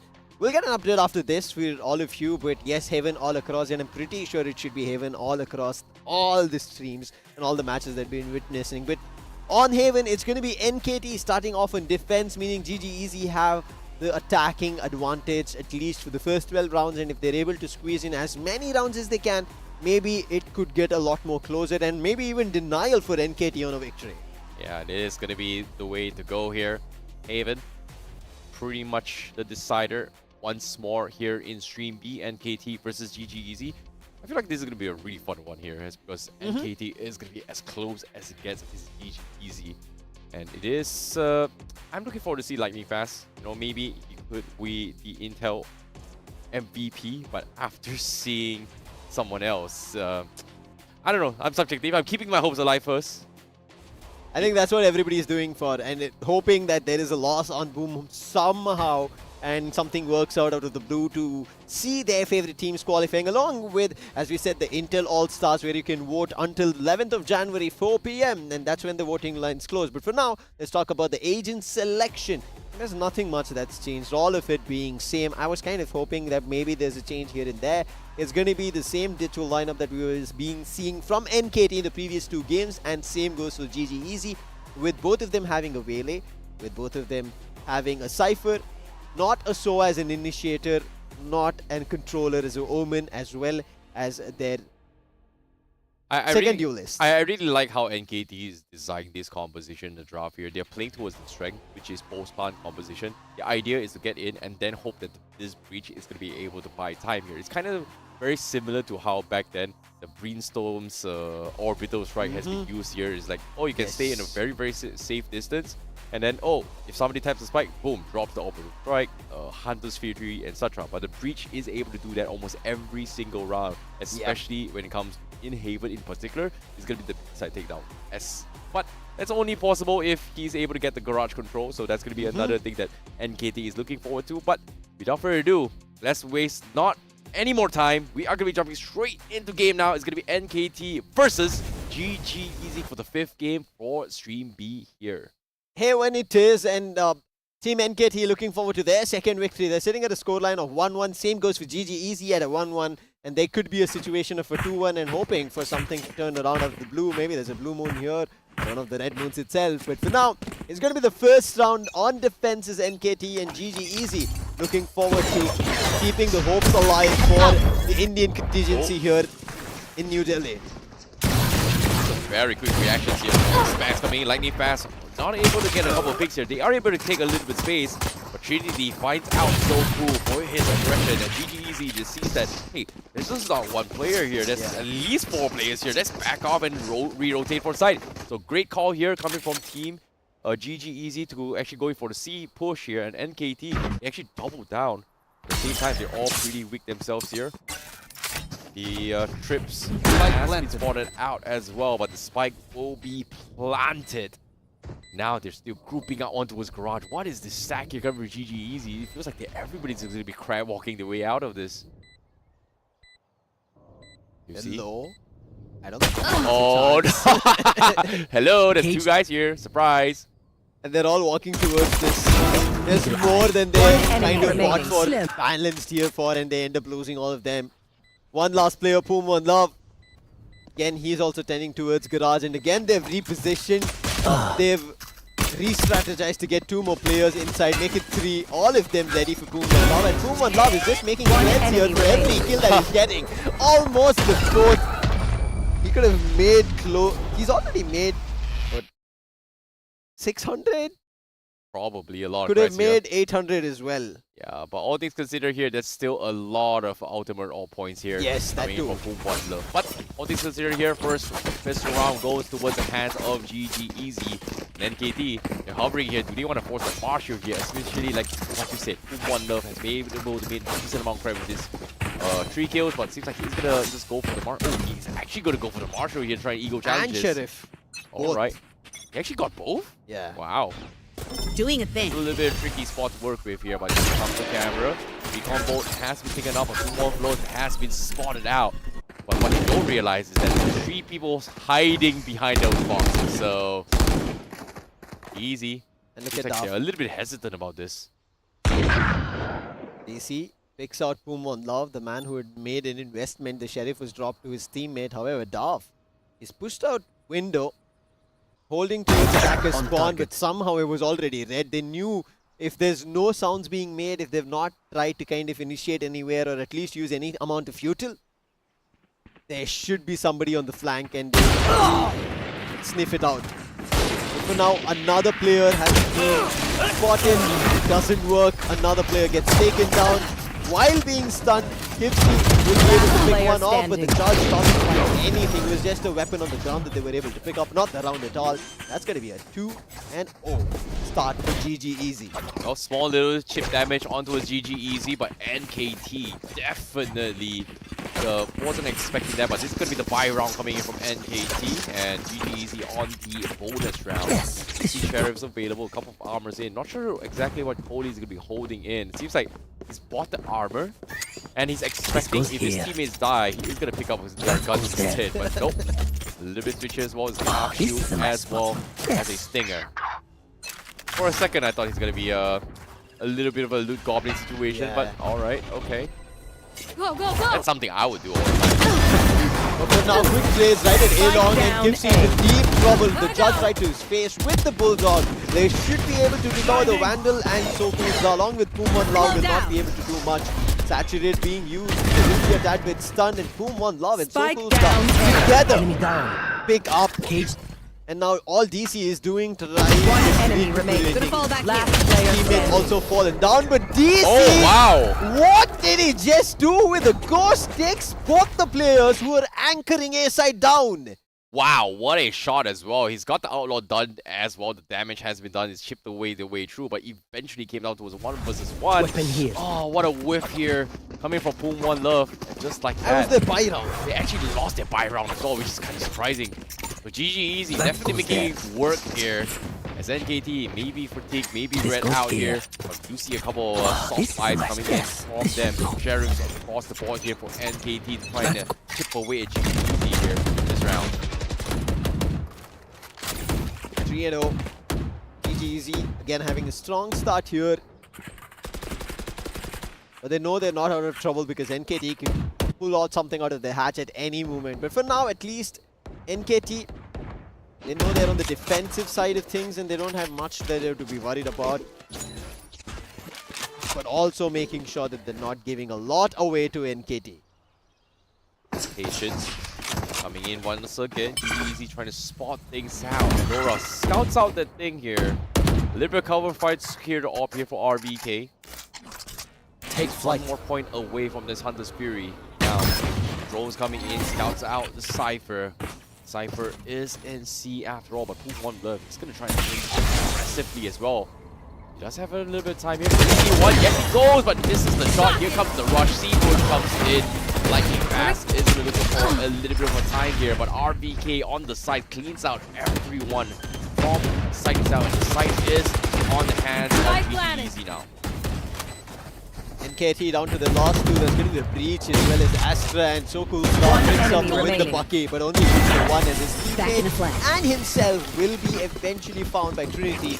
But GG goes on their fourth, and they've been very quick on these attacking halves. And GG know they want to make sure they put up some score on the board for India, for the viewers, for their supporters, as much as they can. But 4-0 for now. And NKT, this looks a rather surprising front from their end after the fight with Lit Esports. I know, right? Like, this is a very different NKT that we're kind of used to as well. Like, this is not what I was expecting, but GG Easy did definitely awesome. But as soon as the same hit, guess what? Boom Love gets a very nice headshot here with the off. Manages to zip out into position here. I think he realized that he's got an off angle, misses the shot, but the invade comes in. GG Easy still on Boom Love, finds another one again, and NKT keeps the dream alive. Location is revealed. This operator from Boom Love is phenomenal. But DC says nope. That is it. That is it. A complete spray down from DC instead. This is the second time that it's happening. Just when you believe that there is a round almost a team NKT pulled off in their favor, and DC is just, hey, I'm still alive. Not gonna happen in front of me. And he pulls out another clutch for his team. And that's 5-0. The previous matchup that we ended up witnessing, NKT did start off an attack. Maybe that gave them the advantage. I'm not too sure, but here it's a complete different picture that we're seeing from NKT. That goes there. Whereas GG Easy, it also looks completely different of what we witnessed them against Boom. Yeah, it's going to be very difficult to see how things are going to progress here. GG Easy, a little fun here. The aggression comes in. We've seen this at the start of the day of how GG Easy was able to do this. But Boom was able to figure out how to stop them. But this time, NKT, they're feeling the full brunt of how GG Easy is playing here. Aggression, the unexpected variable. But NKT seems like in a lot of trouble. Drones comes in from GG Easy though. RVK doesn't spot out anything at all. As NKT still waiting for some sort of rotations here, but it is an equal round coming from them here. There's nothing much you can do. But it's really nice to see how GG Easy is just checking every single thing methodically here. But oh my god, that was a clean takedown. Ouch. Yum yum. That's gonna hurt. But they need to secure those guns though. But you can see the NKT, they're a little bit hesitant at going for the pickup. I do not know where it is. 30 seconds left. Commit, get the gun there. As Soko Soda. Let's try and secure this. Has to look for it, but he finds another one! A little bit of surprise with the bucket as GG Easy loses two. Can they get the weaponries? No, they do not. NKT is still down in weaponries here. Fighting goes for the push, but no! The jump shot comes in. They outplayed them. NKT wins with a unexpected eco round and gave them those guns. Thrifty. A round when you least expect it. Definitely a tricky round. So I did not bring this point or say this out that every time there's a eco round from a team is when they win rounds. Which did not happen in our previous 4 games that we witnessed. Not even once the team was able to pull off a Thrifty. And now we are seeing a Thrifty in such a manner. They did not even give GG Easy a chance. Gonna fall back here. They end up losing a round like this. That's gonna hurt for them. And how it started from Boom Love. Oh, that's weapon. Trinity destroys the trap fire and crosses across in the garage. They know that there is already one player stuck. Has to try and take control of long, and it does. DC was not able to answer quickly and take away the control, or at least find the open kill, and now it's lost. However, Trinity is quick on his trigger. He knows exactly exactly where he is, but enemy NKT remaining. gets double refrags as well. Spike Looks like it's going to be down, strange C. stroke and finding another one as well. But just like that, GG Easy left all with all 3K all by himself. He's going to go down. It's a 4K in hands of QC. And just like that, a bounce back here coming from Team NKT. Let's take a look at the instant replay and how things actually happen as well. This Trinity walkout was just unexpected. Just pulls in, knows that there's going to be somebody there, jumps there. The shot came through, but it wasn't on the head. But the shorty comes out first. And you could see leaving one position open, how much it affected them. KFC at long taking control of it and then completely ruin the game. 3 ultimates on the ready and Dav has 1 ultimate orb away from getting his Cosmic Divide. On the other end, it's only 2 Kohli as well as Lightning Fast. The overdrive could be kicked in this round. But Fault Line, nice, pushes Lightning Fast off. One Love denies the recon any information. Damage done, saturate used, but Trinity covering for his teammate over there. Nice little cover fire and trade here. Very focused on this, but now the Vandal is something that GG Easy wants to kind of take it for themselves, and Soku Soda is going to deny this gun retrieval here as he's holding down the mark. Have 2 guys. Drone scouts out the sewers is clear here from GG Easy, so they may consider doubling down on this. But as you can see, 3 fires are coming in. Concuss is there as well. The push comes through and they retrieve the gun. Guess what? GG Easy. I'm backing out. That's my gun, baby. That's my gun, but kill wait. Ooh, here comes a little bit of a DC action. What happened?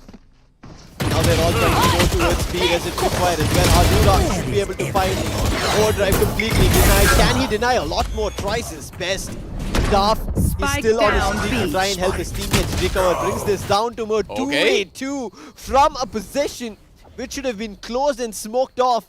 Unfortunately, they couldn't drive this time because they lost Kohli. However, DC still picking up the losses in his favor. It's down to a 1v2 situation. The timing was good enough, but couldn't land the kill. So 1v2, Soku Soda really playing well with the aftershock. Trying to close and they did their best. The white swing messed up his aim, and he couldn't transfer to find that double kill. Oh, the spray transfer is just unfortunate as well because he didn't go for a normal white swing. He went for an ultra white swing as well. So that definitely threw him off guard. But nicely done though, coming from GG Easy to hold down the fort, get the spike planted down, and NKT will not be able to make a potential bounce back. But it's not over yet until it's truly over though.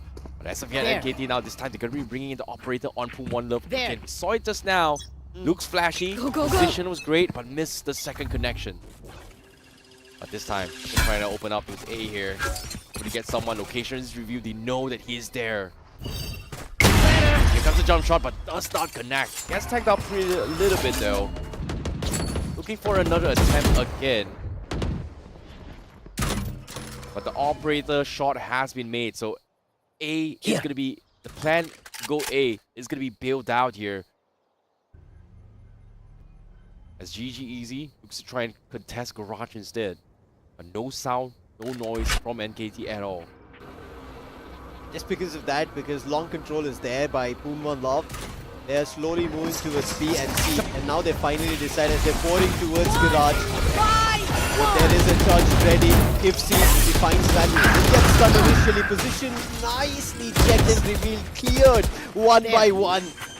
And they don't leave even the slightest of edge for a player to sit down and take down a kill. That was very well executed to entry into a side coming in from GG Easy. Yep, the flush comes through. Now the saves here. NKT still have those guns. They still have the operator. No point contesting this as well. And GG Easy, whew, definitely making things hard here for Team NKT. Now with the operator available, might be able to spot one. Sees the gun, gets the connection. That's gonna be a DC down. 4v2. The operator is in A, and he's getting everybody from GG Easy. They're on the hunt. They want to deny these operator as well. They have to defend this. The recon vault is there. They see the shot it out. Yes, they do. Goku Soda finds another one. That's gonna be a little bit too much. The hunt continues. GG Easy 2 versus 2. The spike is done, but they're giving up bodies. Pum One Love finds another one as well. Now suddenly they realize, hey wait, not all of us have enough money to buy back. You just saw Kohli was just sitting at 750. Yes, gets 3,000 for winning. But still, that could have been a long list of losses and maybe a little bit of an uneven buy from their own end. And there it is, a timeout being called. I think it's time to kick NKT to high gear because this is not something that we ended up seeing in the previous game. Wizard, their coach, calls the timeout to bring them to their momentum. They had 2 KD, 3 KD, 4 KD, and right as of now, they do have a 2 KD on Pum One Love, but the scorecard doesn't say the same. Okay, it's a game of comebacks here. We're putting out the show.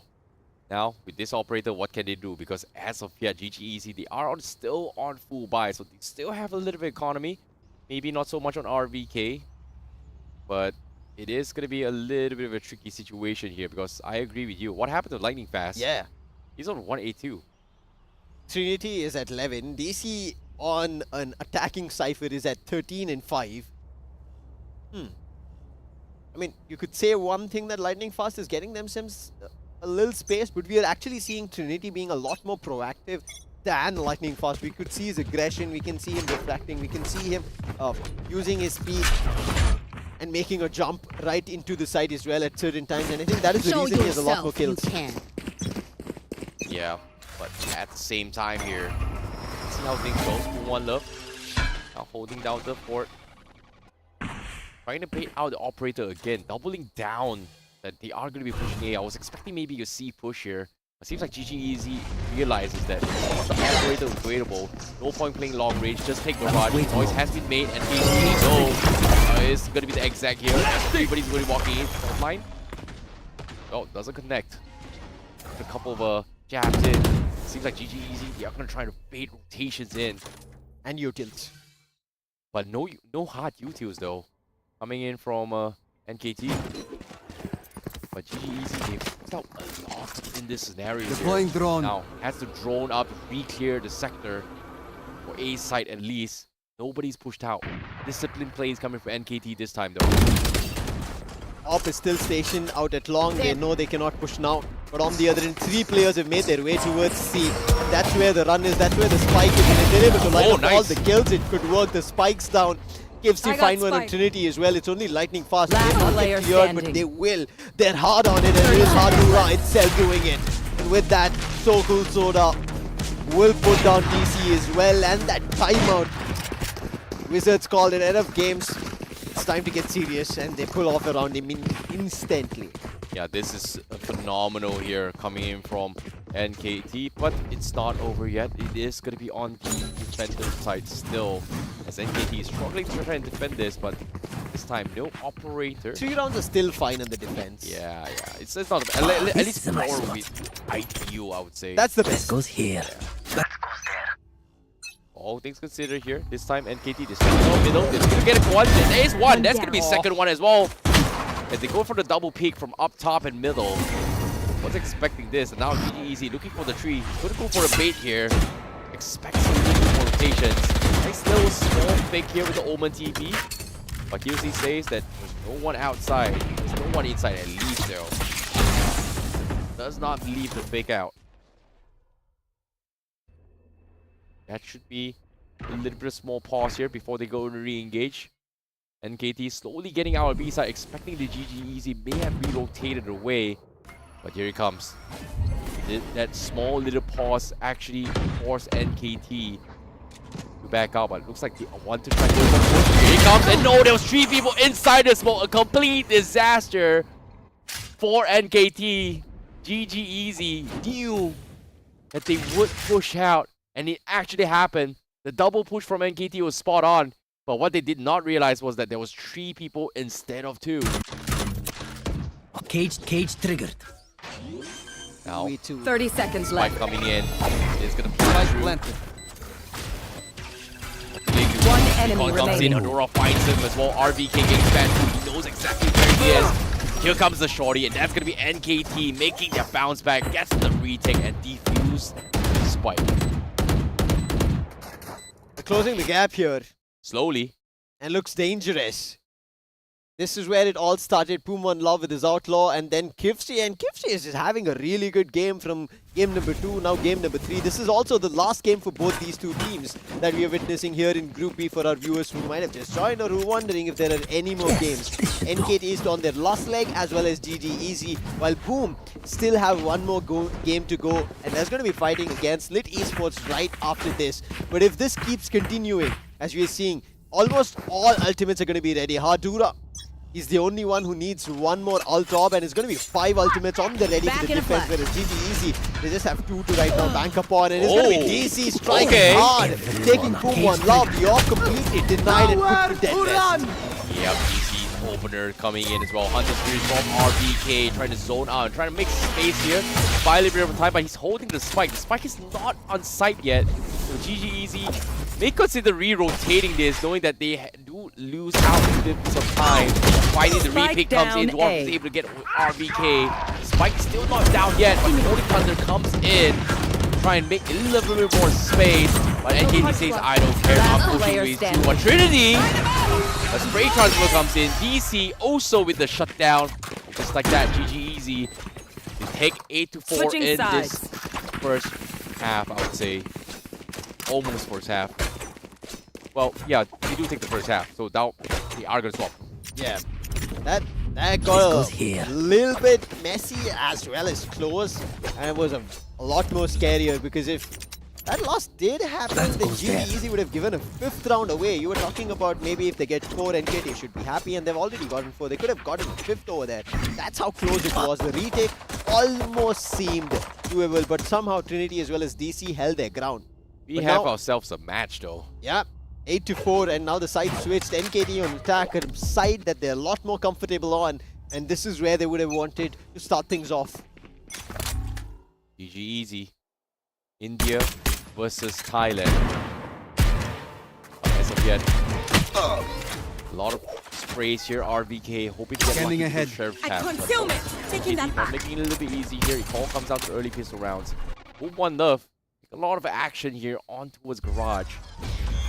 Nothing yet, but here comes a repick from Kohli. The timing was a little bit off here for NKT, but GG Easy shuts him out. That's a big catch though. Okay. Oh no! There was a lot of damage, which still ended up missing his shot. Only lightning fast. There were 2 players on side, and they were able to only get 1. And that gives NKT a chance to plant the spike and as well as play for maybe post-plant. But looking at the numbers, they have to be a little aggressive. And that's what he finds value, brings it down to a 2v2 situation, and Boom One Love gives him info that both the players are coming in from the defender spawn itself. And they double swing. They take down Kohli. And this round, which should have been for GG Easy, is now being brought back for NKT. And what a round it could be. DC. He is down to this 1v1, and Boom One Love, he's done the damage. And DC, he's the one who needs to defuse the spike. Yeah, he's so low. He's trying to figure out where he is. And nope, he does not win the fight this time. And Boom One Love will be the ones secure it this time. A moment of brilliance came down to the clutch moments, and it is going to be Boom One Love. One of the stars here coming from NKT, top cracking his way through this round. But now, let's talk about how GG Easy is. There's still a lot of moments coming from DC. But what is up with Lightning Fast? Because he has been the one that's been popping off in the previous few rounds. But it seems like things are starting to kind of fall off here for him. It's a big surprise. I mean, yeah, so confused at this point what has happened to Lightning Fast. I think it was just that start that we witnessed, and after that nothing else has been working in the favor of Lightning Fast. Trinity has been picking up the log for now.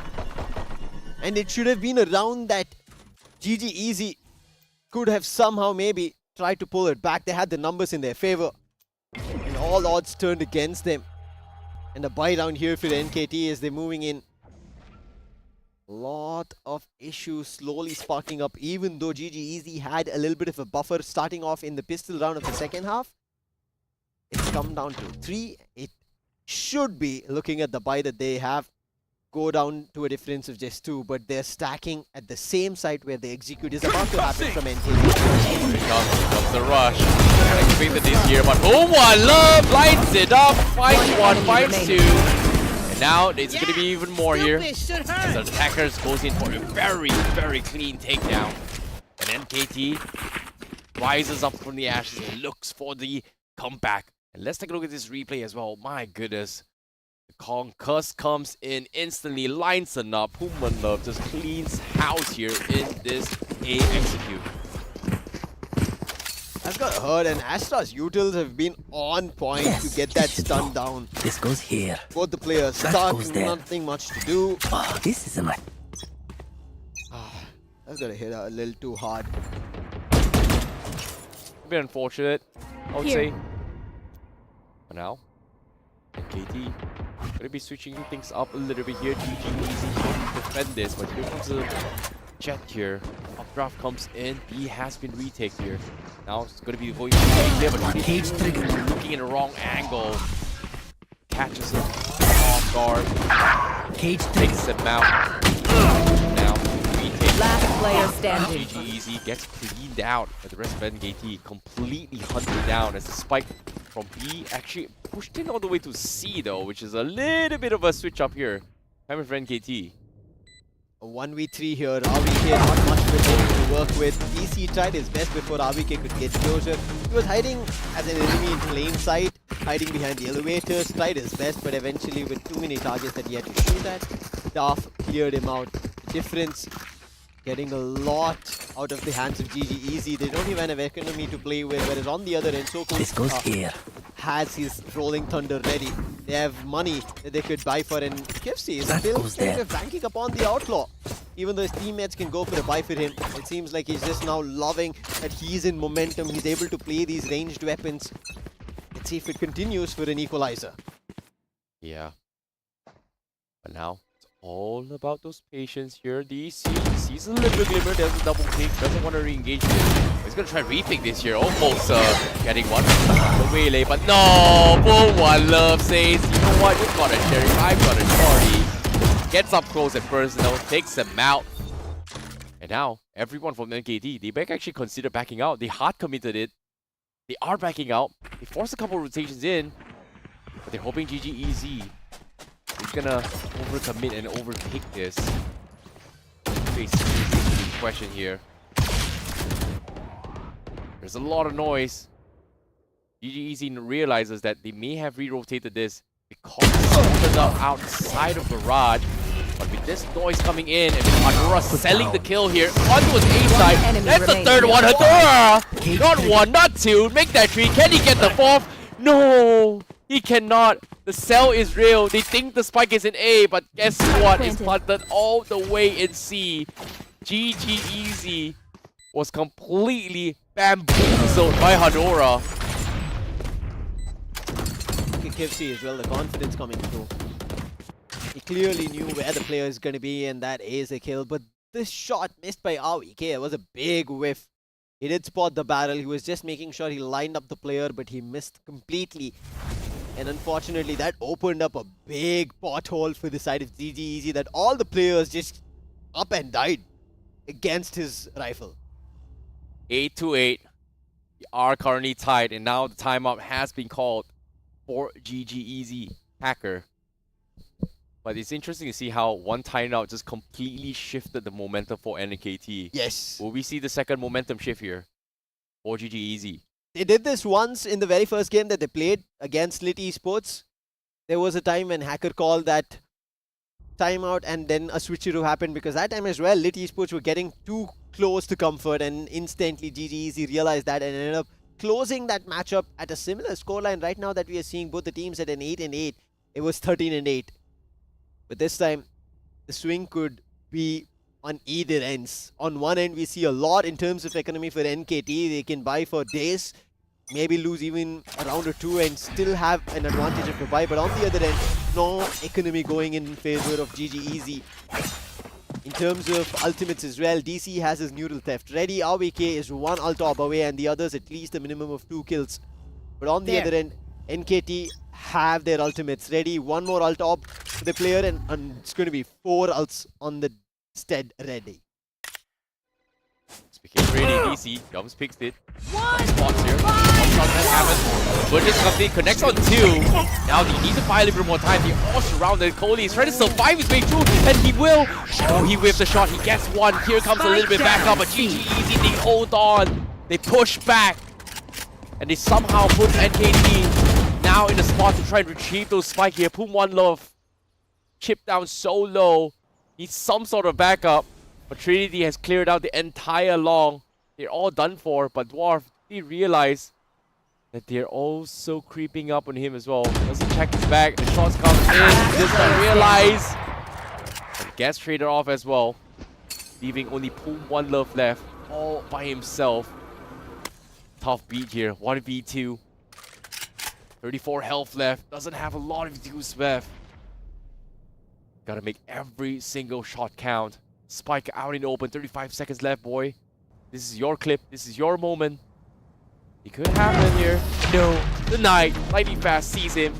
That's gonna be GG Easy finally taking a round. Yeah, they did not give away the lead. There was Reflect still that could have been played, but it was all Cole here. You would have to give him off how smart he moved around even after getting hit with the convergent parts. If he did not do that, because you could see already, Kivsey was like, where did the player go? He was a little perplexed when he was in that position. And eventually, it was Cole picking up those frags, giving his teammates the time to get back to that opportunity of a fight rather than leaving it for a retake, instantly battling head on, all gloves in. But right now, a timeout being called from Wizard. Somehow these coaches are completely turning the game in their favor after a timeout. Yeah, it's like they need to figure out what's went wrong here, because it felt like it looked good coming from GG Easy with the takedown here, but considering that now they have got 3 ultimates here, how do they stack out this as well as they can? They've got the Neuron Death, they've got... Oh my goodness, they've got everything as well. They've got the Breach out, they've got the Blade Storm as well. But I don't think it's gonna be a major impact. But in terms of threat-wise, do they still want to worry about the AWP? Because Trinity has it right now. And he actually forced by My thanks. AWP without cover here from Trinity. GG Easy. Glass Cannon coming in from Trinity. This goes here. He's also a 1 ult AWP or kill away from getting his ultimate. That So goes it could be a battle of all the ultimates coming through, because even NKT have an opportunity to get their ultimates up depending on their players getting the kills. They do have some of their ultimates, the Breeds, Rolling Thunder, but no Beetle or even a player being seen at A, and everybody knows it's going to be a C execution. The site was completely empty, but Dark spots the rifles, but he's not quick enough with the trigger. And Kohli again finding value. Units have instantly giving away the possessions, but Ardura still somehow picks off Kohli. Get out of my... On the Hunter's Fury, picks only 1 off, but DC instantly helps his teammate out from afar, pushing from the garage, gets the numbers back in their favor, but it is still a little bit of a disadvantage because the plant's been done. This is a retake. One enemy remaining. Oh, okay. My A little ultimate back is to ready. Trinity. Okay, not 1, not 2, but alright, sure. Very, very clean here. I don't know if it's clean or Don't miss. he just made it dirty, because that is so smooth. It was very clean, and as you said, nice usage of utils, forcing them off their positions, getting that kill on Pumon Love, forced Breach to also swing over there. Otherwise, So Cool Stuff would have waited for an opportunity. Didn't even put on a fault line, but you could see how ahead of it was Trinity, and it has just been Trinity. Look at him at 19 kills, even DC along with him at 20. Lightning Fast not having anything in this game at least. He set a scoreline at 10 and 8 with his team. Can we see much? Trinity going for an aggressive conversion path, and he slows down the opponent as an opportunity. Picks it off. Lightning Fast, however, completely denied. And that is 3 kills found, and the ultimate splurge from GG Easy shut down. Yep. Now, a little bit more. Love! Shorty outplayed. Complete shutdown. Operator, no problemo. Gonna completely take you out. Get close and burst though. Now spike planted as well. GG Easy only so far remains. What a very convincing takedown here from NKT. Made it about, they know where he is as well, and RBK goes down. So that's gonna be another win here coming from NKT. 9 to 10. It's gonna be very close. It's gonna be very tough. But for GG Easy, they're making it is close. And one thing I've realized is that from every match you play is a learning experience. Yeah. And right now, NKT and GG Easy is just making things really, really tough on each other right now. What a match though. This goes is here. off to a very interesting setup, and we are still not sure if it's going to be NKT or GG Easy. It's a match where they're just playing for absolutely nothing. but they're gunning it for all. Yeah. At this moment, it's for all pride, for their nation that they're fighting for, to make sure that they're going to be at a win at the end of their matchup here in their own groups. I think fast. Really, really good sportsmanship coming from both teams, though. You're feasting some good valor here. Is good luck, have fun? No, this is good game, having fun, Ren. Yes. DC thing with his camera, and Darth wants to see if he could maybe slightly spot somebody moving around. But now the reason he's pinged behind the boxes, calling that there should be one player hiding towards the logs. But with the camera closing down, the captain close and right on DC is going to saturate, spot him, and he will be slow. He will not be able to act as quickly as he would have wanted. His reflexes denying him because of the ability being used, and that's a quick plant on the spike coming in from NKT. However, Trinity on the back lines for this retake. Now Trinity baits this out. Finally, Hadora gets taken out here. Now he's going to try going for the flank. Unfortunately, could not do so. NKT has got the spike down. It comes in. One Love goes down the board! One Love! Ding, ding, ding! Gets all four! What was that? He found the very first and then he had backed off, but after that, finding those last three in a stretch, that was so quick. And you could see how, at this point, it is as clean as possible. That has gotta be the sexiest shot ever. That's a clip right there. One Love. Ooh la la. Woo, woo. Hacker calls in a timeout and a much needed one after a player pulls off something like that. He's feeding himself. He is about to drop a 30 bomb here. One Love. Oh my god. NKT. I mean, we saw NKT kind of getting to their form. Even Kivsy, we spoke about it. But to an extent like this, One Love on a Wele when there's an opponent Wele also dropping a 21. Ooh. This is a game. Ooh la la. Wow. Did not expect that at all. This is as close as you get. Let's see how it turns around after the timeout. Is really pushing NKT to the max. Seems to be. Now, we did see them play out with Boom as well, and this is not something that we did see from NKT. They did still get the scoreline to 39, but to an extent like this, the matchup between all the players performing at best as they can. Amazing stuff from NKT to pull off. Okay, let's see. Now, the timeout coming in. They have to figure out who One Love goes for the aggressive spray. Seems like the call here is to just let One Love do his thing and then catch him while he's lacking here. Retake has to become true here from GG Easy. Bad eco. Now the Cypher trips. They are going to try and pick this out. They know there is going to be a flank here. Finds one. It's going to be DC down. Trinity also down as well. Lightning fast. Going to be able to train him off, but if they've lost too much here, it needs to be good. But they all getting chipped away. RBK finds himself a fan though. All by himself. And One Love is ready for him. 11-10 for Team NKT.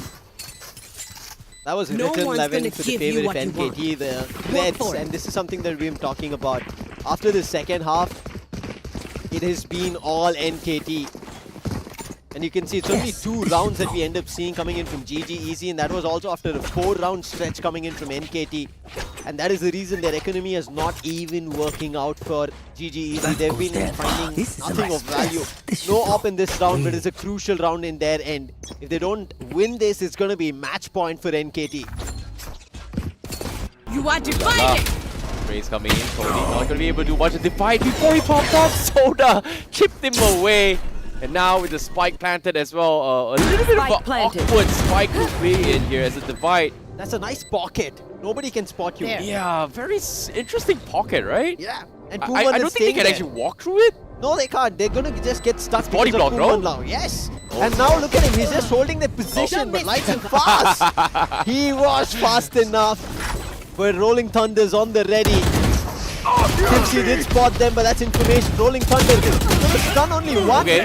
One enemy Still remaining. manages Knocking them. to take down people, and now the numbers work out in favor of NKT. Gravity well being used, and AVK can do nothing about it. Concentrate, Oh, Sova. he's gonna defuse. He's gonna try as well. He's gonna get straight down, hunted down, and NKT takes this to a match point. He's as close as it gets here. But now, it is gonna be match point. Let's take a look at the replay here as well. It was a very, very nice cubby play here coming from NKT.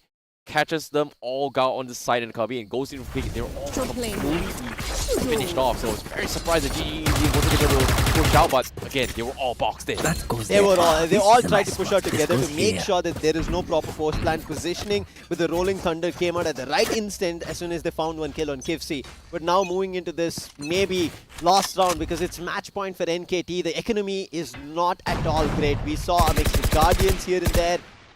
Maybe a I have the Sheriff spike. or Half Shield. Not much working in the favor here for GG Easy. At least maybe there's an ultimate that they could work out on, which they have found Right value there. in certain rounds by Trinity. But this is a very deep Cypher trap. And the camera as well, but they're not trying to break it as of now. They're just letting They it found my be. ward. And Camera finally they taken out. decided they tried to make a move. DC is all alone here. Spot line, quick refact being used. He's stuck, there's nothing that he needs to do. He still finds one, Golly on it, and lightning Spike fast down, comes through. C. The teams were so quick to act that there seems to be a life that's been breathed into this round. Well, we might go all the way towards overtime as well. GG Easy keeping things alive. Kivsi, unless he has something to say with this outlaw. Gotta make every single shot count. That's one. Doesn't find the second. He needs to go to reload as well. They've got armor. Not gonna be a one tap here unless it's on the head. Looking for the jump. He sees the hit. Ooh, he knows he's exactly right there. Come Could on, take a shot. jump, boy. We want you to jump. He sees 30 it. seconds Take left. that shot. Well, he can't do it for a jump shot. He does One enemy At remaining. the same time, Trinity finds him instead, so mistakes were made. And Hadora boxed in. They know he is exactly in the garage facility. Gonna try and jiggle his way through. Hicks in. Doesn't get cracked. Gets one. Gets. Oh, okay, 10 seconds Hadora. left. That's two. 1v2. 8 seconds left. He's got not a lot of time here. The spike is down. He will go down. Defenders will survive. And we are one more point away for GG Easy to potentially bring this in towards overtime And it could be the very first overtime. on stream B. Yes. We've so far, at least in any of the other scorelines that we've been seeing, it's been those 13-8s, 13-9s, 13-2s, 13-1s as well. But it has not been in overtime, at least in the matches that have happened. Maybe simultaneously, some matches have it. But for now, in this round, there's Lightning Fast, who's one kill away from an ultimate. However, his overdrive has not been kicking in as best as they would have wanted. But on the other end, the other way, that's going to be Boom One Love ready with the ultimate. What was the plan of action for NKT? They're slowly stepping towards B, maybe even planning for the B execute. Kivsi, was that a plan? But I think he maybe missed his updraft and dash over there, and Boom One Lao just executed using that as a bait. Finds one, back to a 4v4. Neural theft should give away the position. They've been quick to run towards A to get the spike planted out. Grounded, but lightning fast. Only good for one, and it is gonna be Attackers Sokul win. Soda and Hadura to end it and win this last matchup of the group stages, and NKT with a total score of 2-1. Wow, NKT denies the overtime. You can see instant excitement here.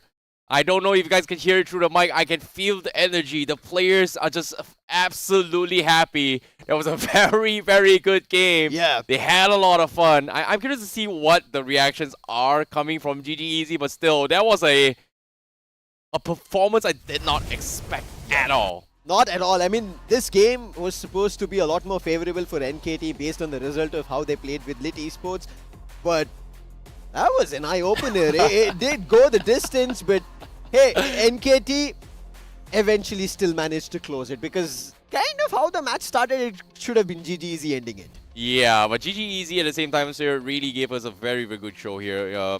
Very, very good sportsmanship coming from both teams, I would say here. Big game. At the same time, Team India versus Team Thailand, that was something I enjoyed. That was really fun. It was till the very end of things, and I think every agent kind of swept our feats. Uh-huh. They made sure that they played on par of what we kind of expected in the very starting of today from every game that we witnessed. And to kind of enjoy Wele to an extent like this, I think they built us upon to it. And for our viewers as well, I hope you guys had a lot of fun because we did. This was a game to watch, and this is a game that I think when you bring the best from either end to put their best game ahead to see if they have a chance, or even if they don't have, just put the best game forward. Well, was it a battle of wits or was it a battle of emotions? That was what we call fighting for honor here, because that was the definition of a good game that I enjoyed. But before that, let's take a look at the highlights here and how things actually happened between both teams here, because initially things looked a little bit slim here for NKT because things weren't really working out for some reason, despite NKT being, I would say, our favorites to a certain degree. But GG Easy really stepped out big time. What are your thoughts on this? I think you have to give it to their coaches as well. I think they played a huge factor to step in at the right moment every time for their team to get better. But also you have to give it to DC. He had such an amazing game today, especially on this. He was just, whether it be an attacking Cypher or a defending, he was on point in terms of trying to find rounds for his teammates, finding kills as well. Something that we did a little bit miss out on lightning fast to how he started the day off. His ultimate's also somewhere on the end missing out, but Trinity, he went all as much as he could, and these shorties, they were fun to watch. Yeah, there was a lot of interesting shorty matches, especially when it comes to the earlier phase of the game. A lot of cheese, a lot of jump spots here and there, but eventually NKT was starting to lose their grip. And after that first pause coming in, the timeout came in play, things went a little bit out of hand here for GG Easy, but they eventually figured out the sauce, they eventually knew how to take down. But again, every single team has had a lot of games in Haven. They're starting to figure out what's the most ideal situations to actually work with as well. So I think one of the biggest improvement here is going to be KC here, because his first game wasn't really that great, but after that things gotten really better as well. I think if this Kivsi was there in the first matchup when they were having with Boom, it might have been a completely different game against Boom. Yes, it could have worked out for NKT, but that's what happens, right? This is where we say your first game jitters, kind of you warming up to it. It was not there for Boom. They were right and ready. They were quick on their strategies, but here it was a complete different picture, even from Boom on Love. Dropping a big 30 is what he was looking forward to and running all around. But I think one thing that NKT kind of somewhere made it better was the fights, right? They realized that whoever is quicker to do the fights, entry into the site and have it surrounded, they're the team that's winning it. And NKT decided, once that scoreline came to an 8-8 and you ended up seeing GG Easy pull off the 9, they decided, no, we're going to make sure that we are the ones who are, once we are executing right in their face for every fight. Yeah, I guess so. But at the same time as well, you know, another player to actually stand out as well, Pumon Love is just phenomenal here. He's been very consistent in all three games, just popping off all the way through. And I really like what I'm seeing here, the confidence, right? Even if you're not winning, you're losing here, you're just having fun, fragging out, just doing the right things. And he's just been having a blast of his time. So I'm really excited to be able to witness one final time for both of these teams on Stream B itself. So that was just really fun to watch. This was their final game, and they decided to make sure that the final one is something that everybody is going to remember for times to come through 2027 as well, because their chances right as of now is not on the brighter end of things, because Boom is going to be now fighting against with Lit Esports. Lit Esports is on their stint of just now getting towards these bigger circuits on the bigger stage, and this is what Lit Esports now have an idea about. But on the other end, NKT, this was their chance as well on redeeming a lot of it. They've gotten an idea about that they need to get a lot more warmer into these best-of-1 matches and then eventually find the better results off of it. And same goes for GG Easy. I think somewhere in that mix of a break, they kind of did not catch up to what we did see in their first game against Lit Esports when they played with Boom. But however, in this game, they brought every guns in terms of them being on par with whatever they did want to do against NKT. Yeah, that was a very interesting one here. But again, that was pretty much the 5th game here. We hope you guys enjoyed that as well. But now, this next upcoming match, what are we going to be expecting is going to be the question here. Because there is, I don't know, the odds. The obvious is Boom, but okay, the only way the tiebreaker happens is that Boom loses this. And currently, Team Lit, as much as it's a competition, anything can happen. Anything can happen, and it's a best of one. And it's a best of one.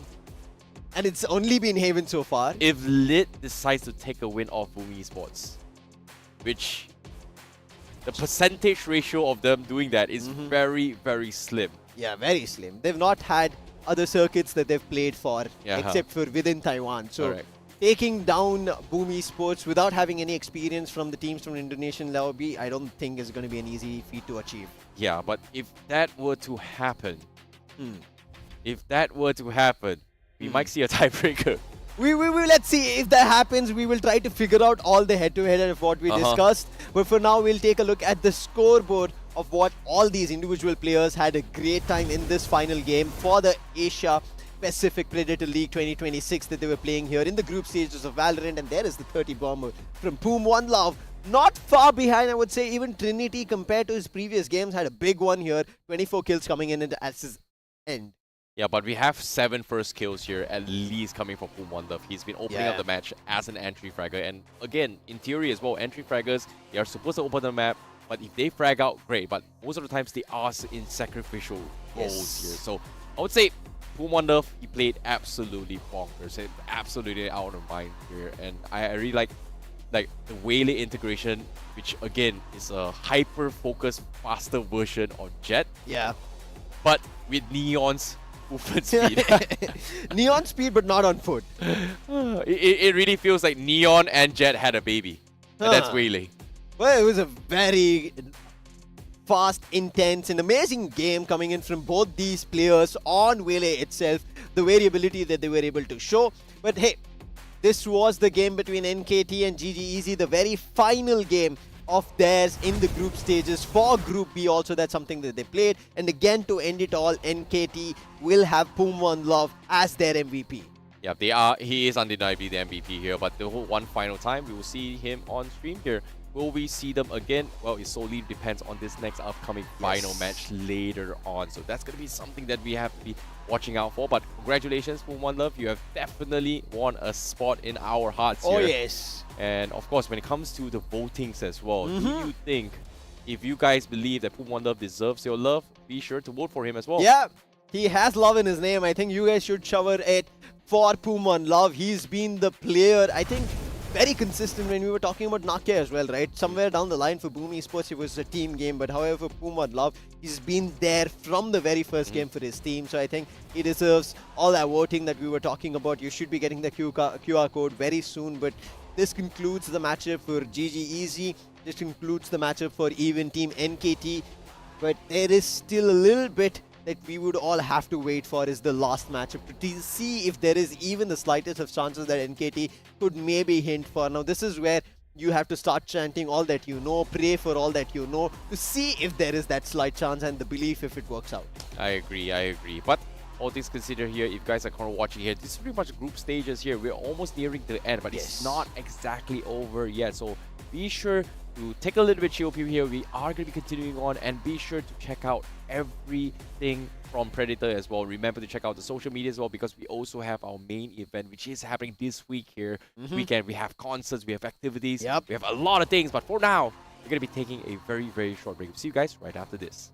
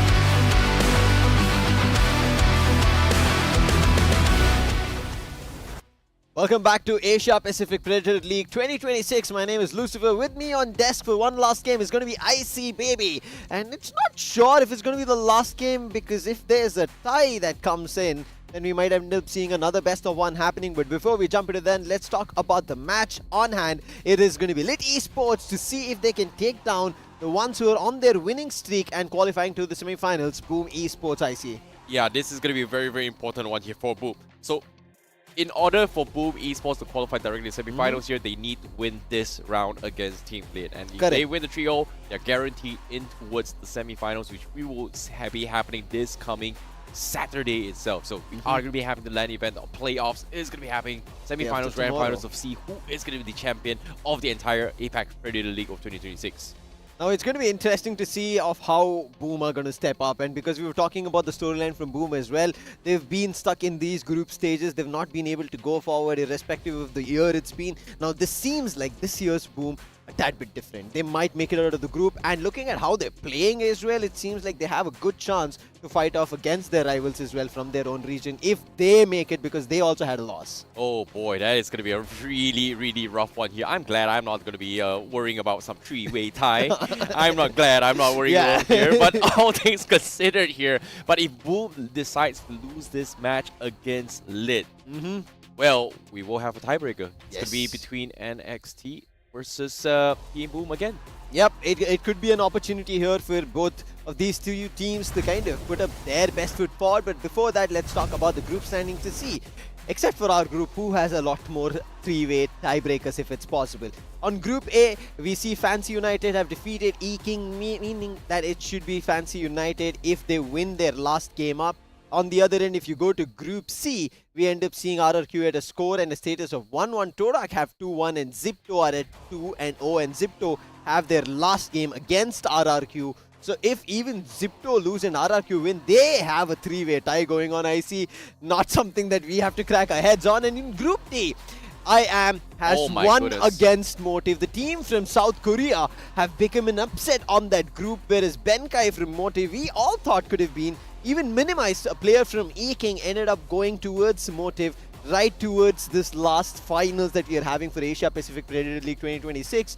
But it did not work out. It's going to be IAM who make it forward. Yeah, that's going to be our first team that we see out of all the four groups here is going to be in towards the playoffs that is going to be coming this coming Saturday itself. But let's take a look at the schedule here. It has been a long day. We've seen all 6 matches, well, all 5 matches here, especially coming from all the teams. And now for one final time here on Stream B itself, it's going to be Boom Esports going up against Team Lit. Lit has not won a single game, but if they decide to pull an upset right here against Boom Esports, we are going to see the tiebreaker between both Boom Esports as well as Team and KT. So that is going to be very, very interesting here. So, but without further ado, let's jump straight into the final game here for today itself here. It's going to be Team Lit going up against Boom Esports here.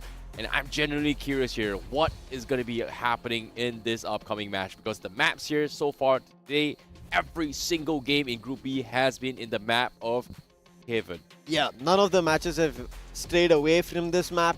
And most you had to jinx it, my friend. You had to jinx it. I mean, okay, the Pact of Casters still having an opportunity to jinx seems to continue. Yeah. Yeah. Quote-unquote caster's curse, huh? Yes. Anyways, in case you're wondering who they are, Team Lit is all the way from Taiwan. Let us introduce them for one potentially final time here. It is going to be Long, Yan Yan, Rainy, Winner, and also Secret from this roster here from Team Lit. The recent joinee that's going to be Long tried his best. He even turned around his role. We ended up seeing a double controller role coming through as he was playing an Omen. Yan Yan tried his best. Yan Yan he pushed it forward as much as he can. But with the last game against NKT, it was a lot. But who are their opponents? Let's introduce them as well, because probably looking at how they've been fighting, they are gearing up for the semi-finals as well. It's going to be Nats, Defo, NC Slasher, Shiro, and Nakia, one of the others who are looking towards even the Intel All-Stars, and you can vote for that. Yep, that is going to be something that you guys will vote for as well, because that has been an amazing performance here coming from all of these players. Nakia as well as NCS Slayer has been able to do a lot here. Sorry, Slasher NC Slasher has been phenomenal in all these games here. But let's take a look at the cams here coming from Team Lead. Seems like they're having a blast here, as Team Lead still having an all-time vibes, and then seems like they have a very, very cunning faces here. They might pull an upset right here, right now. I like how you're thinking. It could be a situation that we might end up going to a tiebreaker. The very first of its kind, because as we did kind of speculate, right? Group C is the group of chaos where anything could break out, and it is kind of fine-tuning its way towards it. Zipto have had their chances to be in the finals of Asia Pacific Predator League 2026. Sorry, the previous years, not 2026, but it seems like they're continuing that tradition in that group if they win the last game that they have. But on the other end, Boom, similar to how Zipto seem to have a clean run, they've already had a 2-0, Boom also have a 2, and Boom should have this opportunity. But you mentioned Lit looking like how they are excited for this game. Seems like they have a chance for an upset. They've had 2 games to figure out how teams play from different regions. Yeah, it is a lot of things that they have to actually figure out here. But let's take a look at the map veto. It is going to be up here. Please. Is it? It feels like the same thing all day here. Pearl banned, Sunset. Oh, Haven's been banned. Let's go. That's going to be Bind as the decider. Finally, the curse has been broken. Praise the Lord, ladies and gentlemen. Praise the Lord on stream. I'm sorry, guys. But yes, praise the Lord. We finally see Bind, the decider for the very last game, which seems to be, and this could be a difference coming through, because this was banned by Boom. They heard our cry maybe, and they said, okay, let's give them a different map, and they move it to Bind. However, while they're on Bind, it seems like Lit Esports have decided to start off in defense. Okay, seems like that's gonna be the case as well. So, yeah, sure. Okay, I was just looking at their maps which they've played, and they've not played Bind, and it was also one of the maps that Lit Esports did ban in the very first veto that we saw, and they've not banned it here, and they let it happen. So I'm kind of surprised to see this actually happen here. So I want to see how things actually goes in their favor. But without further ado, we are going to take a look at the agent select here coming in from Bind themselves. Seems like we are going to see a Brimstone play coming from Boom Esports. Raze, okay, pre-standard here. We've got the Fate, Yoru, and Viper. But I'm curious to see how Nats is going to be playing the Brimstone, though. on the other end, we end up seeing Clove coming into the play, which is not something that we generally see. On top of it, there is Yoru by Secret, and a lot of changes happening. Rainy has gone in for Fate, not a Sentinel. Winner has moved to the Sentinel on that Cypher. And Wele coming in on this map from Yan. We generally, yes, as you speak about it, Raze is what something that we see. You did ask for a Raze, so Nake has decided that we're going to be seeing a Raze at least in this game. But I think in terms of firepower, in terms of damaging utilities, Boom have it covered. Hey man, if you take a page off Paper Rex here, when it comes to Bind, Raze is the way to go. And Boom Esports is going to be following the trend here. But one thing I kind of heard from you is that I'm going to call you out on this. Okay. What do you have against Clove? How could you disrespect Clove? Clove is such a fun hero to have. One of the best smokers out there. A very one-dimensional smoke and with very, very good self-sustaining utilities. How could you disrespect Clove? I am not. I'm just saying that is something that we don't see often played. In pro scene? Yeah, I'm not saying the that. audacity. Here, I play Clove myself when I am playing Valorant, and I'm forced to play a controller, and that's the reason I always go for a Clove. But with that, we are ready for this one and final game between Lit Esports versus Boom to decide who is going to be making it to the semi-finals. Wow, this is going to be a fun match, seeing how things are going to be going here. Pistol rounds, Lit Esports to defend. And things is going to be a little bit of a tricky situation here to do about this here. But round begins. Lit Esports now. They're going a little bit aggressive here. Long just push here. It's going through, but oh, surprise! Did not expect this. Yeah. And Boom Esports was able to quickly react to this. Rainy, he was the only one, and he had to wait out. Secret slowly creeps up, but they've lost side control. The plant is also coming through. Lamps was not taken, so Winner will still get a chance to take control of it. Oh, Secret. He is going through the poison cloud. Yan, he ended up crossing over on a backstab, and he finds one, but there's one more player behind him. So he has to either push towards the side or fight the player back, but the numbers are better for Boom. One enemy As they put him remaining. down, make it 2 by Defo as one last player winner, the Cypher, trying his best to try and see if there's a possibility to pull this out. Oh, Spikes will be tapped out here. Boom Esports, they're just not committing to this as well. They've got the smokes and setups available here. They've got the Molotov lineup for this. Seems like it's not going to be able to do too much here. Time has been bought, and Boom Esports will secure the first round here against Lit Esports. That's a very interesting way, but the lineups, especially in the Brimstone, we do see this on towards top games or even top lineups as well. But again, you see this happen right from the get-go on the first round itself with Pistol. They are committing a lot of utilities to this. But seeing how this happened as well, we do see half buys coming from Boom Esports. A couple of Guardian buys as well. My camera is One tap destroyed. perhaps. No Outlaw. Down and out. Never mind. Marshall is good, just as good. Nats finds the opener. Shiro as well, looking for some sort of commitment, but looks like he's gonna try and back off. He's considered going for A side here. Does make a little bit of noise. Lit Esports expects this to be AP push. And even the TP comes in, but ooh, he's gonna go back here, back to his U-Haul. Yan Yan gets tagged up pretty low. He goes for a white swing, but guess what? He catches them slacking, takes one out. But it's dropping down so low. Here comes the jump spot. Doesn't connect, but wait, what? Where did that come from? Secret, where did you come from? Comes in for the save. Boom Esports. Losing a couple of bodies here. And Yan Yan goes in for the zap, but eventually loses out in the final trade to Shiro. But Boom Esports, very, very near miss there. Yanya was just right-clicking to all their faces and he was doing the damage. If Shiro was not a full health, he would have been taken down because he got dinged.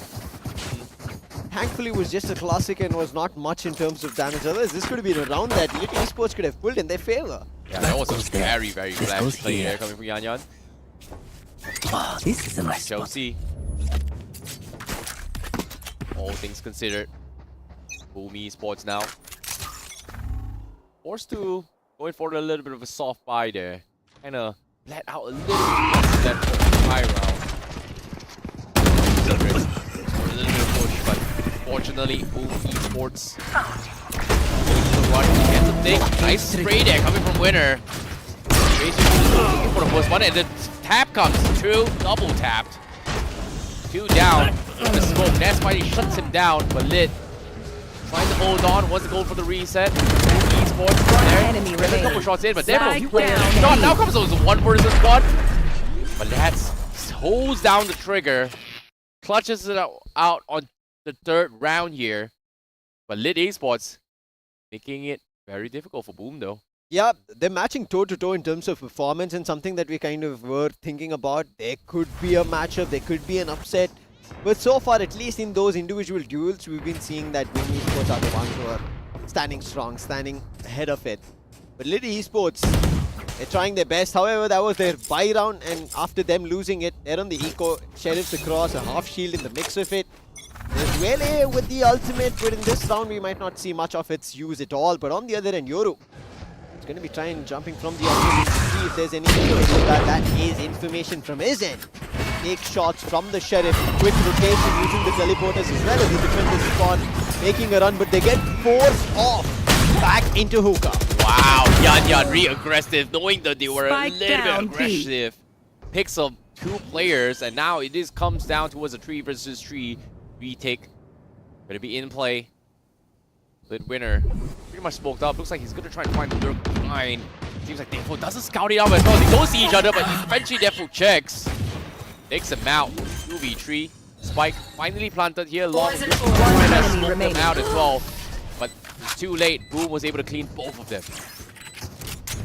And you could see how well Defo was communicating with his teammates, making sure that they had cleared hookah because they did not have control at defender spot, they did not have control at elbow, and that hookah was already invaded by the opponent. So making sure that Defo took some time, went back and re-entered hookah from the other end, and Yes, Winner was I not should even having the slightest hint that there could be a player who could This come goes right in here. and This is a eventually nice it did happen. It did work out, and that's going to be a 4-0 for Boom Esports. And now they are also having the ultimates on the ready. Brimstone as well as the Viper Split are ready.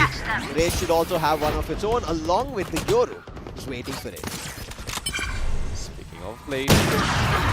Oh, okay. Off has been shown here coming from Sacred. And a big TP out. Yeah. And now Boom Esports, they have to figure out here. They basically want to try and commit and retake space from B because they don't think they have any sort of control. But Lit Esports, they're doubling down on everyone inside A side. This execute maybe a little bit interesting as Shiro. I'll handle Try and this. use the dimensional drift here. Try and scout things out. Seems like they'll look around to find people. Ganyan is able to take down Kiao Yao. And also Slash goes down as well. Good defense here coming from Lit to make that third from Winner. And now even Yoru will go down. And just like that, Boom Esports, they crumble. Very successful hold here from Lit Esports. And a flawless being pulled out from Lit Esports. Something that they were trying to build upon in the past few rounds, and it eventually worked out in this 5th round, and they were able to conclude it. And now they have opportunities of ultimates of their own as well. Secret on the Yoru, one away.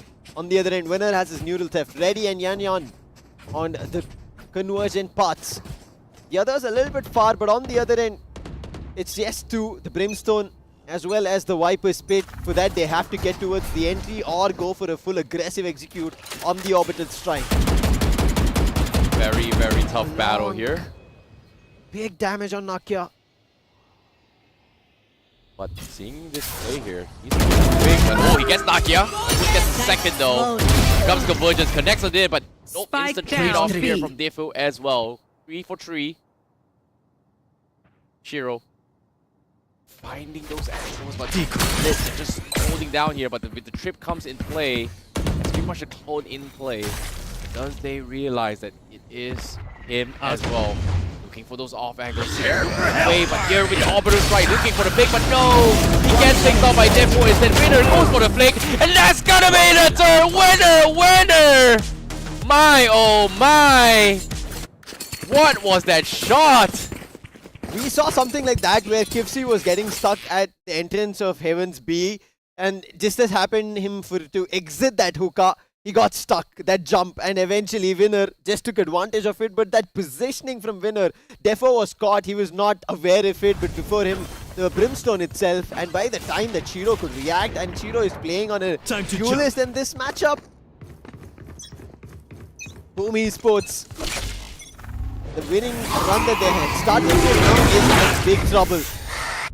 Cancel out. Cancel out. Comes to execute, Nakia going in blind here, try and catch somebody off, but his legs will show it, Radius sprays him down. Now, this tries to do a little more himself out here on the globe, but crazy from Rady, Lit, they're trying to make things work. Boom Esports, they're crumbling, they're shattering. Where was this Lit Esports in the morning? What am I watching? Not even a single game that I see that Lit Esports have on record at least that they've played on Bind. Hold up. Look at this. Timeout has been called. Boom Esports. Guys. Something is not right here. This is Lit Esports.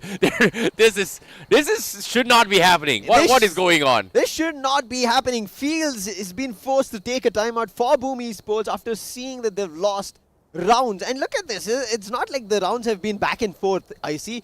It's a 4-stretched round that Boom Esports won at a go. And after that, it's going to be Lit Esports who are now picking up their rounds at a stretch. Yeah, this is a little bit scary here because I was expecting Nakia to do a little bit better in terms of our execution here, but the Raze is not working out. Every single time he goes for an aggressive push, he gets smoked off somehow. He tries to sneak from U-Haul, he tries to sneak from the flank, but he just doesn't find anyone. And Lit Esports is able to like somewhat predict that, oh, because of the Raze, there's only a few things that Nakia can do, and every single time they catch Nakia in one of the most awkward positions to be in. And on top of that, they don't have a sentinel at all. Yeah. So Nakia on one end is just jumping in with the Satchel, trying to go ahead and to see if he can go for a direct 1v1 duel. It's not working out. They're catching him while he's turned around. And on the other end, his teammates are trying to make an entry which works in their favor. All that's been working so far has been the individual 1v1 duels. And now that Lit Esports are not giving any 1v1 duels, it's becoming very tough for Boom Esports. Let's see if something changes out of this timeout that they've had. Boom have ultimates. Nakia with a showstopper, but can he stop something? Flash. Hit them. Unfortunately, blindsided their own teammate. But now, again, Steffo will have a chance. An instant get crash. Yep, instant back off here. Boom still has the numbers though. 4v3. Try and reposition this, but oh, the spams come through. Shiro catches winner. That's gonna be Boom. Looking to try and retake it as well. Secret. Going for the flank. He's got a U-haul. He's gonna try and get a little bit too damage. There he is. Here comes the swing, and Boom takes him out. It's at Boom Esports. But then he got a little bit of scolding from the coaches. Stop messing around, guys. Stop messing around. Do take this out as well, but I agree with you. Where's the Sentinel? 3 ultimates on the ready. Again, on the other end, because there's been a stretch of rounds that Lit Esports won, their economy still strikes to buy. Are they looking for an op? Yes, Secret buys one again. This time, he's going to be stationed at A from U-Haul. Yes, this should do. This could be an opportunity to bring that defense back, the rounds that they won, but it seems like they'll be trying to play it slow. Path is where they want to go aggressive, but it's been smoked off for now, and Clove is watching the corner.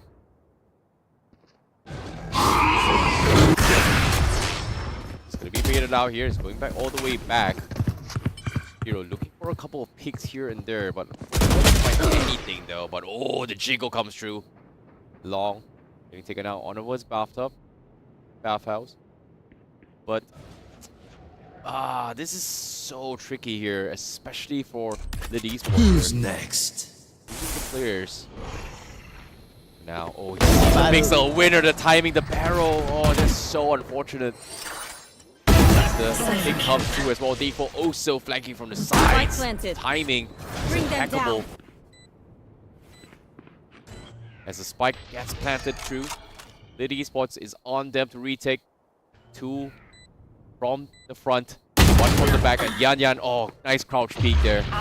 Takes down Default. 3v3. Here. Drift, scouts, 2 in U-Hauls. They got the information. Showstopper denied as well by Rainy. Nakia could not do anything. And now with the AWP available, he's going to try and jiggle this. And C-Slasher takes out Yan, but eventually it comes down towards 2v1. But the time's ticking, they have to be quick on it. The Nightfall being used, and Rainy, before Secret had any vision of it, Rainy will be able to put him down and as well get that defuse done. But how did this round even find value? How did they even turn things around? I was banking on the time not working out. The showstopper being denied. That was a big kill to be found by Rainy on that fade. And then using the Nightfall, making sure there's no audio. And that is the reason I maybe think that he had no clue of Secret being close. But also Rainy, quick on his trigger. He was sharp with that Phantom. It did work out. And that's going to be Lit Esports staging their chances to get back. What happened to Nakia? It seems like he's been being picked off left, right, front, and center. This is not the Nakia we've been seeing for the past few games. Not sure where it's going wrong, but it is not working out. That is honest. This is not the Nakia. We would have wanted him back on the Neon. Or Neon, yeah. Yeah. But for now, Nakia on a 1v1 with Long. Smartly, Long has positioned himself right at hookah. Yan, he takes a TP, so that's going to be trouble for Nakia. But he just heard the sound, did not see the players, but no! Long! He did not clear hookah. And that is a free kill here for Nakia. And Yan, he has to try and find value, try to stay. Yes, he was seized. But nonetheless, look at Secret. Well, this is going to be tough here. The reposition comes in through the teleporter. Seems like Boom Esports is going to be making indicators trying to launching smoke. Face your fear! Now, fade out comes in. Here comes the jump winner. Does not connect the shots. Nats is able to b-hop his way through. That's going to be spike planted as well. Lit Esports now forced to play with Secret, saving the operator as Boom Esports will be looking to try and hunt him down. They know for a fact he's got the operator. And can he save this is going to be the question here. Very tricky spot to be in here, but as we can see, Lit Esports, they are putting a fight here towards Boom Esports, but it's going to be close here. Hero, does he check this? He's on his left. Yes, he does, and he sees him. Oh no, he cornered him! He tried to sneak past him, and Secret saw his hair, shot him, and then this back comes in, and Secret gets the clip!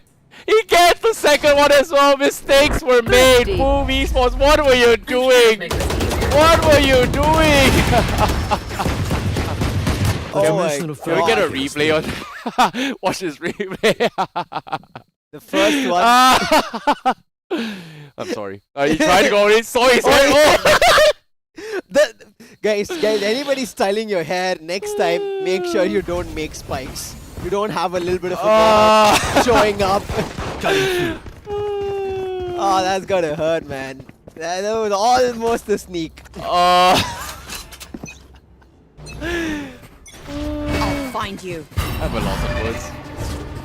LIT Esports are at a big difference. They are trying to match toe-to-toe against Boom, especially at a time when Nakia is not having his game. They found my wire. Good workout, but with at least the paint shells, they destroy the setup of the Cypher. But with that gives information, and you can see the lot of LIT Esports, they all make their way towards the B side. Small little fake out, but Secret's there, and he spots and he tells that there is nobody here. It was mostly just a fake. And everybody's stationed out ready for the Boom's entry.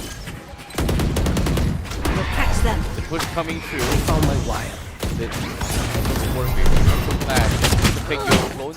Down the port. Still there, but tries to beat this. Down. Brady is gonna be able to get a couple shots in and lit. They hold on 2v1. The convergence comes in. Now he's gonna go for the pick and he takes down the Viper as well. Yan feeling absolutely confident about this match, and Boom Esports Last round go before in the for a switch. big win. That was a big one indeed. They're matching this score as well. One more round away from the first half's end. And it seems like it's working out. Ultimates, it's going to be Winner who's just one Altop away, but on the other end, it is going to be Shiro who's going to be quickly ready. Defo is already there with Nats. So it's going to be 3 ultimates against 1 on the side of LIT Esports, but they have an op still. Yan is having a really good time on that Wele, and it's working on it. Boom seem to be not playing at their best here on Bind. Oh, bash comes through. Nakia need to go for a little bit of a cheeky situation to win. Down you go. Spray. Nats gets a little bit of off angle here, punishes the aggression coming from Secret. Who's next? It's gonna be a tricky spot to be in. Lit, here he comes, the big spray down. Rainy, Spike big down massive A. pick off here coming from Lit. I got the spike. Boom Esports now back. forced to disengage. Hero with the ultimate available as well. He's gonna be able to TP out, but it is a 4v2 as Boom Esports, they may need to count their losses here. Oh no, he's stuck at the teleporter's exit. Oh boy. And right there is Winner. And if the doors open, Winner should have a free frag, and that is the man who has the spike. I think now he will have the idea. They all jump in with the flash, and the spike is stuck. It couldn't even make it to the Viper's Pit, and therefore he's just going to activate the Viper's Pit in 30 seconds. There's nothing he can do. Ooh, Oh, the dart was so close. Yeah, No. it looked like it was about to track him. 30 Seems like seconds Lit left. is looking to try and go in for the HUD. Eventually, Winner hunts him down. Therefore, goes out, and we are going to go towards a 6-6 here. The dream is real. Switching sides. We might see the upset happening here. But Boom Esports, they are trying to make this work. This is very, very scary though. Such a tricky situation to be in. I mean, when we started this, we did not kind of predict this, but hey, I think all of our speculations for maybe an upset is kind of somewhere pushing that belief to find its place. But at the same time here, this is going to be the second half coming in play. Boom Esports is going to be on the defense here. Yes. And I'm genuinely concerned. Who's the Sentinel? At this point, both the controllers have to play as the Sentinels, and you can see both the controllers are on one side, and it is the initiator, Fade, who's going to be playing at B. And all the players are now making their move towards Hookah. There's nobody at even any of the attack sides at A. Now, comes the melee from Yan. Still some engines to back off here. Nats picking off a couple here as well, but Boom Esports, they definitely need this win. Nakia, big step up, but gets completely rushed down by Lit Esports Last here. player standing. Just like that, who only Spike planted. remains here. It's gonna be a couple of shots through. Just like this. Goes down the board, finds a second, but doesn't have the ammunition or the health to hold on. Elite Esports takes 7-6. LIT Esports, they take away the lead for the very first time, and it is going to be a matchup against Boom Esports that they are doing it.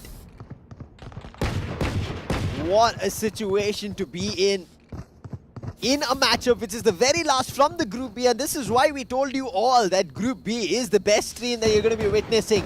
Hey man, I know we're the best team, but I wasn't expecting this at all. I thought Lit was done for. Like, there's no stakes involved for Lit, but seems like they are here to pull a potential upset here. Oh no, Shiro. I think that was seen maybe a little bit of a pixel, and they've already banked upon it. Yan is ready for it. He's going to get it. One shot. But on the other end, even Defo, he was able to find and quickly trade. So the numbers still being better here for LIT Esports. Oh no! Long. Okay. That was a classic kill. That's Bring got them hurt. down. And from long range as well. Yeah. That was unexpected. Seems like Boom, you still have some sort of numbers, 3 versus 3. Spike hasn't exactly been reviewed yet. Stock Caution yourself here. a couple of ammunition. But again, this is a forced eco round here for Boom Esports, so yeah, trying to protect the guns here at least for Lit Esports though. Nakia still hasn't been able to retrieve a gun. Got to hold down the fort. Very tricky spot to be in. Lit taking this bit by bit, checking every single angle. Cannot afford to lose even more here. 30 seconds left. Nakia is the only one here. Yeah, such a tricky spot to be in. There he goes. Here comes the execute. Yeah, I go for the plan here, but Nakia is going to try and repick this. And he gets another classic kill. Nakia now looking to try and chip away at their damage here. But they're all hold on. The spikes is there. 10 seconds left. They're pretty much stuck in this 2-3v2 scenario. Secret looking for the big misses. The shot though. Jiggling their way through. Yan finally takes down Nakia. And it is a 2v1. Secret gets completely overrun by pistols. Boom Esports wins a eco round. A trip. Wow. Next time we'll use wooden sticks. And Make all it with fair. classics. That was a complete classic round. Yeah, did not expect that, but well, guess what? I've got a couple of free guns now. I'm very happy. Yum yum. A full upgrade. Look at the Guardian they have. The Outlaw that they pick up. And on the other end, the team who should have won it got caught off guard in such unbelievable positions, in even situations that they wouldn't even thought about it themselves. When we talk about the bonus round, it's supposed to be a somewhat bonus round here coming from Lit. But guess what? They have Sheriff's Frenzy. Well, Boom Esports this time has the bonus, I would say. Or in this case, the advantage round for them. Fall back. Whoa. Shiro, okay. You know, try to get a little bit sneaky, but no pickoffs. That was but he very dropped, quick. Yeah, he almost dropped down the bait though. So that was a nice move. Nats just starts following them through the angle he has, and he keeps getting more. That's 3. Right between the triple and the truck, and eventually Shiro, using the fake out as well, walks right into the enemy's face, and that's going to be a flawless for Boom Esports to not just equalize the score, but to take the lead back. That's the easiest tap of his life. Just tap through the smoke. Tap, tap, tap, tap, tap. They just walk right in. Wait for him. And Boom Esports now 8-7. Lit Esports slowly facing a little bit of issue, but after all, it is, after all, a forced eco round. But look at this. That's just tap, tap, tap, tap, tap, tap, tap. Also, defense favored map kind of working out in favor of Boom Esports here. Now Boom, now that they've gotten this lead, they should continue this forward. Now Boom are the ones on the highway towards the semifinals. Nice tag on the horn, and then the blind side as well, to get complete control of B, along with a hookup push coming through. So it's a complete execution towards A. With the player already being lost, they all have to do is just hold. But for now, in the close, be a little bit smart, did not work out. Thankfully, Defo eventually clears it out. Tried to walk through the own cloud, but waiting for it was Rainy. But they're all on the backstab. What can he do? Not much in his name. It's up to Long and his teammate Winner. So the secret. One enemy remaining. Nakia finds Spike. Now Spikes comes in. Secret's all by himself. Repositions with the teleporter. They know where he is. They heard the teleporter as well. And It looks like they are going to try double kill. Secret. Oh, he finds the isolate kill. And that's going to be NC Slasher looking to hold down the fort. And he will be able to clutch things out. Boom, esports takes another one. And now we are in crunch time, baby. 9-7. And it is hurting. Lead esports needs the economy. Do they force by now or do they come up with something new? But as of yet, they do have ultimates available on the Melee and the Cypher. Seems like they might decide to force buy. We already see a Vandal coming in on long with Really? a half shield. Don't buy, sir. Your teammates is not buying. Why? The ultimates on the ready. He's messing, right? He's gonna sell it, right? Okay, they are actually gonna force buy this. Yeah. I mean, the others are looking for just a half buy. There's a Marshall on pick. There's again, look at this. Finally. Okay, said, finally, yeah, it makes more sense. balance that buy out. Go for the Sheriff. Half shield is still fine. But now another horn position reveal. A Marshall against an AWP. Sometimes you've seen the Marshall doing the deed better than the AWP itself with the flash. Good. He did not have a great crash ready and therefore no TP. That's going to be a fight. And on the other end, keeping a check on B-Long with the Prowler. Shiro so quick on the teleport. He's already at B and finds value. Yeah, now still off angle as well. All timing the scope as well. Winner. Try and buy a little bit more time, but then they have to push through this one. Looks like you see a pixel here. Gun barrel from NC Slasher spotted out. And NC Slasher takes long out in that regard. Just like that, boom, they hold on. Take another round here. 7-10. Force eco coming in from Lit Esports. Cutting through.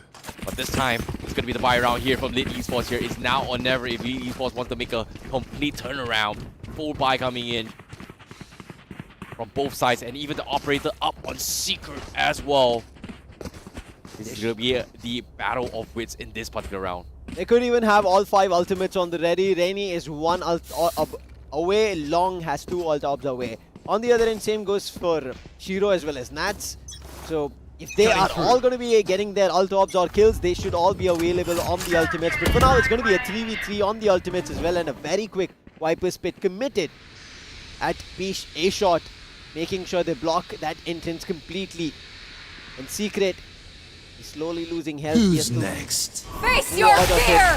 However, he uses the dimensional drift to reveal therefore his vision. It does not get revealed. And it is going to be Nakia helping his teammate out, finding value. Spike's been spotted, it's dropped. And Nats' incendiary.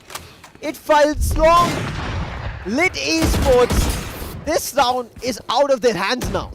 It's going to be tricky here.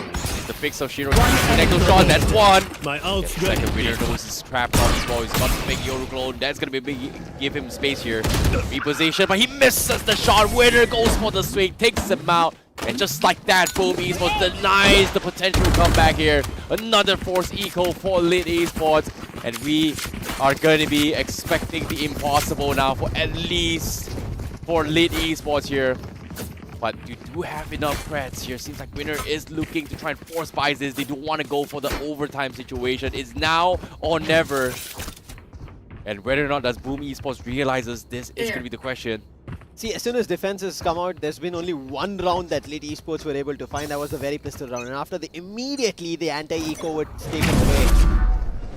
Making use of this map at its best. And therefore catches Yan Yan in his movements, those jump peaks.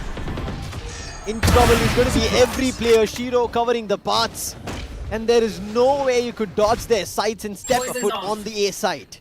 Very tricky situation here. They forced by, but just got completely demolished here. They still have the orbital strike. They still have the dimensional drift as well for this Yoru. They've got a lot to work with as well. Lit, they have to pull every single card. It's all about patience. Oh, but they see him, and that's going to be long taking him down. 3 versus 3. Opportunity here, and Secret finds another one. The spike comes in. The orbital strike going to try and buy a little bit more time, and there's a lot of time in favor of Lit Esports. Perfect timing. Planted. Somehow flips the script. All 3 are stuck at triple though. Oh, why? Okay, Nakia. He's got to make this work here. They're holding the angles once it happens. But it looks like Nazi reveals himself, and then he's going to get taken down. Trades comes through, but Nakia 1v2. He's going to push through, but Lit is so afraid. Look at this. He doesn't know where Secret is. They really don't know. And here he comes. They don't. They check and they clutch it. A big clutch here from Secret to keep the dream alive. 8-11 here for Lit Esports. even after finding the initial 2 frags, a little bit of an overextension happening here from Boom Esports, a little too confident on that move. Thinking that they have complete control of the A side, this push coming in from Shiro and them losing the control with the Viper at A shot. That gave them the entry, but it was also for a second. If Nakia was a little bit quicker, he was able to see through the smokes at the truck as well as the triple. He could have spotted that all the 3 players were stuck at triple itself. Nonetheless, for now, LIT Esports are a round up. They've dropped to 8. Shiro knows there's a player very close by. Right side misses and Shiro thinks he'll not make a push. However, Nakia quick on that teleporter. Gets that kill, bringing it back to a 4v4, and now he has more information as well. What a save though. What a save. And now, here comes, it goes to a little bait here. Pretty quick as well. Liddy Esports trying to go to reset. Wood just comes in, forces a couple of reactions, but Nakia, he misses the shot off, was able to trade him out. Now here comes the spray down. Forced to miss a 4v2 Lit. They're going to be swarming in. They will be able to get the spike as well. Long. Spotted out through the smoke. Last player standing. Now it's only 1 left, and eventually a very quick takedown here as Lit Esports is able to hold on. 9-11, keeping the dream alive here. It's not over until it's truly over. Lit Esports may not be able to qualify, but Boom Esports, yeah, potential ticket towards the playoffs might be denied right here, right now. They're trying to become the thorns in their way. And it seems like it is getting closer. The scoreline at 11, they just needed 1 round and they were almost there to get that 12th round to get to match point. But now LIT Esports are making a comeback of their own. They're pushing it as fast as possible, making sure the trading potential is not much. But a 3-man push out of Hookah. And instantly they decide to back off, make a move towards A. Right here. And it's only 2 players. If they're quick and act upon it, it could work after denying Shiro the But's control. It's such a difficult robbery in as well, but oh my goodness, Secret. What is he? Oh, this guy is popping off left, right, front, and center. As Lit Esports might actually try to tie this up. We might actually see it. Yeah, I mean, looking at this, their comp right now in terms of the roles that they're playing in the duelists, the initiators, all of it are so different from their very first game that they had with GG Easy. We could see that Long was not very comfortable with the Yoru, and maybe we were expecting that he was not comfortable with the very first game, but it finally, we understand that it had to be a completely different player in that role to make value for Yoru to be finding it. And they are doing it. They have secured their 10th round, double digits on board for LIT Esports as well. And they're on the hunt of the players to find their weapons out, and they do. Nakia, the player who's not at all finding value in this final matchup for Boom Esports, was also found with his weapon left out. Shoot the the bad score guys. is at 10-11. How's that for a plan? Oh, it's crunch time, ladies and gentlemen. 2 points left for Boom Esports in order to take the entire Group B by storm.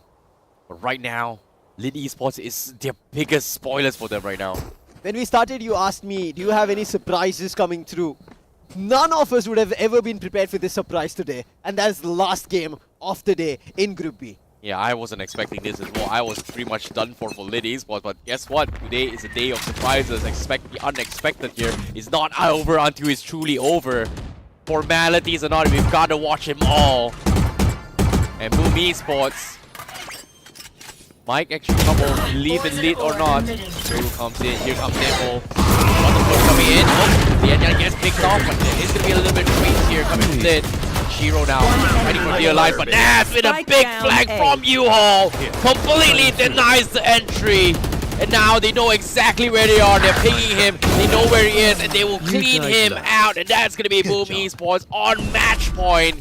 As Lit Esports now getting taunted here. Oh my goodness, Shiro. Done here. Ooh la la. That was a wonderful round. You could see on the map, right, how brilliantly they reeled the players of LIT Esports, thinking that it was just 2 players on site, and how they cascaded in terms of their utils, their flashes, their snake bites, and there was no trading potential for LIT Esports, and eventually down to the last man standing, who will also be cleared. And now with match point on card, this is the opportunity for Boom Esports to close this series, close Group B matches in its entirety. Ooh la la. Tough match Time to indeed. jump. Now Everything on the line here for Boom Esports. One more point is all they need, and Lead Esports might be able to score this here. Dimension Drift is here. Secret scouts them all out. So much info here, but he's gonna try and flank all the way to the back line. A very sneaky approach here coming from Secret. And can he catch the offline back line? It's gonna be a question. Yes, he does. There's gonna be one. He TP's back. He wasn't expecting this. Nuts was caught off guard. So deep. He had the orbital strike as well, and now no smokes for the side of esports. If there's a retake, that'll happen. Nightfall being used. Ganyan just quickly jumps in, spots the player. He knew the gun animation was not ready, and instantly refracts back. But Shiro, what can he do? Blindside, he knows the Cypher is here. But on the other end, Secret, the man who found the opening, is the man who's still concluding and pushing it forward. But finally, he's been taken down on side, and it's down to Rainy. Can he do anything on side? But no, the showstopper's out. Nakia, the man who's not been able to find value in it. So now down in a 1v1 against Winner. And it's going to be Nakia who finds a 3k and ends it for Boom Esports. And they go into the semi-finals of Asia Pacific Predator League 2026. You can see the hug coming from Nakia. What a play. They were like, oh, thank God. Thank God. Thank God. We may have made a mistake, but Lit Esports, do not count them out. That was a fight for a run for their money here. Boom Esports wasn't expecting that, but they still clean out. That is going to be a 3-0 victory here coming in from Boom Esports here in the best group here in Group B here for the APAC Predator League 2026. What a final game of Group B. While we thought there is about to be a tiebreaker, and Nakia, the player, he did not have a game at all. He was barely finding anything. What an insane final flick though. That was a clutch moment. It felt like Lit really could have pushed it. He redeemed himself at that last fight. It is wonderful stuff. And I think this goes down to say that this is why we mentioned that every team who's trying to play out here in any group, irrespective that they are playing on, they are trying what works best. Because if you see from the very first game that even LIT Esports started off, their roles were very different. They came to the second game, they made a couple of things work, however it did not. They understood that they have to make a lot more changes. And when it came to this, those roles were picture perfect. Everybody was in the right socks and it worked out. Yeah, it really worked out in every single front here. But all things considered here, we pretty much conclude Boom Esports as the ones that is going to be the second team to actually advance here based on our timings here. I'm not sure about how other groups has progressed so far, but yeah, as of yet, 2 teams done and dusted, and I'm genuinely excited to see how the grand final is going to look like. Yeah, after putting up fights like this, after teams showing us that even if they're having a worst game individually, they have a chance to make a comeback, stage it in their favor. And I mean, surprisingly, Boom, who had a lead at the very start with 4 rounds to go, and then a big staged fight coming in from the sides of LIT Esports, and they take away the lead away from Boom. That was big, and eventually Fields had to call a timeout. I was like, guys, listen, you're letting this game go, and if we do that, that's going to be a tiebreaker, and the tiebreaker would be with the NKT. Yeah, it is a little bit of an awkward spot to be in here. But all things considered here, NKT, they were hoping that Lit maybe have been able to do it for them, but unfortunately, there is no tiebreaker. Believe me, I'm pretty sure NKT, they're watching behind the players' booth. They were the ones, yes, they were come on, Lit, come on, Lit, let's do it. Almost, it was about to happen. Yeah, it is truly about to happen. But Boom Esports definitely, they deserve this win. It was a close call, but eventually a little bit of a mix-up here. Was very surprised that Boom Esports decided to switch things up without the Sentinel, but it felt like this wasn't the clean Boom Esports. Yeah. You know? I mean, that is true. With Shiro also playing on a queue list over there, it felt like they were trying a little bit here in terms of what works best, and maybe that put Nakia in a different footing as well, and that is the reason he was trying to figure out what he could do better. Or maybe him just doing his Raze antics. We've seen sometimes when we expect a lot out of Raze's utils, and especially the showstopper, it barely does anything. Yeah, it's hard to replicate what Jing does though. Oh, this moment was just hilarious. It has to be hilarious. Like Shiro, he tried to get a little bit sneaky. Yoru needs a haircut. And then just got completely punished for that. That was so unfortunate. I mean, see, he was doing everything right. He was close enough. He could have just passed. He forgot to look down. That was the reason why his hair was spotted out. Yes. Oh, that was a fun But one. this round as well that Boom Esports pulled out on that anti-eco, just classic all across the board. Something that I think could be for LIT Esports to look forward to, right? And everybody else as well, to pull off a round with just classics. They did not invest anything else in that round and they still were able to convert on top of it. Just tells us the caliber of what Boom Esports is preparing themselves for. Yeah, I agree. It feels like a really fun, entertaining match coming into this match as well here. But still, LIT Esports really, what a time to be alive though. Oh yes. And I'm pretty sure the region of Taiwan is going to be now very proud because Boom Esports, if any of the other teams, if you would want to kind of bring into picture who have put up a really good performance or a competition, I think Taiwan's LIT Esports extend it to an imagination that none of us would have ever even thought of. Yeah, it was a really tough match as well. Like, if you think about it as well, every single team that is here today itself, from regardless of Group A, B, and C, they have fought tooth and nail from their respective qualifiers to make it down here. And it's been a long journey. This is a very tough day for some of the teams, but unfortunately, we are looking for the best of the best, and only 4 teams will remain and exit from the best of 1 format. And this is where the semi-finals and the grand finals, the best of 3 format, is going to be a complete switch up. So let's take a look at the scoreboards here between Boom Esports as well as LIT Esports here, because Yan, this is something that I did not expect as well, because he has been popping off really well in this particular round. He was also playing on the Neon, just like what we were seeing from Nakia. And yes, he was doing the deed. But now with the Vele, the switch up coming through, yes, there were questions, and especially Secret on Yoru as well. That's a different role switch up that we are seeing in this matchup with Bind. And also on top of it, that we had a different map in this very last game. Bind coming through even got us excited to keep it going. Winner on the other end as well had some amazing highlight rounds that in his favor, because of which his team ended up winning the round as well. But on the other end, I think amazing stuff by Shiro, a change in terms of his role as well. He was playing on the controller, switches to a duelist here on this map, and it works out. He's also the top fragger with 21 kills coming through, and then it is Defo, and Defo has always been consistent. Nats as well, and Nakia a little here and there. However, because Nakia was not able to find value, it seems like NC/Ruoz's deadly duo or buddy was also not able to do much in this match. Well, the MVP for this match here is going to be Shiro here. He did pop off a lot as well. He's doing a lot of work here with his information. And I think him catching people off guard with his Yoru was, well, you know why he's the MVP? For making an attempt of trying to sneak past the off. Is this really an MVP, or are we seeing a comedian in the making?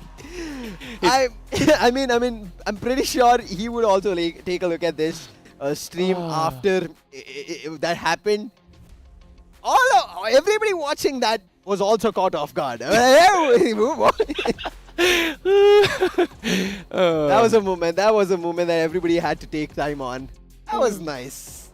He was definitely a comedian. He was definitely having a lot of fun here. It was really fun. Imagine if it actually worked out as that close-up sneak. That'll be, you know, maximum pain, maximum slap in the face. Yeah. But with this, we conclude our MVP as well for the very last game of the Group B.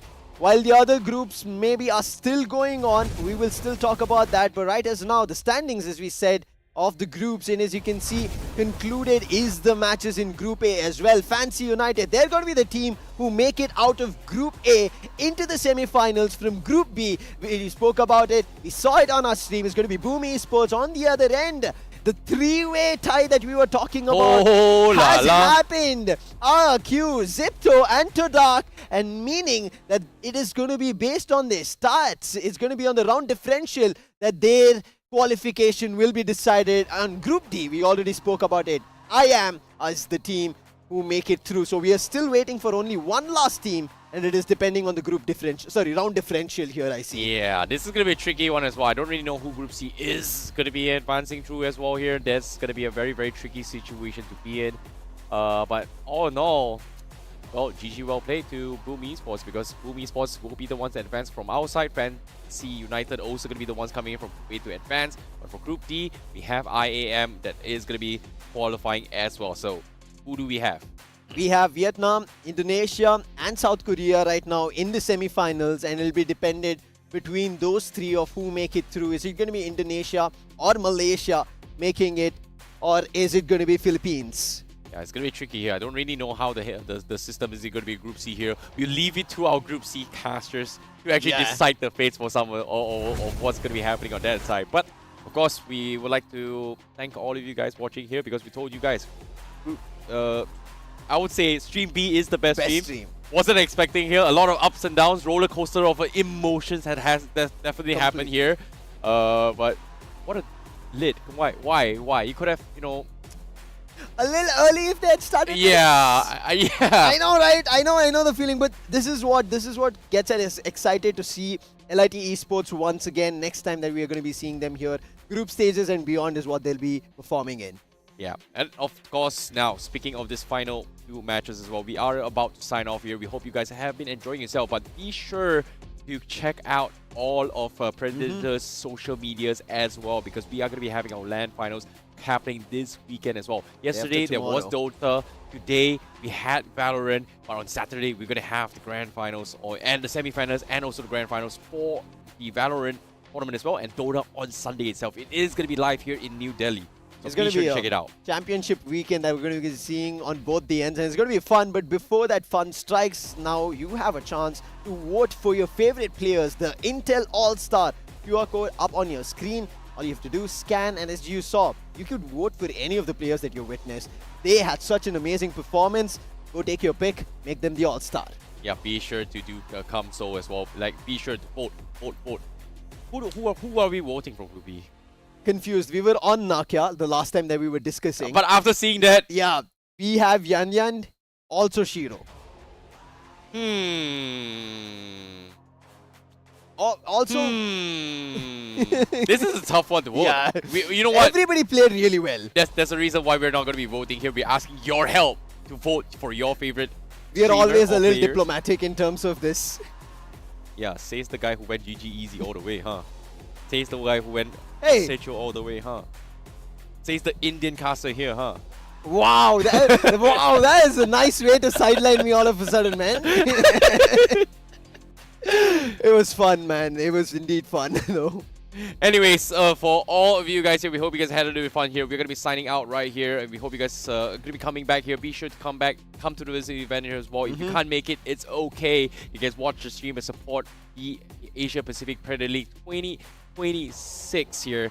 And now, we're going to be signing off. My name is ICBaby12, and he is Lucifer. Obviously, you got to introduce yourself, right? Lucifer. And we're going to see you guys this coming weekend. Bye-bye. See ya. HD display. Lightweight at just 1.59 kilograms. It's powerful, flexible, and ready to go.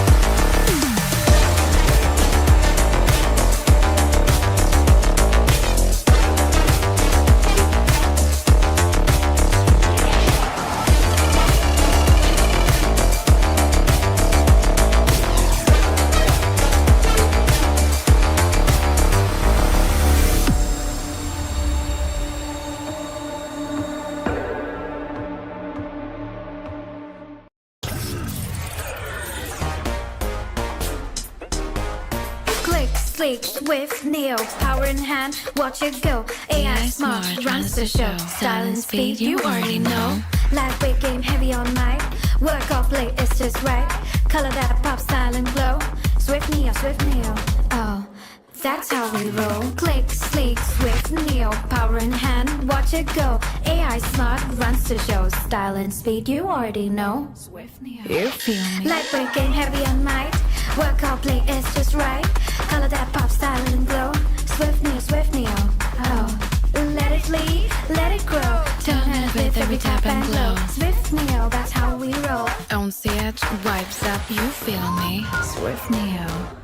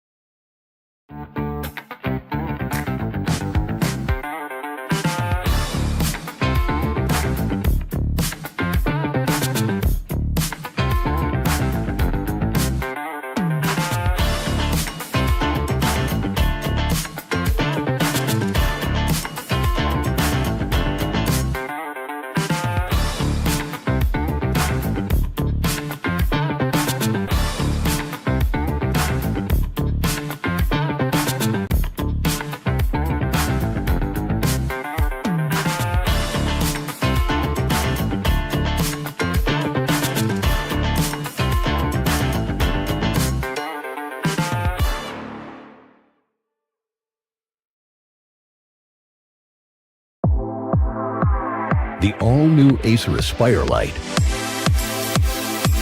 With up to 13th Gen Intel Core i7 processor.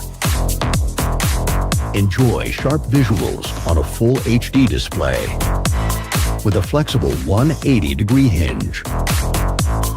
Lightweight at just 1.59 kilograms. Powerful, flexible, and ready to go. The Acer Aspire Lite, with up to 13th Gen Intel Core i7 processor and a full HD display. Lightweight at just 1.59 kilograms. It's powerful, flexible, and ready to go.